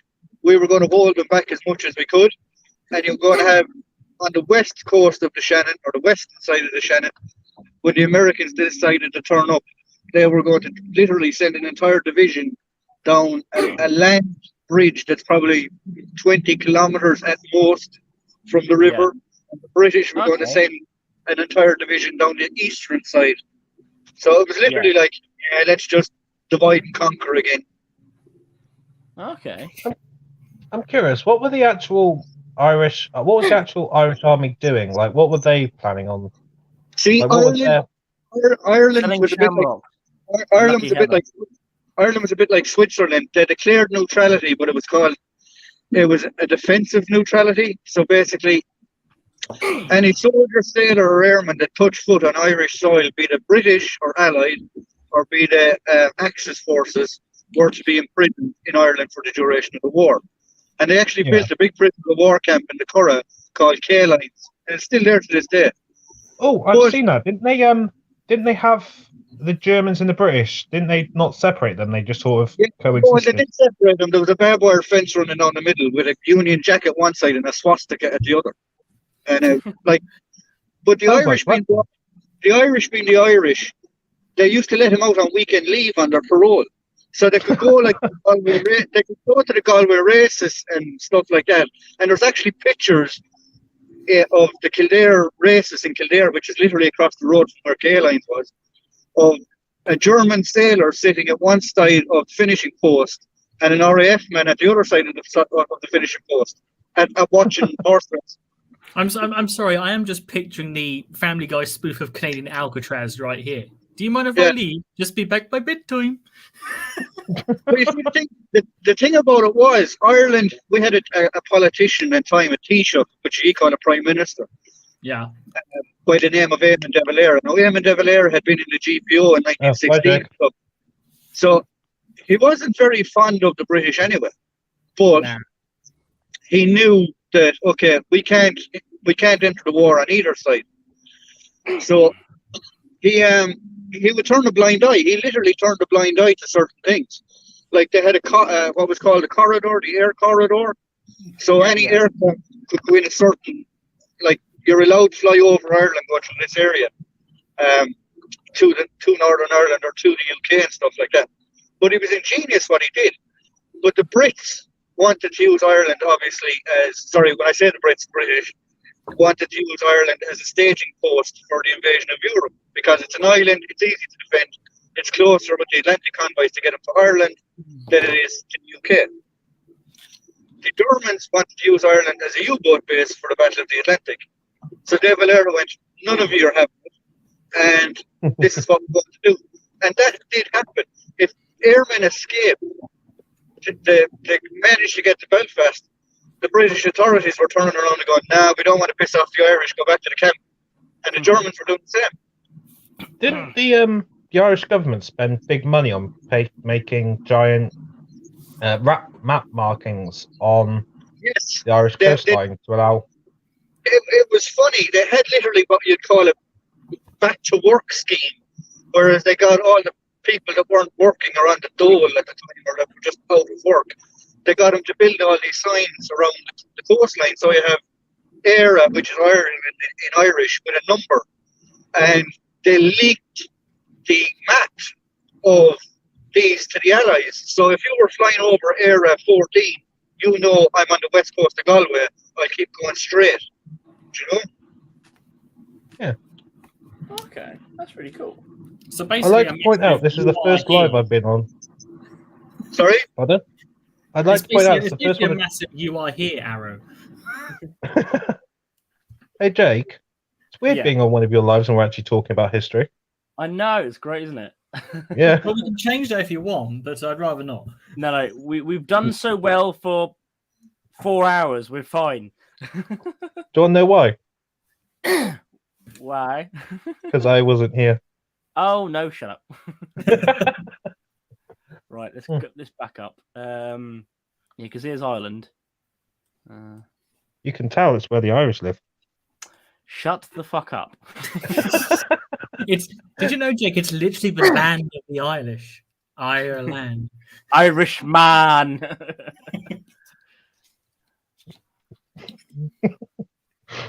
God. Right. Go down here. Oh, we've lost him. When it wants to fucking no! We lost The Mr. IRA's got him.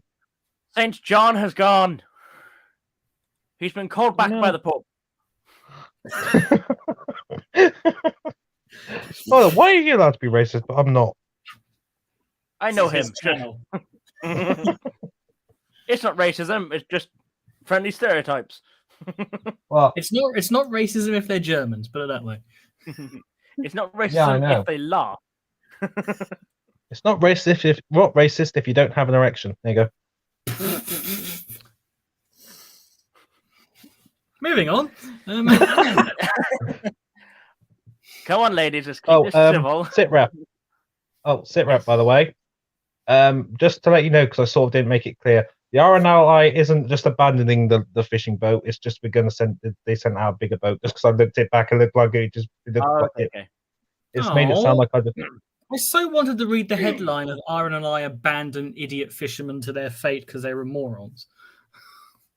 They're not one of the ones that crossed the channel, is it? Don't be political. Yeah, was this fishing boat from France? Was it? I didn't say why they crossed the channel. They could be, looking for carp. We don't know. I very nearly punched someone in the face because of that. What? Look, he was nicking our fish. No, someone came up to the station and started going, "Oh, you're just a taxi service for immigrants." I had to be dragged off them. I nearly killed someone. Well, we're not wrong. Jake, can I please have your address and a list of your fears? Which RNLI outpost are you? Because if it's the Dover one, I think we can somewhat agree. We know speak English. You do mean. I live in one of the defensive bunkers around Dover. Try and figure out which one. Come and get me. Anyway. Yeah. If you can find me, good luck. Alice, beware. He stands at the top of the stairs with a hand grenade and a barrel of petrol. Yeah. I did. You're going out the full monk style.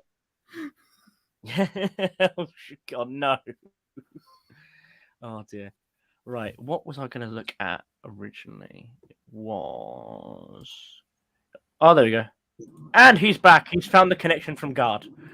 Yes. Welcome back. They're being mean. Kill him. Our Lord and Savior, John Shanahan. Thank you very much. Thank you very much for that introduction.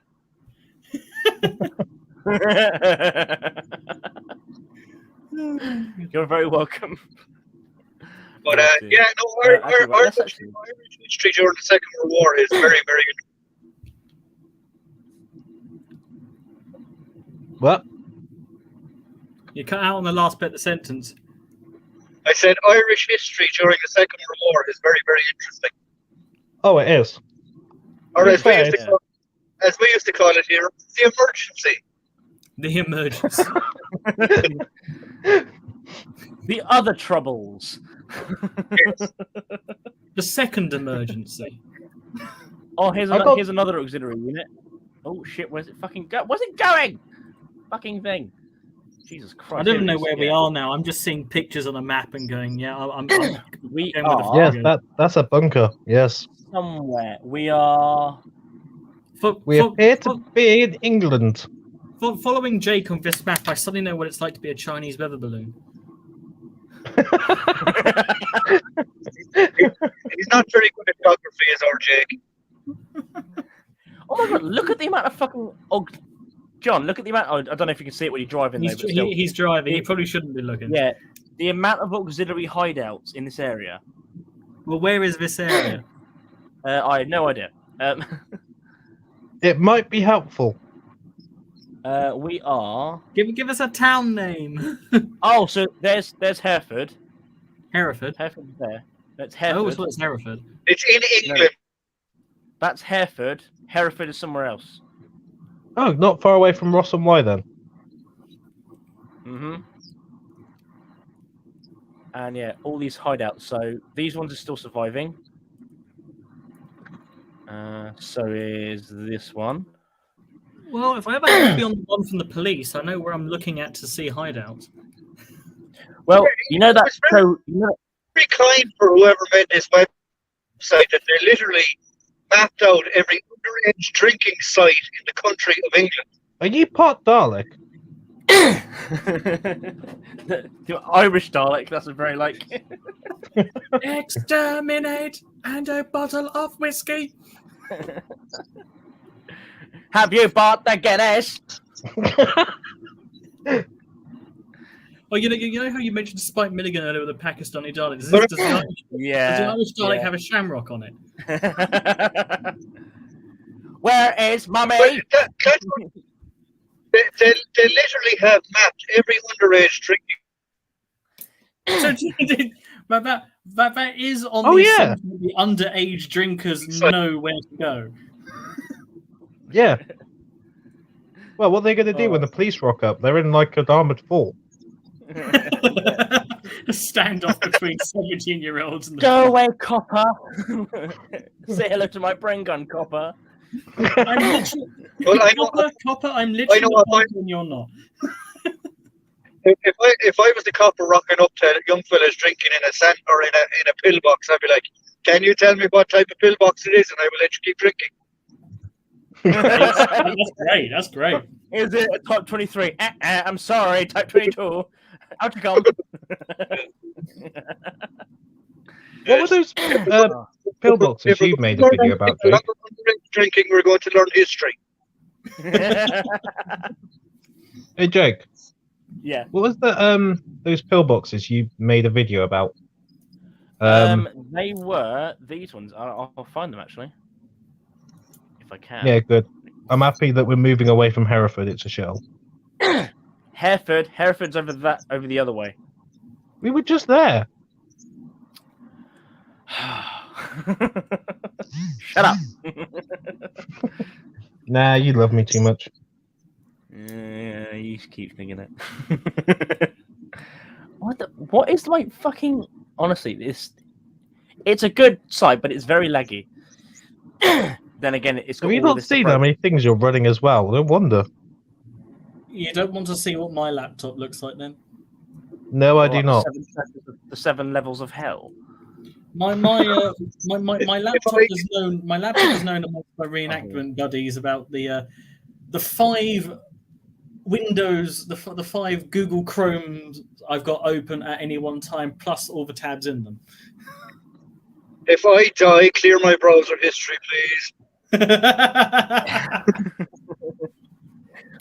bury it, cover it in concrete and lead, and then throw me out to sea. Smash it, magnets out in the ocean. Yeah. Put 4 pounds Yeah. stem Do you want to be in cremated? the orbit. Yeah. Do you want to be cremated or buried at sea? Cremated. We were actually passing a bar or one of Cromwell's barbecue spots that he had when he was here. Oh, lovely. Wait, yeah. Wait, what? No, not literal not a literal barbecue. No, wasn't having a cookout. Did he burn Catholics? How do you know? You weren't there. But he used to burn Catholic churches. Just passed one of them. Ah, I Yeah, see. along with the sausages and chicken wings. Yeah. Hey, I'm not here to kink shame. Hey, no kink shaming if that's what he was into. I like the idea for my foreign friends having them tour around the place. And, oh yeah, there's one of Cromwell's barbecue spots. And they go, what the hell? This is where he used to have chicken wings and barbecue sauce.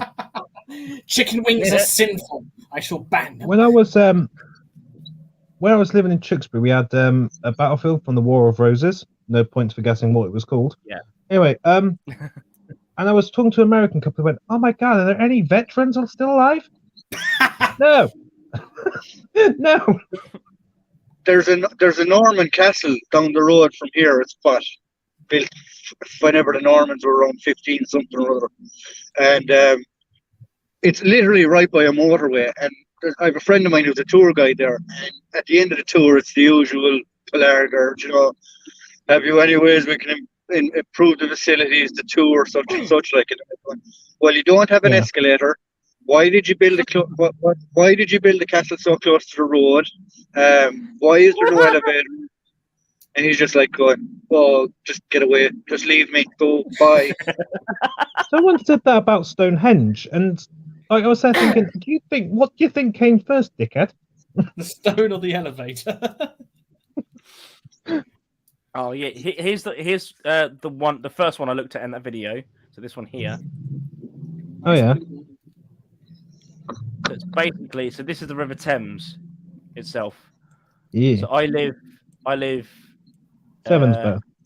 here in this village. Doxed. No, this is Farringdon. Okay. He's so not it's giving like- you his exact address. I can. Yeah. It could be one of two Farringdons. We don't know. Give your exact address so we can have you swatted. So, like, in the center of where I live, there used to be an anti-tank island. What? Basically, an anti-tank position, and basically. I thought it was like a nature reserve for anti-tank guns. And here we see the 2-pounders frolicking freely in the field. Anti-tanks and pigeons. Yeah. Look, shush! They're feeding. Sorry, guys. What's this I see in the bush line? It's Here we have a 38mm. boat in its natural habitat. And then literally there's 2 pillboxes right at the edge of town as well. There's this one which has a fucking statue on it now for some random fucking reason. It might be Mary, I don't know. What's the statue of? Oh, here we go. A statue, the Farringdon House statue depicts Africa embracing her neighbor Egypt. Forgive me, but isn't Egypt in Africa? Not only Yeah, that, why is it in the middle of Buttfluff, nowhere, England? And yeah, Surely- this is in Africa. Oxfordshire. What the fuck? Top. But the question is Egypt the gateway to the Middle East, or is it still part of Africa? Well, it's on the African continent, so it is by definition that part of Africa. Hey Alex, how you doing, mate? Hope you're doing well. Oh yeah, it is part. If you're going by geography, it is part of Africa, but it's also known as the gateway to the Middle East. Okay. I think this comes down to are we going through physical or political geography? Because politically, I would say it's the gateway to the Middle East. Yeah. So then, so there's one pillbox, and then the other one's here, right on the edge of town. And there's anti-tank obstacle, which is here. It's like a cylinder, which is probably one of multiple which were across the road at the time. And then up the road here, where I was literally this morning. Anti-tank pillbox or bunker. Which So is now a, we have which is we now have a gift narrowed down to 2 square miles of where Jake lives. Hey, Yeah, how are you? this anti-tank pillbox is now a gift shop. It's Well, quite good, technically, if you depending on the gift, it's always been one. Here, have a heat round. In 1940, the gift came to you. Welcome to About Oxfordshire. Have AP. free post, yeah. Free delivery. Prepaid envelope, yeah. Free post within a 5-mile radius. What was that slogan from UPS years ago? Making the world Oh. shorter or smaller, or bringing hands closer together, or something like that. Yeah. And there's another little pillbox here on the other side as well, which is kind of cool little one. No, that's a boat. Shut the fuck up. I'll go sit in the corner. It's a boat. You said pillbox. It was clearly a boat. And yeah, so it was. So the ones I looked at was this one here in that video. Yeah, clever, Levi. So it was this pillbox here, and it was this one here. Where are the tiger's teeth? I'm very upset. Oh, there are some. I can't remember now. I remember where there are some. I know there are some somewhere. I don't know if they're along here. Well, there might be actually. Anti-tank ditch, anti-tank obstacle. Probably used to be one there. It would be if it's what I'm thinking of, it would be an obstacle, not a ditch. The majority of the obstacles used to be cylinders, though, rather than dragon's teeth or so called. Yeah, I know them more as either dragon's teeth or was it Czech hedgehogs, or are those the steel ones? Yeah, that's. There was the Belgian Gate as well. They were on the Normandy beaches, the Belgian Gates. Yeah. Type 28A. I'm trying to remember those. Oh, Jake, actually, whilst I remember, because my brain's, Yeah. you know how my brain works. Yeah. You said you had relatives who worked at Longmore. Yeah. No, he had relatives that worked in Broadmoor. No. They didn't work there. There were residents there. Oh, sorry. One's more believable than the other. Oh, you're getting contacted via the chat, apparently, Levi. Blownhead. Oh, God. What is it, Connor? Hi, Connor. Hey, dude. Do I Hey, want to Darren. keep him lucky? Not at the moment. I'll have one. Just post it. Right, you shower delinquents. I'm clocking off. I'm going home to bed. No worries, dude. You have a good one. Cheers for Have a good popping on, evening. though. No See you in a bother. bit. See you later. See you later, mate. Have a good one.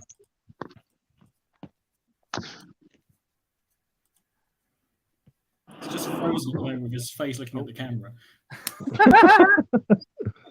But yeah, Screenshot it. but yeah, I'm looking for archive footage of Longmore, and don't know. Want to actually sit down and make an actual video about it. Considering I and a few others have been to Longmore, there's not much there you'd want to make a video about. The railway. During the 50s and that. Oh, during the 50s, probably. Yeah, it was quite 'cause they had the rail. What was it called? Where the army taught people how to train. Like, yeah, how to locomotive. train. Yeah. How to choo-choo. How to train choo-choo train. But yeah, well, they must sit down and make Charles, an actual no. video about it. Yeah. Yeah. I'll see what I can find. Maybe actually you might be able to find something. Actually, give me a minute. Give me 2 seconds. Actually, I'll Okay. find it on here. Got it. Can you still see what I'm doing? Yep. Love your choice of background there. Yeah. You. Can you guess what it is? 10 points and a cuddly toy. Go to the guess. Who guesses it right? Right. So the red people, they're the ones who didn't get a sun lounger in the morning. Right. They're Yeah. the ones in red, and everyone else is the This isn't fucking Benidorm, and the ones on horses aren't the Germans. I was close. It was in Germany. I won't say that. I won't not say that. Oh, Germany. What's the name of it? Germany. You just said it. No. But I think I got into trouble once on Facebook because they mentioned that it was against Prussia and they called Prussia Germany. And I went, no, Prussia's actually Poland in this era. So this is a battle against France during the 7 Years' War. I'm going to kick myself when you say it. This is really annoying me. So the 1750s. Yes. Specifically 1753. If I say that wrong, I'm probably being an idiot. It's part of the Royal Artillery's battle honours. I'm trying to remember which one it is. So it's part of a lot of battle honours. There was more than one. We have a day for it, and we wear a rose. Yeah, again, I can't remember the sodding name of it, but I know what you're talking about. The same picture that's there, I've got hung up outside. I've never been in your house. How do I know? No, I'm just that picture that's on my screenshot on the page now is what I've got hung outside. Okay. I don't know. Yeah, probably as important as Blenheim. I'm trying to cheat at the moment by typing in British 7 Years' War Army victory. No, that's James Wolfe. That's over in North America. That's Quebec. Um, And he fell during the battle. War in Europe. George II. Minden. Yay! That's a bloody name of it. 10 points from the cuddly toy to the London Jew.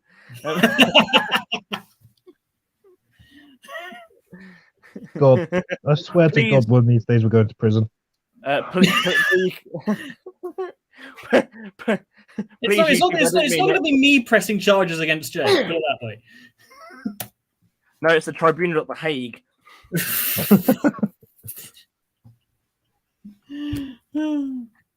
If you're going to sentence Jake, you'll have to sentence me too. All right. Okay. You're not going to sentence me, dickhead.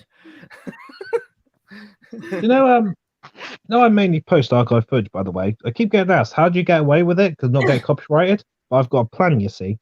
I'm dyslexic, and if I can't actually read the copyright, it doesn't apply to me. What's this thing about copy fight? Sorry? Oh, copyright. Copyright. If I can't read it, it doesn't apply. I'd be interested to see how that works out in court. Well, it's like when people say, oh, it's trespass. Nah, because they didn't catch me.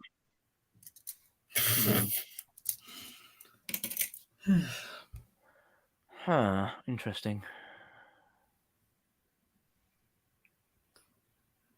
I'll try and type in long ones. God, yeah, Longmore Camp. Bloody hell. Mind you, at least it's more modern than Crowborough. Where? Oh, Crowborough Camp. That's South England. Oh, here we go. British Army film magazine showing items on servicemen training for the pentathlon competition, the Longmore Military Railway, and location seen set. Oh, yeah, of course they used Longmore as a set for The Longest Day. They also used it for St. Trinian's. They did indeed. There's a railway that used to go by my granddad's house where they used for that as well, because they were near Longmore itself. There's a lot of people talk about number 5. There's a lot of people talk about rebuilding the railway there, which I think would be a good idea. No, horse. That's one part of the pentathlon, I guess. I have just one question. Yes, what's a pentathlon? Well, it's penta multiple... usually means 5. So 5 different. What's it called? Methods of racing, basically. Methods of moving quickly. Well, whether I was going to catch the train. No. It's not to be confused with a biathlon, which is where Jake runs to the local town hall and back. I know exactly where they've just gone over as well. Actually, exactly what. So that's the bank for the. No, that's the horse's ass. For 1950s footage, you can tell that quite a bit of detail in the sodding hooves. A minute. Yeah, if it's filmed on Super 8, it's really good quality. Jesus Christ, he looked fairly unimpressed there. Oh, aren't they doing well? That looks like my wife, that horse. It's worth more than my children, that horse, you know. That stallion has a bigger penis than me. Oh, God. Oh, for fuck's sake. That's one like a stallion. After the stallion, I believe it's the bicycle riding, isn't it? I don't know why my posh voice sounds like it's fucking South Park. Do you know what I mean? Can you Hello, say, Terrence. Hello, Terrence. can you say, oh my God, they've killed Kenny in that voice? Oh, my God, they've killed Kenny. Do you know when I always thought there was me bringing the streams down there? Turns out that's not. No, it's Jake today. Hello, Terrence. Hello, Philip. We're going to die. I know. I'm sorry, sir. What I meant to say was, how would you like to? Conan, you loved our movie. We watched it together. All right, let's keep watching these officers horsing around. How funny. Oh, what a lovely pony. I keep forgetting I'm fucking recording this. I don't know what I'm doing. You know, this is like live, right? And you can't. Oh my God. Zach's thinking, like, what the fuck The is going internet on? never forgets, Jake. The internet never forgets. Zach's Right, thinking, what the hell's going on? So we've got swimming, and then we've got quite a homoerotic scene of guys swimming. I'm just not gonna lie. It'd be more funny if they still I'm had sorry, horse. but I think your swimming cap has split at the back. That didn't That look was a like shit a dive.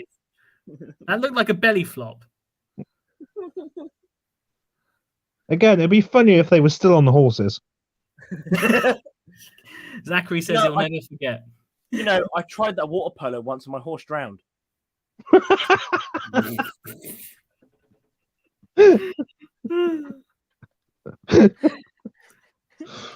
Oh God. Zach's like, I will never forget. Lest he forget. I'm so sorry. He'll wear a poppy in the colours of the Hampshire. I'm just saying. I'm pretty sure that guy in the glasses is loving just watching him. I reckon he's so far in the closet. You know, But he was when on like a milk cut. He was on like a milk carton in the 80s because he was Yeah. he was being watched by Special Branch. Run, Forrest, run! Fun Oh, fact: God, that you guy in the had glasses shots. is chasing them. Zachary, put away the whiskey, get started on the vodka. If the music wasn't so upbeat, this would be the start of something on a certain Oh, website. fencing! Ooh, classic. I Also have known just as- one question now. Also known as very gay dancing. They're getting ready for Spain. They're going to in the ballroom. El Matador. El Swasho.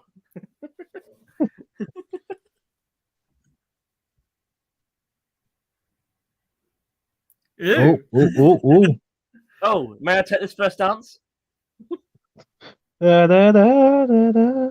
I am a. Just saying, when that guy touched his hip, he looked genuinely terrified. Guys, there are Who's two singing- posh gentlemen having a sword fight. It was the 50s. He was thinking what? He was thinking of a certain word beginning with a P and then with an F. I think. I'm American, it's whiskey.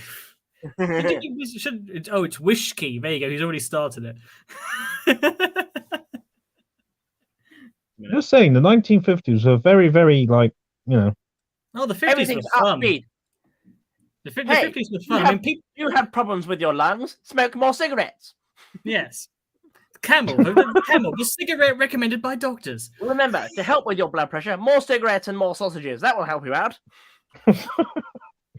Well, I say, are you tired brushing your teeth the same way with my new nuclear-powered toothbrush? Oh, did you see those kits that were for sale where it's like build your own nuclear reactor? Yeah. I shit you not, they were a thing. They were a thing sold in America. You even got the uranium. They used to sell oh god, there used to be literal like special pad things which were sold by a company which would help with erectile dysfunction, which were filled with uranium. I mean, Well, on the bright side, you maybe. can see what you're doing in the dark. Here you go. Can you imagine that? It'd be like, No, like, no, you I could don't, see, like, no, I don't lightsaber want to shit. imagine my stuff glowing in the dark. No. see, I'd like it. I'd be like, I am your father. Zoom, zoom. You need to have another. You need to have another shot of whiskey. Why are you in front of a target, you dipshit? I'm hoping he made sure all weapons were clear before he went down range. Oh, austerity! Austerity! Yep. Ooh, never austerity. The good old days when you had a train that would belch smoke. It's a locomotive. Here you go. This isn't long more. WD. Pretty sure that one's preserved.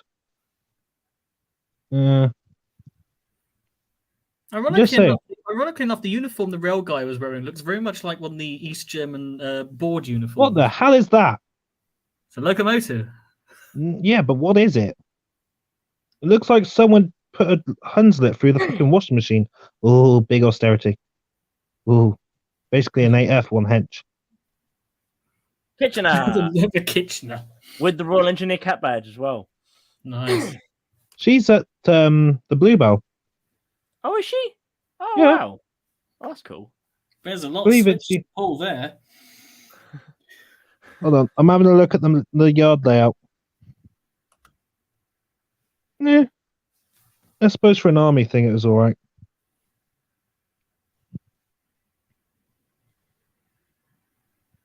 Ooh, I say I'll buy. Tell you what, though, it is interesting because even in the 50s, a lot of his stuff is quite old. I mean, those coaches, I believe they're old London Southwestern, which means they were probably built in like the 1880s. Well, if it isn't broken, you don't need to fix it. Oh no, still quite interesting though. I do There we agree. go.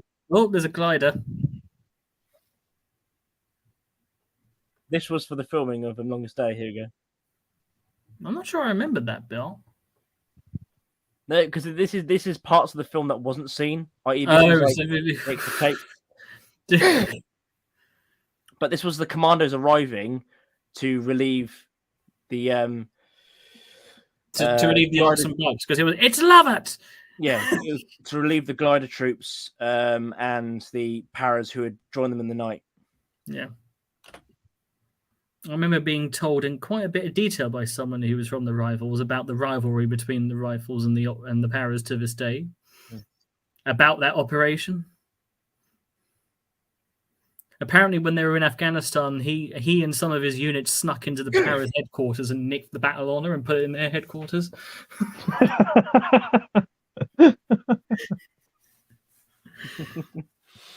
You'll see in a minute. The guy who's playing Lovett, and then Lovett himself. Yeah, the guy in the white turtleneck. Yeah. I have to say, didn't they?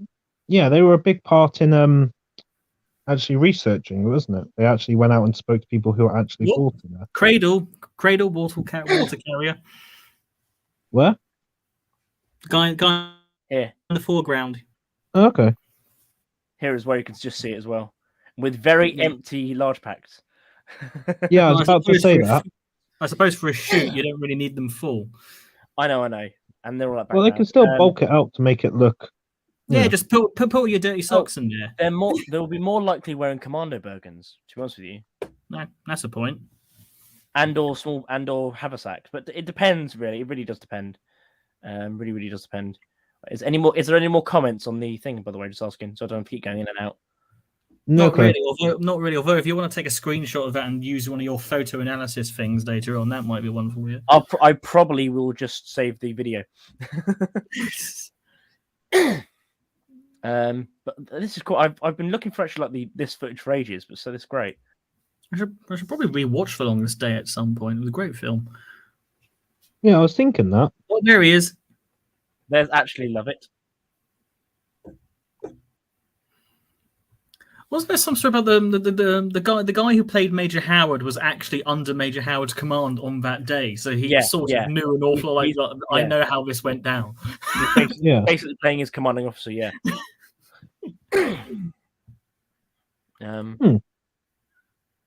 That's a very big script. Yeah, I was thinking that.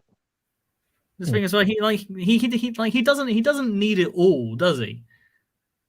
Yeah, footnotes. Just write it on your hand and just make it up as you go along.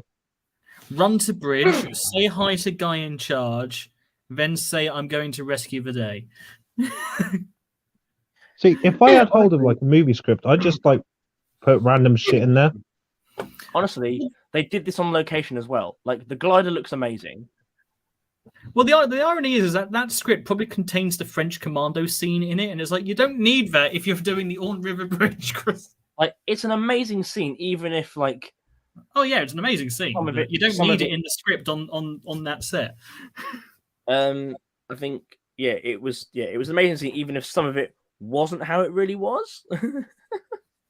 To be fair, Levi, imagine that's not actually the script. They're just using it because let's face it, this is all they only kept in what they thought would make it look. It's the health and safety regulations.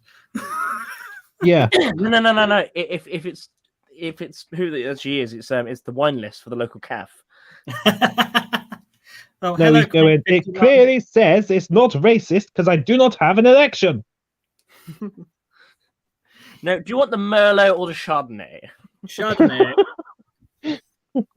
Chardonnay if it's with white meat.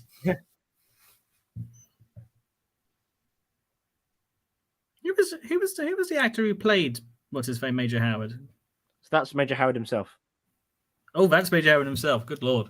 Yeah, and it's Richard Todd who plays him, who was his subordinate. that must be awkward. It's like, oh, I see. You're playing me, are you? I hope you remember it. Levi, stop fucking talking. But listen. Wait, is there sound? Yeah. No, I'm not getting any sound. No, not me. Can you not hear it? No. I thought it was just silent archive footage. No. Yeah, and me. I've been here. Like, can you not hear this at all? No. I can hear you. Did you not hear any of the last lot? No. No. Oh, that's a shame. But I basically thought it was like the whole like British Pathway stuff, where it's just literally footage and nothing else. No, it's got full sound and music. What? Although to be fair, sorry guys, Zach's just lowered the tone with. Have you seen the article? The guy who shut the fuck. Yes, I have. Yeah. Yeah. There was a guy in France I think that happened to recently, and there was a guy in the UK about 2 or 3 months ago that happened to. It would be a Frenchman, wouldn't it? Wait, what happened? Yeah. The guy went to A&E with a piece of ordnance shoved up his ass. Why the what? I know the Mills grenade is ribbed, but that's not what it's for. What the? Who the fuck goes? Oh, high explosives come in me. Who the fuck does that? One wrong move. If he farts, he's fucking dead. Surely, if anything, you'd use the German stick grenade because it's flared at the end. Yeah, exactly. Jesus. Wait. When you say high explosives, are you talking like grenade or are you talking like 88mm? It's a 37 millimeter round. He says a 37 millimeter. The UK guy shoved a 6-inch mortar round. He was 79 and wanted. Well, I suppose that's the only reason you can give because no one else is going to believe you if you say you slipped and fell. Just saying though, can you imagine being the poor doctor who's got to figure out how to get that fucking out? I'm thinking more of that scene from The Big Bang Theory where it's like, yeah, I've got a robot hand grasping a man's penis here. And then he goes, can you be more discreet? And they go, I'm sorry, we don't have a code for a robot hand grasp. Like, what, is there a code that exists for, yes, we have a piece of high explosive ordnance shoved up a man's ass? Like, I suppose they do now. Yeah. Can you imagine having to explain that, though? Just be like, listen, have you ever been on a wild night out? The French guy said he slipped. Oh god, can you imagine? Can Levi, imagine? you just sounded like fucking. Levi, you just laughed like Drew. God. That was a really evil laugh. But no, like if something did go wrong, can you imagine having to explain that on the insurance form? Right. If you couldn't hear this, I'm going to see if I can try and get you to. If you guys can hear this, give me a minute. All right. All right. He said he slipped on the pot. Books aren't slippery. What? Right. Sorry, Crank. He said he slipped on a pile of books. Books aren't known for having the same viscosity as banana peels. Okay. Unless he's. Are you lubing your books? I mean, I like Harry Potter too, dude, but like, come on. Slips is discus. Right. Can you hear this now? No, Hang you on. keep talking. If No. there is speech, not hearing anything. That's so fucking weird. I put like my microphone closer to the computer so you can actually hear it. He's French, of course he would lie. That is true. I mean, in France, if you're a politician and you don't have a mistress, it just tells the voters that you are no good at multitasking. So that is a kind of weird thing. You're not dedicated enough. Yeah. There are politicians who don't have mistresses. Yeah, they're usually with female ones though. See, I'm learning so much. What about France? Yeah. No, about what exactly you can stick up someone's ass. What is it? With enough lube and time, anything can be a dildo if you're brave enough. Only hold the goal. Good lord. Oh, good lord. Fucking hell. This is really good. Give me a minute. Let me see if I can... By the way, how's the driving lessons going? Yeah, good. Thank you. Oh, you're learning to drive. Shut up. As long as what's on the radio isn't the High School Musical score. I told you about that once. No, guys, let's be nice. It wasn't you who told me, it was your Levi, brother. Levi, I think we should all be nice because we're all in this together. If anything, I'm Troy. Like, stop it. No, I would laugh at that, but I've just read the latest message from Crank51, which is rather concerning. Oh, what did it say? The average human. How do the raccoons have to be? I can't read that. You're gonna have to say it for me. Okay, Alice. It says the average human anus can fit 2 raccoons in it before tearing. You know what? I like him. I'm just thinking, what did Rocket do to deserve that? So, as we're on the subject anyway, for £1 million per brick, how much Lego do you think you could stick up your bum? Are we counting Duplo? No, well, maybe. So you're not allowed to, like, the smallest you can go is the 4x4. You know, I think I might end the stream in a bit. And we'll go over to like have any of you guys got what's it fucking called? Give me a minute. What's it fucking called? Sorry. Right, Levi. I think we can blame this one going south on Crank51 there. Either Teams or what was the thing everyone used? Zachary Berg with my phone died. Don't look at the previous comment, Zach. Teams? Don't look at the previous comments. No, I don't. What was the thing everyone used during fucking lockdown to talk to people for conferences and that? What was it called? Oh, not Skype. Teams. Teams, and there was another one. Zoom. That was it. Zoom. I can acquire Zoom. Cool. Do it with Zoom because then I think you can hear what I'm trying to watch. Sponsored by Mazda. Oh, fuck off. Zoom. Right. Jake Brown Collectibles doesn't do sponsorships, but if he did, Zoom. Best in the world. Hey, I'll sponsor you, Jake. I'll be your sponsor. Jake Brown Collection, sponsored by the RNLI. No, just me. Sponsored by Buckfast. How rude.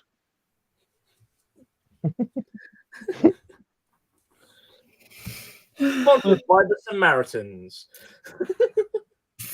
Hey, Jake's my emotional support mustache. Fucking hell. Not wrong though. Wait, actually, Levi, you on WhatsApp? Yes, although I don't really get... Okay, what's Jake doing with an Oreo sword? Is that what you call it? Is it? Well, I'm just thinking of the question of how many 2x2 bricks and Oreos in that shape. They are 6x6. I am curious as to why you have that. He's got the Jaffa cakes and the Oreos. I have the power. Do you know, but when people are like, oh, when you get a job, you won't stop wasting your money, you got to save it, and then, because Sorry. Yeah, I still haven't learnt that lesson yet. Why do you think I own all this shit? Yeah, I was about to say. Yeah, I sort of don't want to sell my British 49 pattern, but in order to afford the Canadian 49 pattern, I'm probably going to have to. It's called saving or having a job, you bastard. Yeah. Wait, aren't you a student? Technically, yes, masters. And how the hell are you affording to eat? I've got some money, but I have to be very careful with it because I keep hearing from other people they're like £999 in their overdraft. It's called his inheritance from the banking clan. Oh yeah, good point. I'm not in all honesty, I thought that students just sort of like they left with a degree in syphilis and debt. No, although mind you, there were a couple of students I found the other day who were absolute. I can't say. I'm not sure I should say that word in your stream. Let's just say they weren't nice people.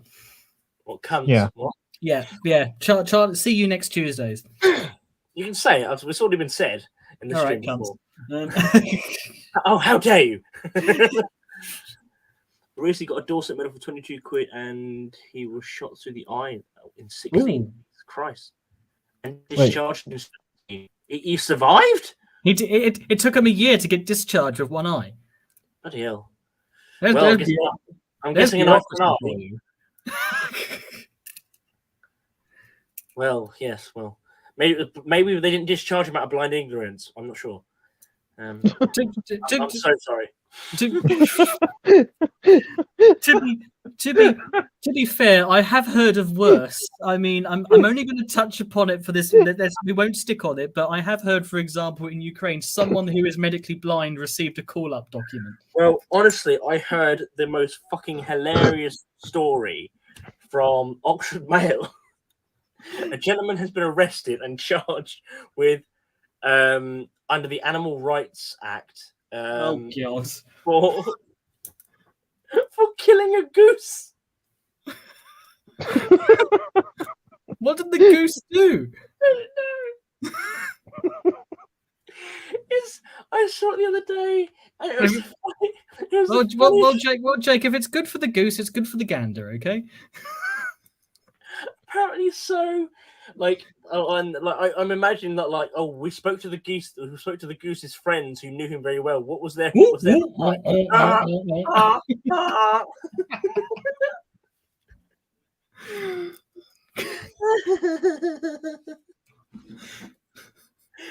the funniest shit in the world. I'll try and find the story because it was fucking brilliant. Is this like some spin-off of that story of the working class guy who had a seagull nick his chip, so he grabbed it by the head and just smashed it into a wall? Wait, what? Did you not know about that one? There was a whole story about children in shock. Children in shock as man kills seagull for stealing his chips.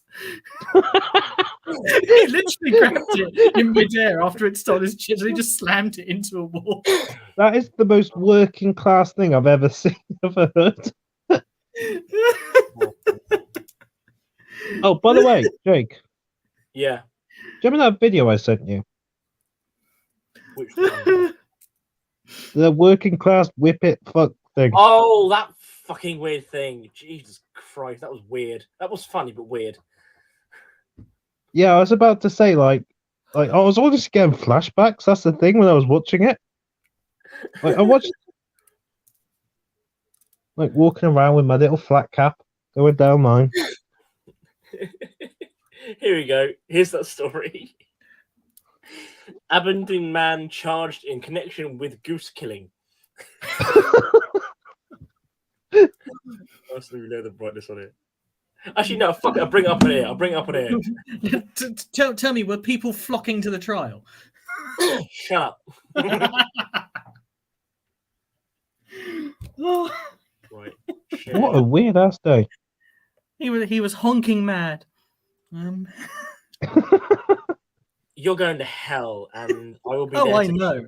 Hell's where all the interesting people are, anyway. Right. Can you all see this? Oxford Mail, yeah. Abingdon man charged in connection with goose. It's a Canada goose as well. Racism. Like, oh, let's show a picture of a goose because we might not know what that fucking is. Well, to be fair, people are stupid. Police, goose, crime, goose. I would like to know how that arrest goes. You know how I have to do the caution. I'm arresting you for breaking the anti-goose murder law of 18 whatever. Oh, yeah. Wait, Yeah, I thought, wait, You do not have to honk anything, but it may harm your defense. Stop resisting. Like, yeah, here we go. Mark. wait, so who got arrested, the goose or the man? Hang on. Mark Flintham, 54, but of no fixed abode, so basically homeless, Yeah. has been charged with one count of causing unnecessary suffering to a protected animal. Canada geese are not. They should not be a protected animal. They're horrible.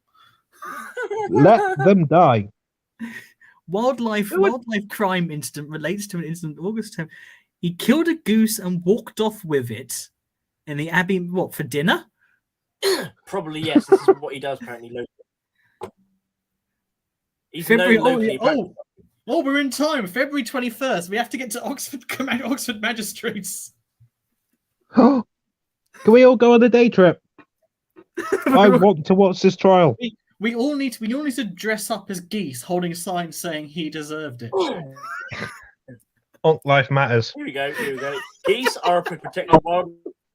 The clown world meme, just the clown world meme, but as a goose. Honk.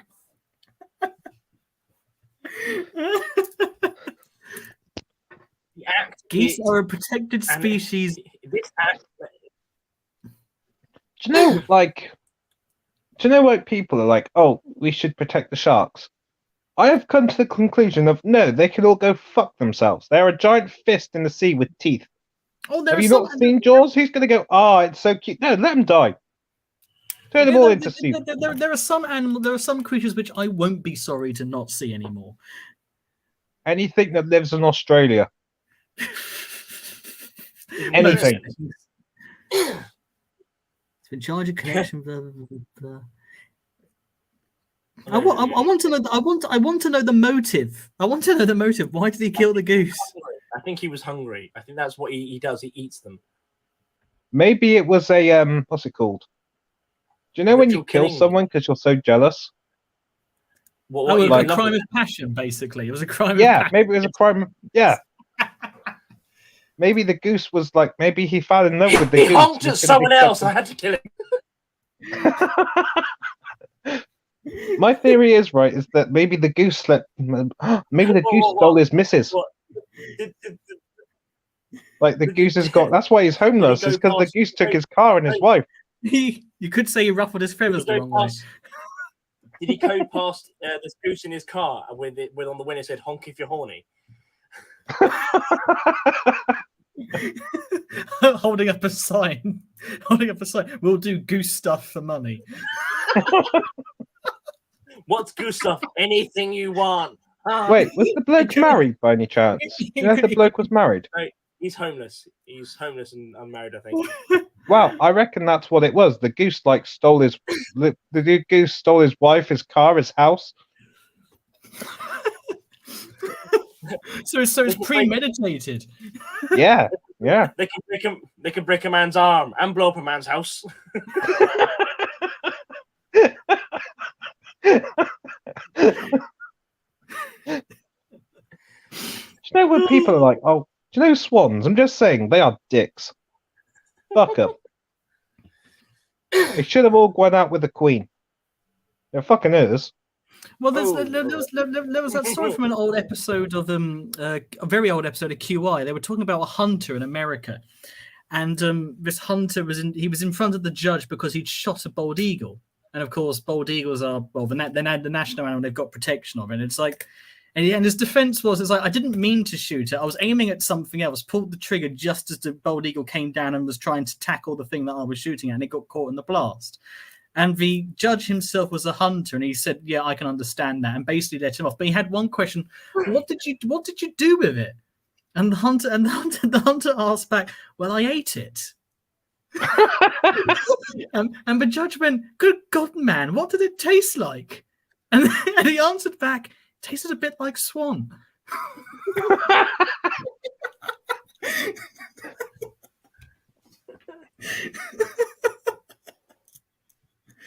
Do you reckon? Do they print King Charles? Do you reckon when he gets hungry, he just sort of helps himself to a bit of swan? Well, Just like probably. the whole neck.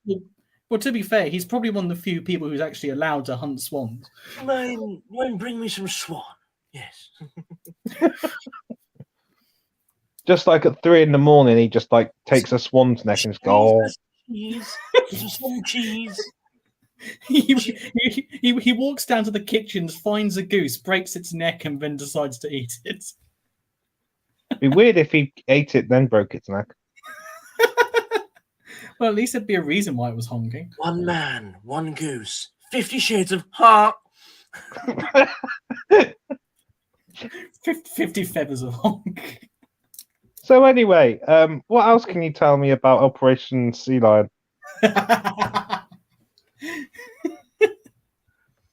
Operation Lion Goose. Part of the British defence involved thousands of geese. Honestly, I couldn't think of anything more fucking frightening. That's it. He was actually a German spy. He was trying to destroy the command structure of the geese. Hans, we've landed on South Coast. Oh my God, what is it? Oh mein God, it is uns cowbird. The Valkyries have arrived. Strap a couple of Mills bombs to the geese. Yeah, but you got to remember though, geese are arseholes, so I wouldn't be surprised if they were all fascist. Well, yeah, they are arseholes. Like, I'm just saying, there's a reason it's called a goose step.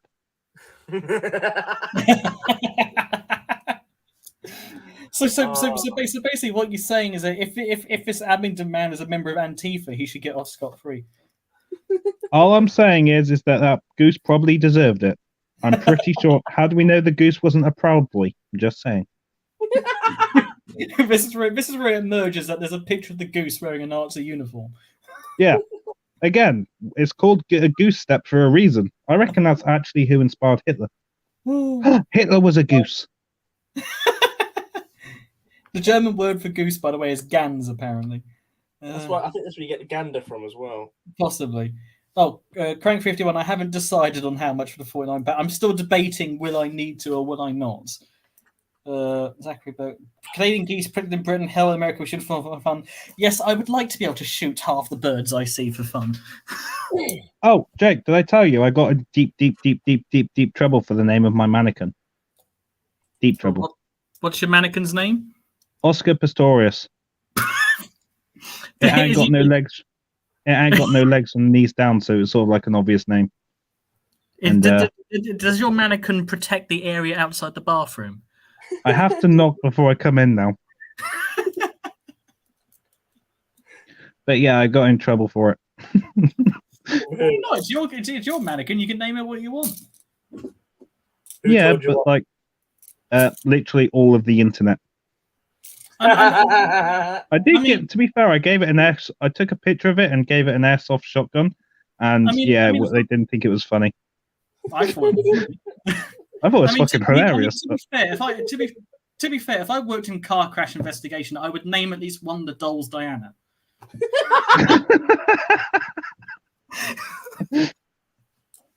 Oh, have you heard?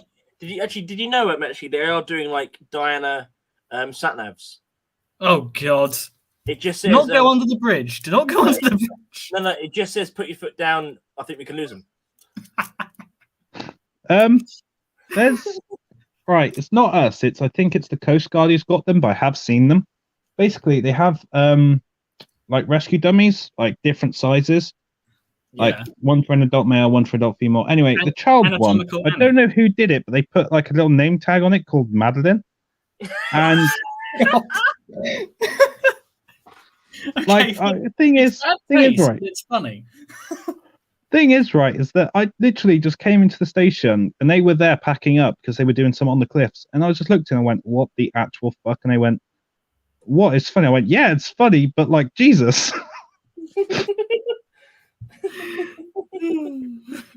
Please tell me the mannequin said "Made in Portugal" on the side. I think that's why they did call it that. Have you actually heard though? She's actually won an award. World's best hide and seek champion. Yeah, she beat Saddam and Bin Laden. No, she's currently in a tie with Bigfoot. Well, do you know the reason why they spent so long trying to find Bin Laden? Go on. Why? Because he was hiding in the set of Hollyoaks for so many years, no one thought would look there.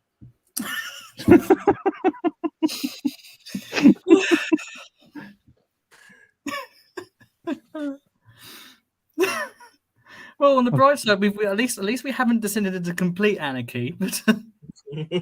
We're not far off, and I didn't do it for once. We are in the 5th hour of the live stream, so I suppose it was going to get away from military at some point. I started the stream at fucking 6 o'clock. Did you? Jesus. Yeah, I did. Yeah. Oh yeah, I was there. I forgot. By the way, why did you message me like 2 hours later and just say I'm live? Like, yeah, I know, I'm watching it. Like, I'm talking to you currently. I sent it to you just as you joined the live stream. I was like, oh fuck. Yeah, I only got it like an hour later, like 2 hours later. Oh, that's fun. Like, I could tell it sort of says on YouTube, it's like Jake Brown's live. That was kind of a giveaway. Yeah, I got that notification as well. I sent it at 3 minutes past 6. Okay. Oh, did you tell Levi about my genius idea on WhatsApp? Oh, what, your massive narrowboat that's sunk? No, that's the German invasion fleet. Anyway, basically, no. Hold on a minute, Hans. I've got a great idea. Basically, right. What I did is I changed my name to Babe Station. Oh yeah, I remember now. Yeah. And changed my picture, and then literally all I knew, because I know for a fact that it would get my cousin in trouble because he his ex is a psycho, and it worked amazingly. You just changed. I am very okay. I'm not sure I get that one. I'm afraid. So when because it Alex messages them, it will come up as Babe Station. You got a message from Babe Station, and I just not gonna lie, I am big brain. Well, I remember seeing it was one of these Facebook short things, etc. Someone looked around their car and they found one of those AirPod tracker things. Oh yeah. Oh, the Apple. Yeah, it was hidden. It was hidden in an old sock, basically, and the caption of it was my ex is following me. So what this person did is that they attached it to their ex's mother's car. and then it showed the WhatsApp messages later. Were you around where my mum works? Are you following my mum? It's like, maybe. What's it? God, when was it? Basically, I used to hang out with a load of stoners, right? and I can't see how to hotspot them. So what I did is I changed my hotspot name to Police Surveillance Fan Number 2. And like for half an hour, they were there just staring out the window, me going, oh, that might be them. Oh, plane closed. And I shit you not, like happiest 2 hours. No, it was like all day. It was the best day of my life. It was funny as hell. By the way, Jake, you're being asked, what's your favourite medal or medal set? Iron Cross. Which one? The Knight's Cross with oak leaves. Nice one. No, personally, I quite like the World War I trio of the Mons Star, well, the 14th Star, and the Victory, and then basically General Service Medal for the war. But that sort of that three trio, I think, is actually quite nice. By the way, have you guys ever heard of do you know Corporal Jones from Dad's Army? Yes, Clive Like, Dunn. Don't panic. No, it's in the character. They did so much research into him and like the sort of. Oh, you watched that episode too? Yeah. It's medal set which he wears. It actually is. Like they actually wrote a whole bloody story about it. Yeah, it is correct for what it's done. It's very good. Yeah. Like the amount of detail they went into, it's bloody amazing. And obviously, and on the side of that with Arnold Ridley as well. Like I'd known about Arnold Ridley, for example, who played Godfrey. I'd known about his first war service. Oh yeah, Godfrey. He was an actual World War I guy who served in the Home Guard. Yeah. So he tried to join up in 1914. He wasn't allowed to due to an injury he suffered during rugby.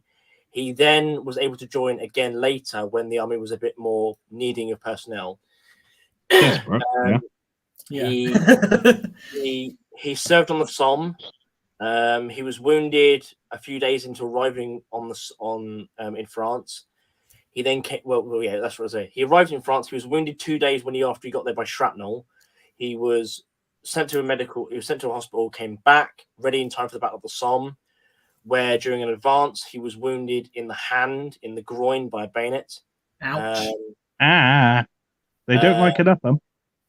Yeah, he was wounded in the back by shrapnel and other things as well. And then he was eventually invalided out. Medically discharged, went home.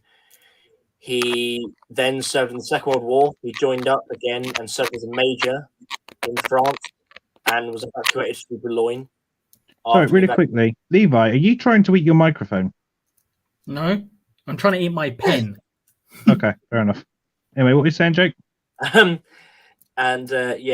he joined the army again in 1940, or 39 even. Went to France as a major in 1940. Was evacuated through Boulogne. Whilst during the evacuation, he was wounded in the back by shrapnel again. Jesus. And then he was basically medically discharged again. And then he joined the Home Guard. And then after the war, he basically became like an actor for a short while immediately after the war. Then he became a playwright and wrote like a lot of different plays, like went on like Broadway and went on like West End and everything. His most famous one was a play called The Ghost Train. It ended up being made into like 3 separate movies and show over. Wait, that was him? The Ghost Train is Arnold Ridley, yeah. Oh. I never knew that. Yeah, he wrote it. At this point, I'm thinking more along the lines of, thank God the metal detector wasn't invented until a long time afterwards, because he must have set off every airport alarm that he could. He's got shrapnel all over him. But and he couldn't, because he got bayoneted in the hand during the war, in the First War, he couldn't hold stuff very well in his right hand. His left hand, I think it was. Yeah, that's why during the production of Dad's Army, he ended up being the medical, the first aider, because he couldn't carry a rifle very well. Yeah. Bear in mind, he was 72 when the series started. Yeah. Before most people. So I think is Ian Lavender still alive? Because I think he might be the only one. He might be the only one who's left from that cast then. And Frank Williams, I think, is only just passed away. Who played the vicar? Who I met. Really? The Yeah, Cool. I met him. Yeah. the bald vicar or the other guy with the No, not the bald vicar. The vicar, not the verger. Verger, that's the name. Verger. Yeah, Frank Williams, the vicar. I'll tell the I vicar. wonder- You'll be very cross, Mr. Manring. I'm just curious. Does anyone know what happened to the props that they used? Because, like, I imagine a lot of the military. They're probably stuck in a BBC warehouse somewhere. One of the rifles is owned by a friend of mine. Really? Oh, lucky. Yeah, it's got BBC from the production of Dad's Army. That's Nice. cool. I meant, like, I wonder where the van is. Because let's face it, that's an icon. It's in Bewley, I think. Motor Museum. Oh, thank God. I was hoping it was preserved. Because, like, I really was hoping it was Well, preserved. in addition to being a historic vehicle, it's actually got a historic mystique around it. Yeah, exactly.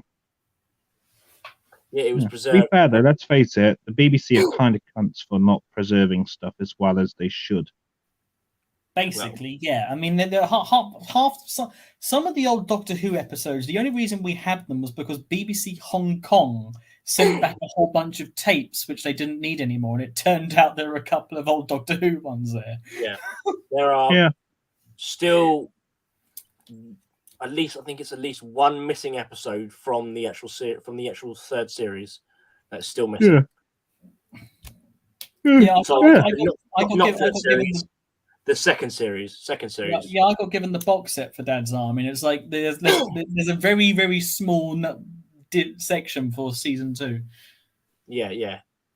Do you know the steamroller they used in? I can't remember what the episode was called. The actual, do you mean in the movie or in the episode where there was a convoy? All the harvesters gathered in. No, the episode where they had basically they were guarding a communications cable, and I can't remember what the episode's called.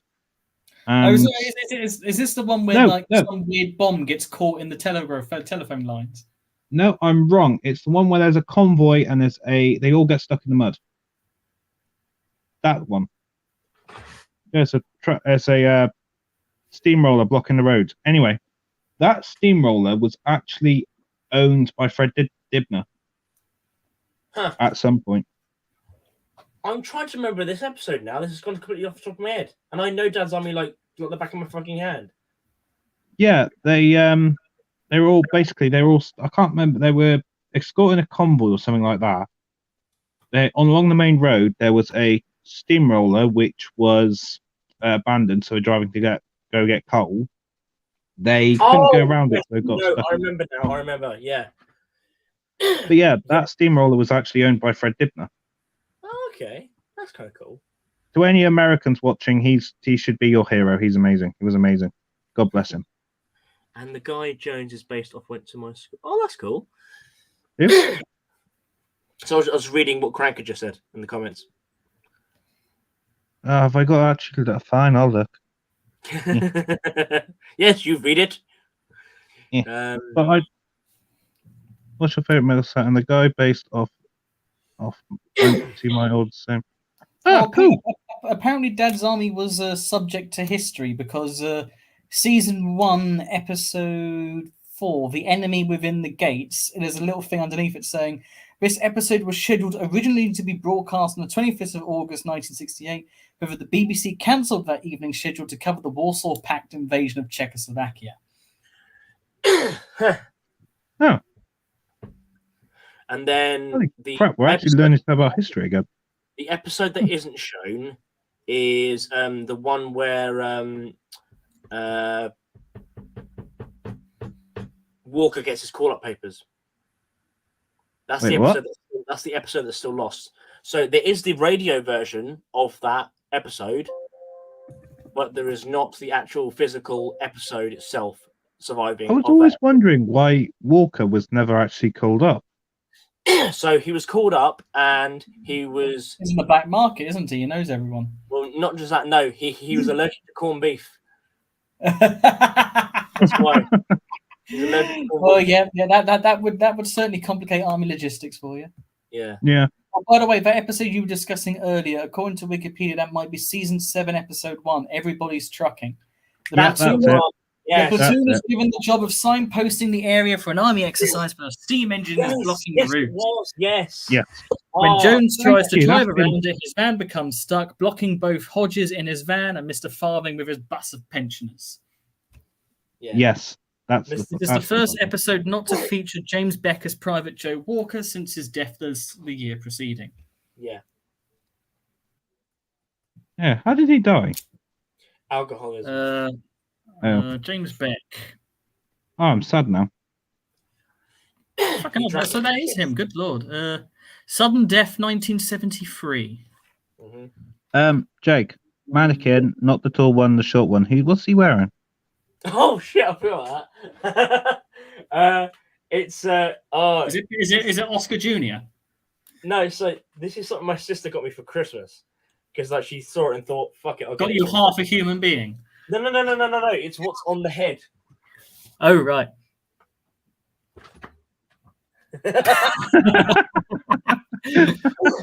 This is Carl. Yeah, I was looking and going, what the fuck is that? It's Hamster Hamburger. I meant to move this for the live stream, but I forgot. Yeah, this. I is saw Carl- it and I was like, what? This is Carl the Burger. I mean, fair play. It's cool because it says it there.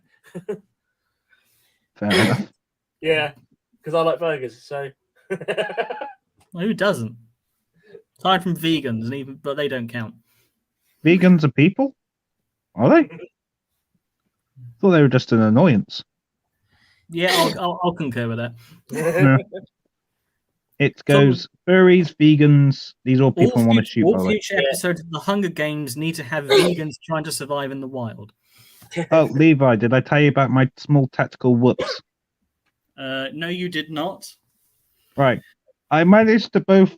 Right. Basically, I knew someone and we sort of got together and I was like, oh, yay, finally a normal person. Then about 2 days later, I was like, fuck, they got a persona. Fuck. They've got a persona. Yeah, I fucked up. Yes. Were they Gary by day and Obersturmbannführer Gunther by night? No, they're more of the fluffy kind, weren't they? Oh god. Why me? Argentinians. Why me? Why can't I just be happy without having a load of people want to be dogs in my life? Sorry, what type of furry was it? I don't know. I'm too scared to ask. Like. What if They it's said, a horse, "Oh, do I see then my you can break his persona?" leg No, and I then you don't. can put him down. Pardon? If it's a horse, you can recreate the pentathlon. Oh yeah. Well, then Even even those other they might say they're a furry and they're actually like a pantomime horse. If Wait, hold on. if they are in the horse space, what you do is that you get a horseshoe and you just nail their foot. I'm just saying, if they are in the horse space, I could really use some glue. line towards the canal. You can lead a horse to water. Right, hold on. I'm actually messaging him now. I'm going to say to them, if you have got if your persona is a horse, I do need some glue. Oh no, Boxer from the Animal Farm. What you need is a big tent and a bolt gun, like at the Grand National. But That's depressing. Crank said, and the lost episodes have been remade. Yes, I watched it and it was awful. Wait, what? They should They like found the honestly, script and basically all the Dad's Army remakes I've seen, I have absolutely despised. Oh, agreed. The movie was freaking terrible and should never be seen in daylight, nor by children. And the Lost Episode remake wasn't as bad as the movie, but it was still not right. It just felt really off. I don't know what it was. Like, it just wasn't saying.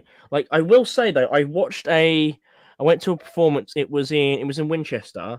It was these two blokes who did all the voices and who basically redid several of the episodes. That was really good. That was really good and very funny. Actually, But- come to think, if you're doing a remake, of those lost episodes today, would you get away with it? Because somehow, like, I see people making a hullabaloo about Fuzzy Wuzzies and all the rest of it that happened. Well, it was they recreated the episode that was still missing. Yeah, but if Jones is in it and he ever mentions Fuzzy Wuzzies, then well, it was Leave a disclaimer. Just be like, yo, the script was written in 19 whatever. well, Disclaimer. It's gonna be a little bit racist. Disclaimer, Disney old have already- veteran fought at the Battle Disney of have already got- Omdurman. Disney have already got disclaimers on bloody Dumbo, for God's sake. Look, For what? Yeah, but the crows, you got to Discrimination admit. against people with big ears. no, it's because No, the crows, the and some crows. other things, and the scene with Oh. the prisoners. I will give them to Disney. I do think that should get a disclaimer because, like, the crows are just straight up racist. But at the same time, if there really was an issue with it, they wouldn't have it up on the platform. But they don't care because they're making money. So Exactly. it's veiled bullshit. No, I agree. I understand. What I'm saying is I understand why they did it, but yeah. Personally, I don't think there should be a disclaimer at all. History is history, whatever. But anyway, Yeah. Zachary Burgard, I fully condone that statement. What statement? me wearing a Soviet paratrooper Barra sees a furry, racks AK with malicious intent, unquote. Hey, I've got to admit, right? So, do you know furries? I've got to admit, I will give it No, to I them. don't. They are not helping their own case. Like, so Yeah, I wouldn't it's normally. I rare wouldn't. that people do. Normally, I'd sort of roll my eyes and go, "Oh God," and that would be at the end of it. But let's face it, the amount of just cringy crap that goes on, it's just, they're just not helping their own case. Actually, you're whoopsie. Was it not actually a horse furry costume? Was it a goose furry costume? leave your horny. I was going to I say. wish Devin was here right now because I'm pretty sure they like masturbate over these. Our inner live volunteer arrested under animal rights law. Oh, what was I going to say? Yeah, so fun enough, when I went to see that live performance in Winchester of those two blokes doing all the voices and that and doing like, I think they did 3 separate episodes. It was really, really funny and they're really, really good. And like their impressions were so spot on as well. Of like, especially the Verger, it was really, really good. But do you know who I bumped into when I was there, Levi? Jake Brown, No, the Ian real Madden. Jake Brown. no, the final East Germans of the group. Oh, of East. Oh, yeah. Yeah, I bumped into them. That was really bizarre. It Wait, was just, what? Oh no, you won't know him. It was just this group of people who were in the group I'm currently in. Officially. Officially, unofficially, no comment. You're gonna make some communists cry. Don't be mean. No. They're well, I don't really know their leanings really, but they're like the two lads are all right. I'll just say that. Fair enough. Fair enough. Yeah, I'd still thing is, right, is that coming in from this is a really, like, let's face it, I don't know fuck all in comparison to you two. Well, it depends. You seem to know more about furries than me, so. And trains. It's bugging me on that you train called them. tracks. Brilliant. Can we get a playthrough of Alice playing Choo Choo Charles? Well, no. What Alice needs to do is Played it. It's fucking amazing. Alex, Although what you need to do is get a piano, what's it, like the flat sort of like wicker hat things, like a red and white striped suit, and just play as they're like the train's coming and the ferries are tied to the railway. Dun, dun, dun, dun, dun, dun, dun. Just saying though, Levi. Genuinely, if you want to, one thing that bugs me is that I recommend, well, with Choo Choo Charles, when you get time, look at Sodor Fallout, in particular Oliver. Actually, Jake, you've got a computer. Okay. Sodor Fallout. Sodor Fallout. What, Yeah, is it like was it like a nuclear apocalyptic Isle of Sodor? Yeah. I am actually on my laptop this time round. So Yeah, look at there's Oliver. a whole wiki page about it. Yeah, it's brilliant. But yeah, Oh, don't God. judge me. Okay, Jake. Basically, it's Thomas the Tank Engine meets Chernobyl. Yeah, it's brilliant. It is good. Oh God, James has got 3 mouths. You seen Thomas? 3.5 eyes. Oh, Toby's got another bloody. Toby's Thomas, got you're a PTSD. very creepy engine. But yeah, look at Oliver. Oliver. Thomas went down to the plutonium yeah. dump Duck today and to Oliver, see yeah. James. Pardon? What's that, Levi? Yeah, that's basically Thomas. Choo Choo Charles right there. Well, that's where Thomas is he won't admit it, but that's literally where he got the idea from. And like, it bugs me that he won't just be honest about it, because like, Well, it's quite he's possible he could have had Convergent Evolution and just thought the idea himself. yeah. Thomas. Oh Thomas God! Oh is God! a Sorry, very have you naughty read the comments? Have you heard about the American guy who killed a furry because he was still hunting and he was dressed as a deer? Yes, I have. That was fucking brilliant. That is brilliant. The guy was deer hunting. A guy was dressed as a deer. Shot him. He didn't get shot. to be fair, if you're going to hunt a deer on a hunting area and you dress up as the deer, you are asking for trouble. Dumb ways to die. So many dumb ways to die. Hang on, Crank 51. Were they the weird guys who go Swiss and German? Are you talking about London Living History Group? Because we're the only group that do Swiss Cold War. Wait, you do what? That's cool. There's I'm gonna Alice- read the comments. there's- Talking Alice- about Alisodo, Thomas was a very naughty engine. He's been sipping the plutonium all day. Alice, The fat controller said, "You have many eyes, Thomas." Alice, so there are 2 groups in the UK, to my knowledge, that do Swiss. I'm in one, and we're partnered with the other one. One does one specifies World War II Swiss. They're called Verhafte Schweiz. Yeah. 212, I believe, is the number. Their And, reenactments must be really boring. Just like sitting on a fence watching the British and Germans fight. we get a whole bunch of people coming up to us and asking, "Are we German?" Which never. And Which asking, does no, somewhat- but look at these cuckoo clocks. I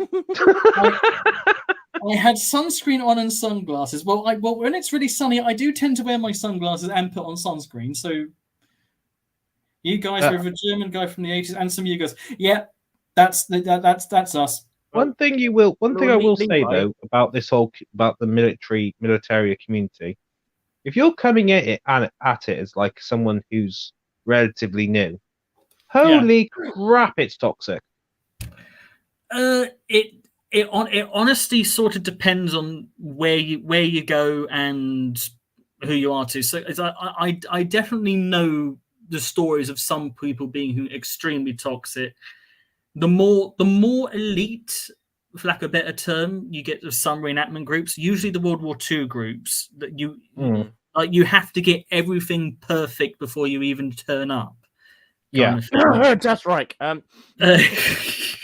No, I'm not going to mention anything. Thing is, right, it's like I'm more than happy to ask, say, you or Jake a question, even if you probably go, that's basic stuff. And I'm guaranteed an actual fair answer, but there's also a lot of people who would just look at me and just think you're a fucking idiot. I'm just like, fuck you. You're not making me want to learn. Hang on, Crank 51, was this a military odyssey? Because I'm just thinking German, Yugoslav, and other guys all together. That sounds like when we did our last military odyssey. There's another reason why you wear lots of sunblock and sunglasses, because your people do have a tendency of combusting. Well, we come from the Holy Land. We're used to the sun, yes. Is that so? Snow? I don't get right. You know what I don't get right? Yeah. Right, so Jewish people, they go into a shower and they end up being burnt alive. I don't understand that. I will say, there's a great great bit from Rowan Atkinson when he did stage show when like he's like the devil. When he's the devil. He's like, I'm And sorry. finally- Yes, the Jews were right. And finally, Chris, atheists, you must be feeling a right bunch of nitwits. If all the adulterers like to line up there behind that small guillotine. And my best one when he goes for this, he goes, "The French, are you here? Yeah. Please come down here and stand next to the Germans. I'm sure you've got lots to talk about." I think my I kill favorite one. somebody if I classify themselves as a. Well, to be fair, Are you fucking kidding me? If self-identity is legitimate and they identify as a deer, then that means they're not human, which means Well, human law does not. We're going hunting in Scotland. Hey, my pager going off. Oh. Your page is going off. Is there another lifeboat in trouble? Shh. Yeah, has it gone off or is it just on charge? All right. All right, thanks. Right, basically, when you put it on charge, it makes a bleep bleep noise, and I just wasn't sure if that's me being called out or on standby or something. It's just where it's just put on charge. Sorry, I'm back. Yeah. That's right. Zachary, I'm part Jewish too. I mean, my name is Levi, so it's Livy. My heart. It's the part where it's the part which robs you. Hey! As long as the joke's funny, I'm happy to take it. Okay. I think one of my favorite heaven jokes though is probably also we're talking about hell but heaven is by what's his fucking Dave Allen. And basically there's a gentleman, he goes to heaven and he gets greeted by like Gabriel or whoever it be at the gates of heaven. He goes, would you like to have a look around heaven? And the guy and the gentleman says, "Oh, I would actually, yes." So they go around and say, "Well, here are the Muslims, here are the Jewish people, here are the Anglicans, here are the Buddhists," and the gentleman goes, "Why is there this big wall here?" And it was, well, on the other side of the wall we have the Catholics. And he goes, well, why are the Catholics on the other side of the wall? And the angel was like, shh, they like to think they're the only ones here.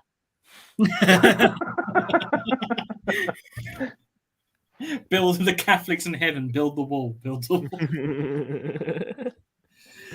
It's like, have you heard the God? It was an old Soviet joke about hell. Yeah. An American and a Soviet get sent to hell.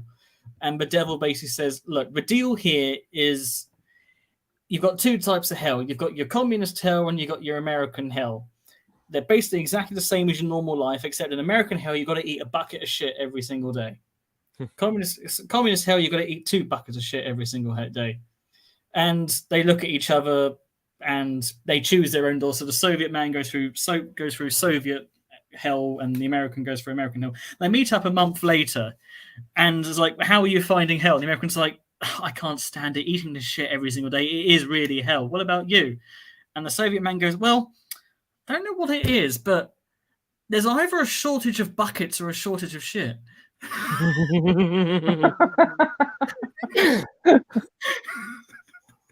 Holy crap, there are actually people in the comments for once. Yeah. I practice a Germanic religion. What's that? Destroying furries in the furnace. Furrageddon. Wait, hold on. Germanic religion. The Furminator. Paganism? I just thought that and assumed paganism. No, Exactly. I like them. The Teutonic Order. Yeah. The Holy Hey, Roman Empire. remember, Jake, if ever you're in danger or, like, you know, you break your leg, don't take a first aid kit. Take a rock.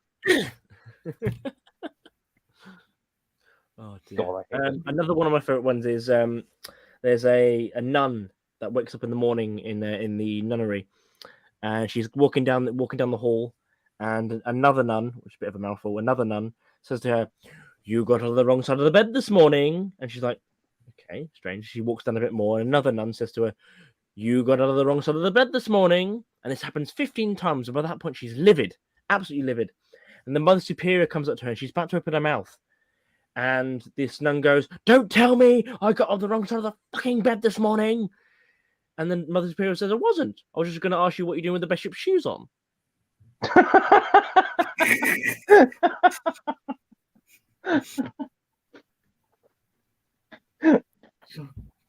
Oh God! Sorry. On the neutrals Discord, they're continuing without me. Put it that way. All right. Apparently, they've been sharing this picture of a T-shirt, which is a picture of the Kennedy motorcade with the quote, "You miss 100% of the shots you don't take." Oh.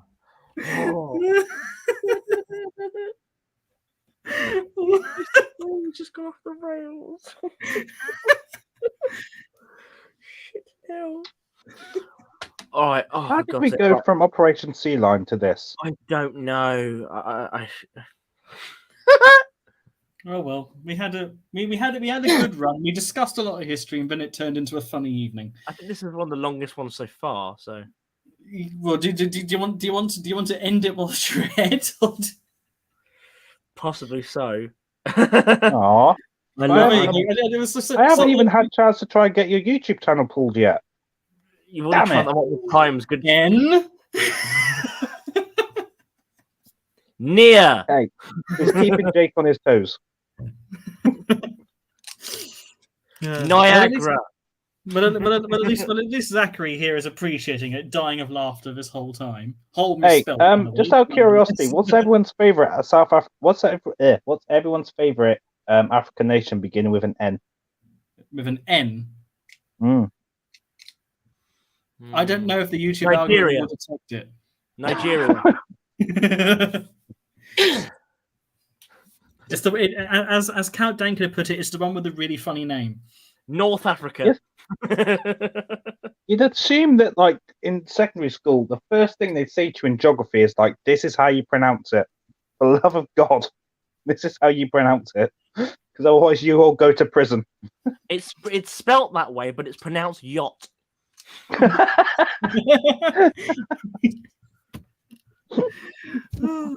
It's like freshly mangrove. That's how it's pronounced. It's like how do you pronounce that country that is just, what was it? Is it south or yeah? I think it's just south of Serbia. No, it's at the back of the bus. No, sorry. You know, if you think about it, black people are always the coolest because they always got to sit at the back.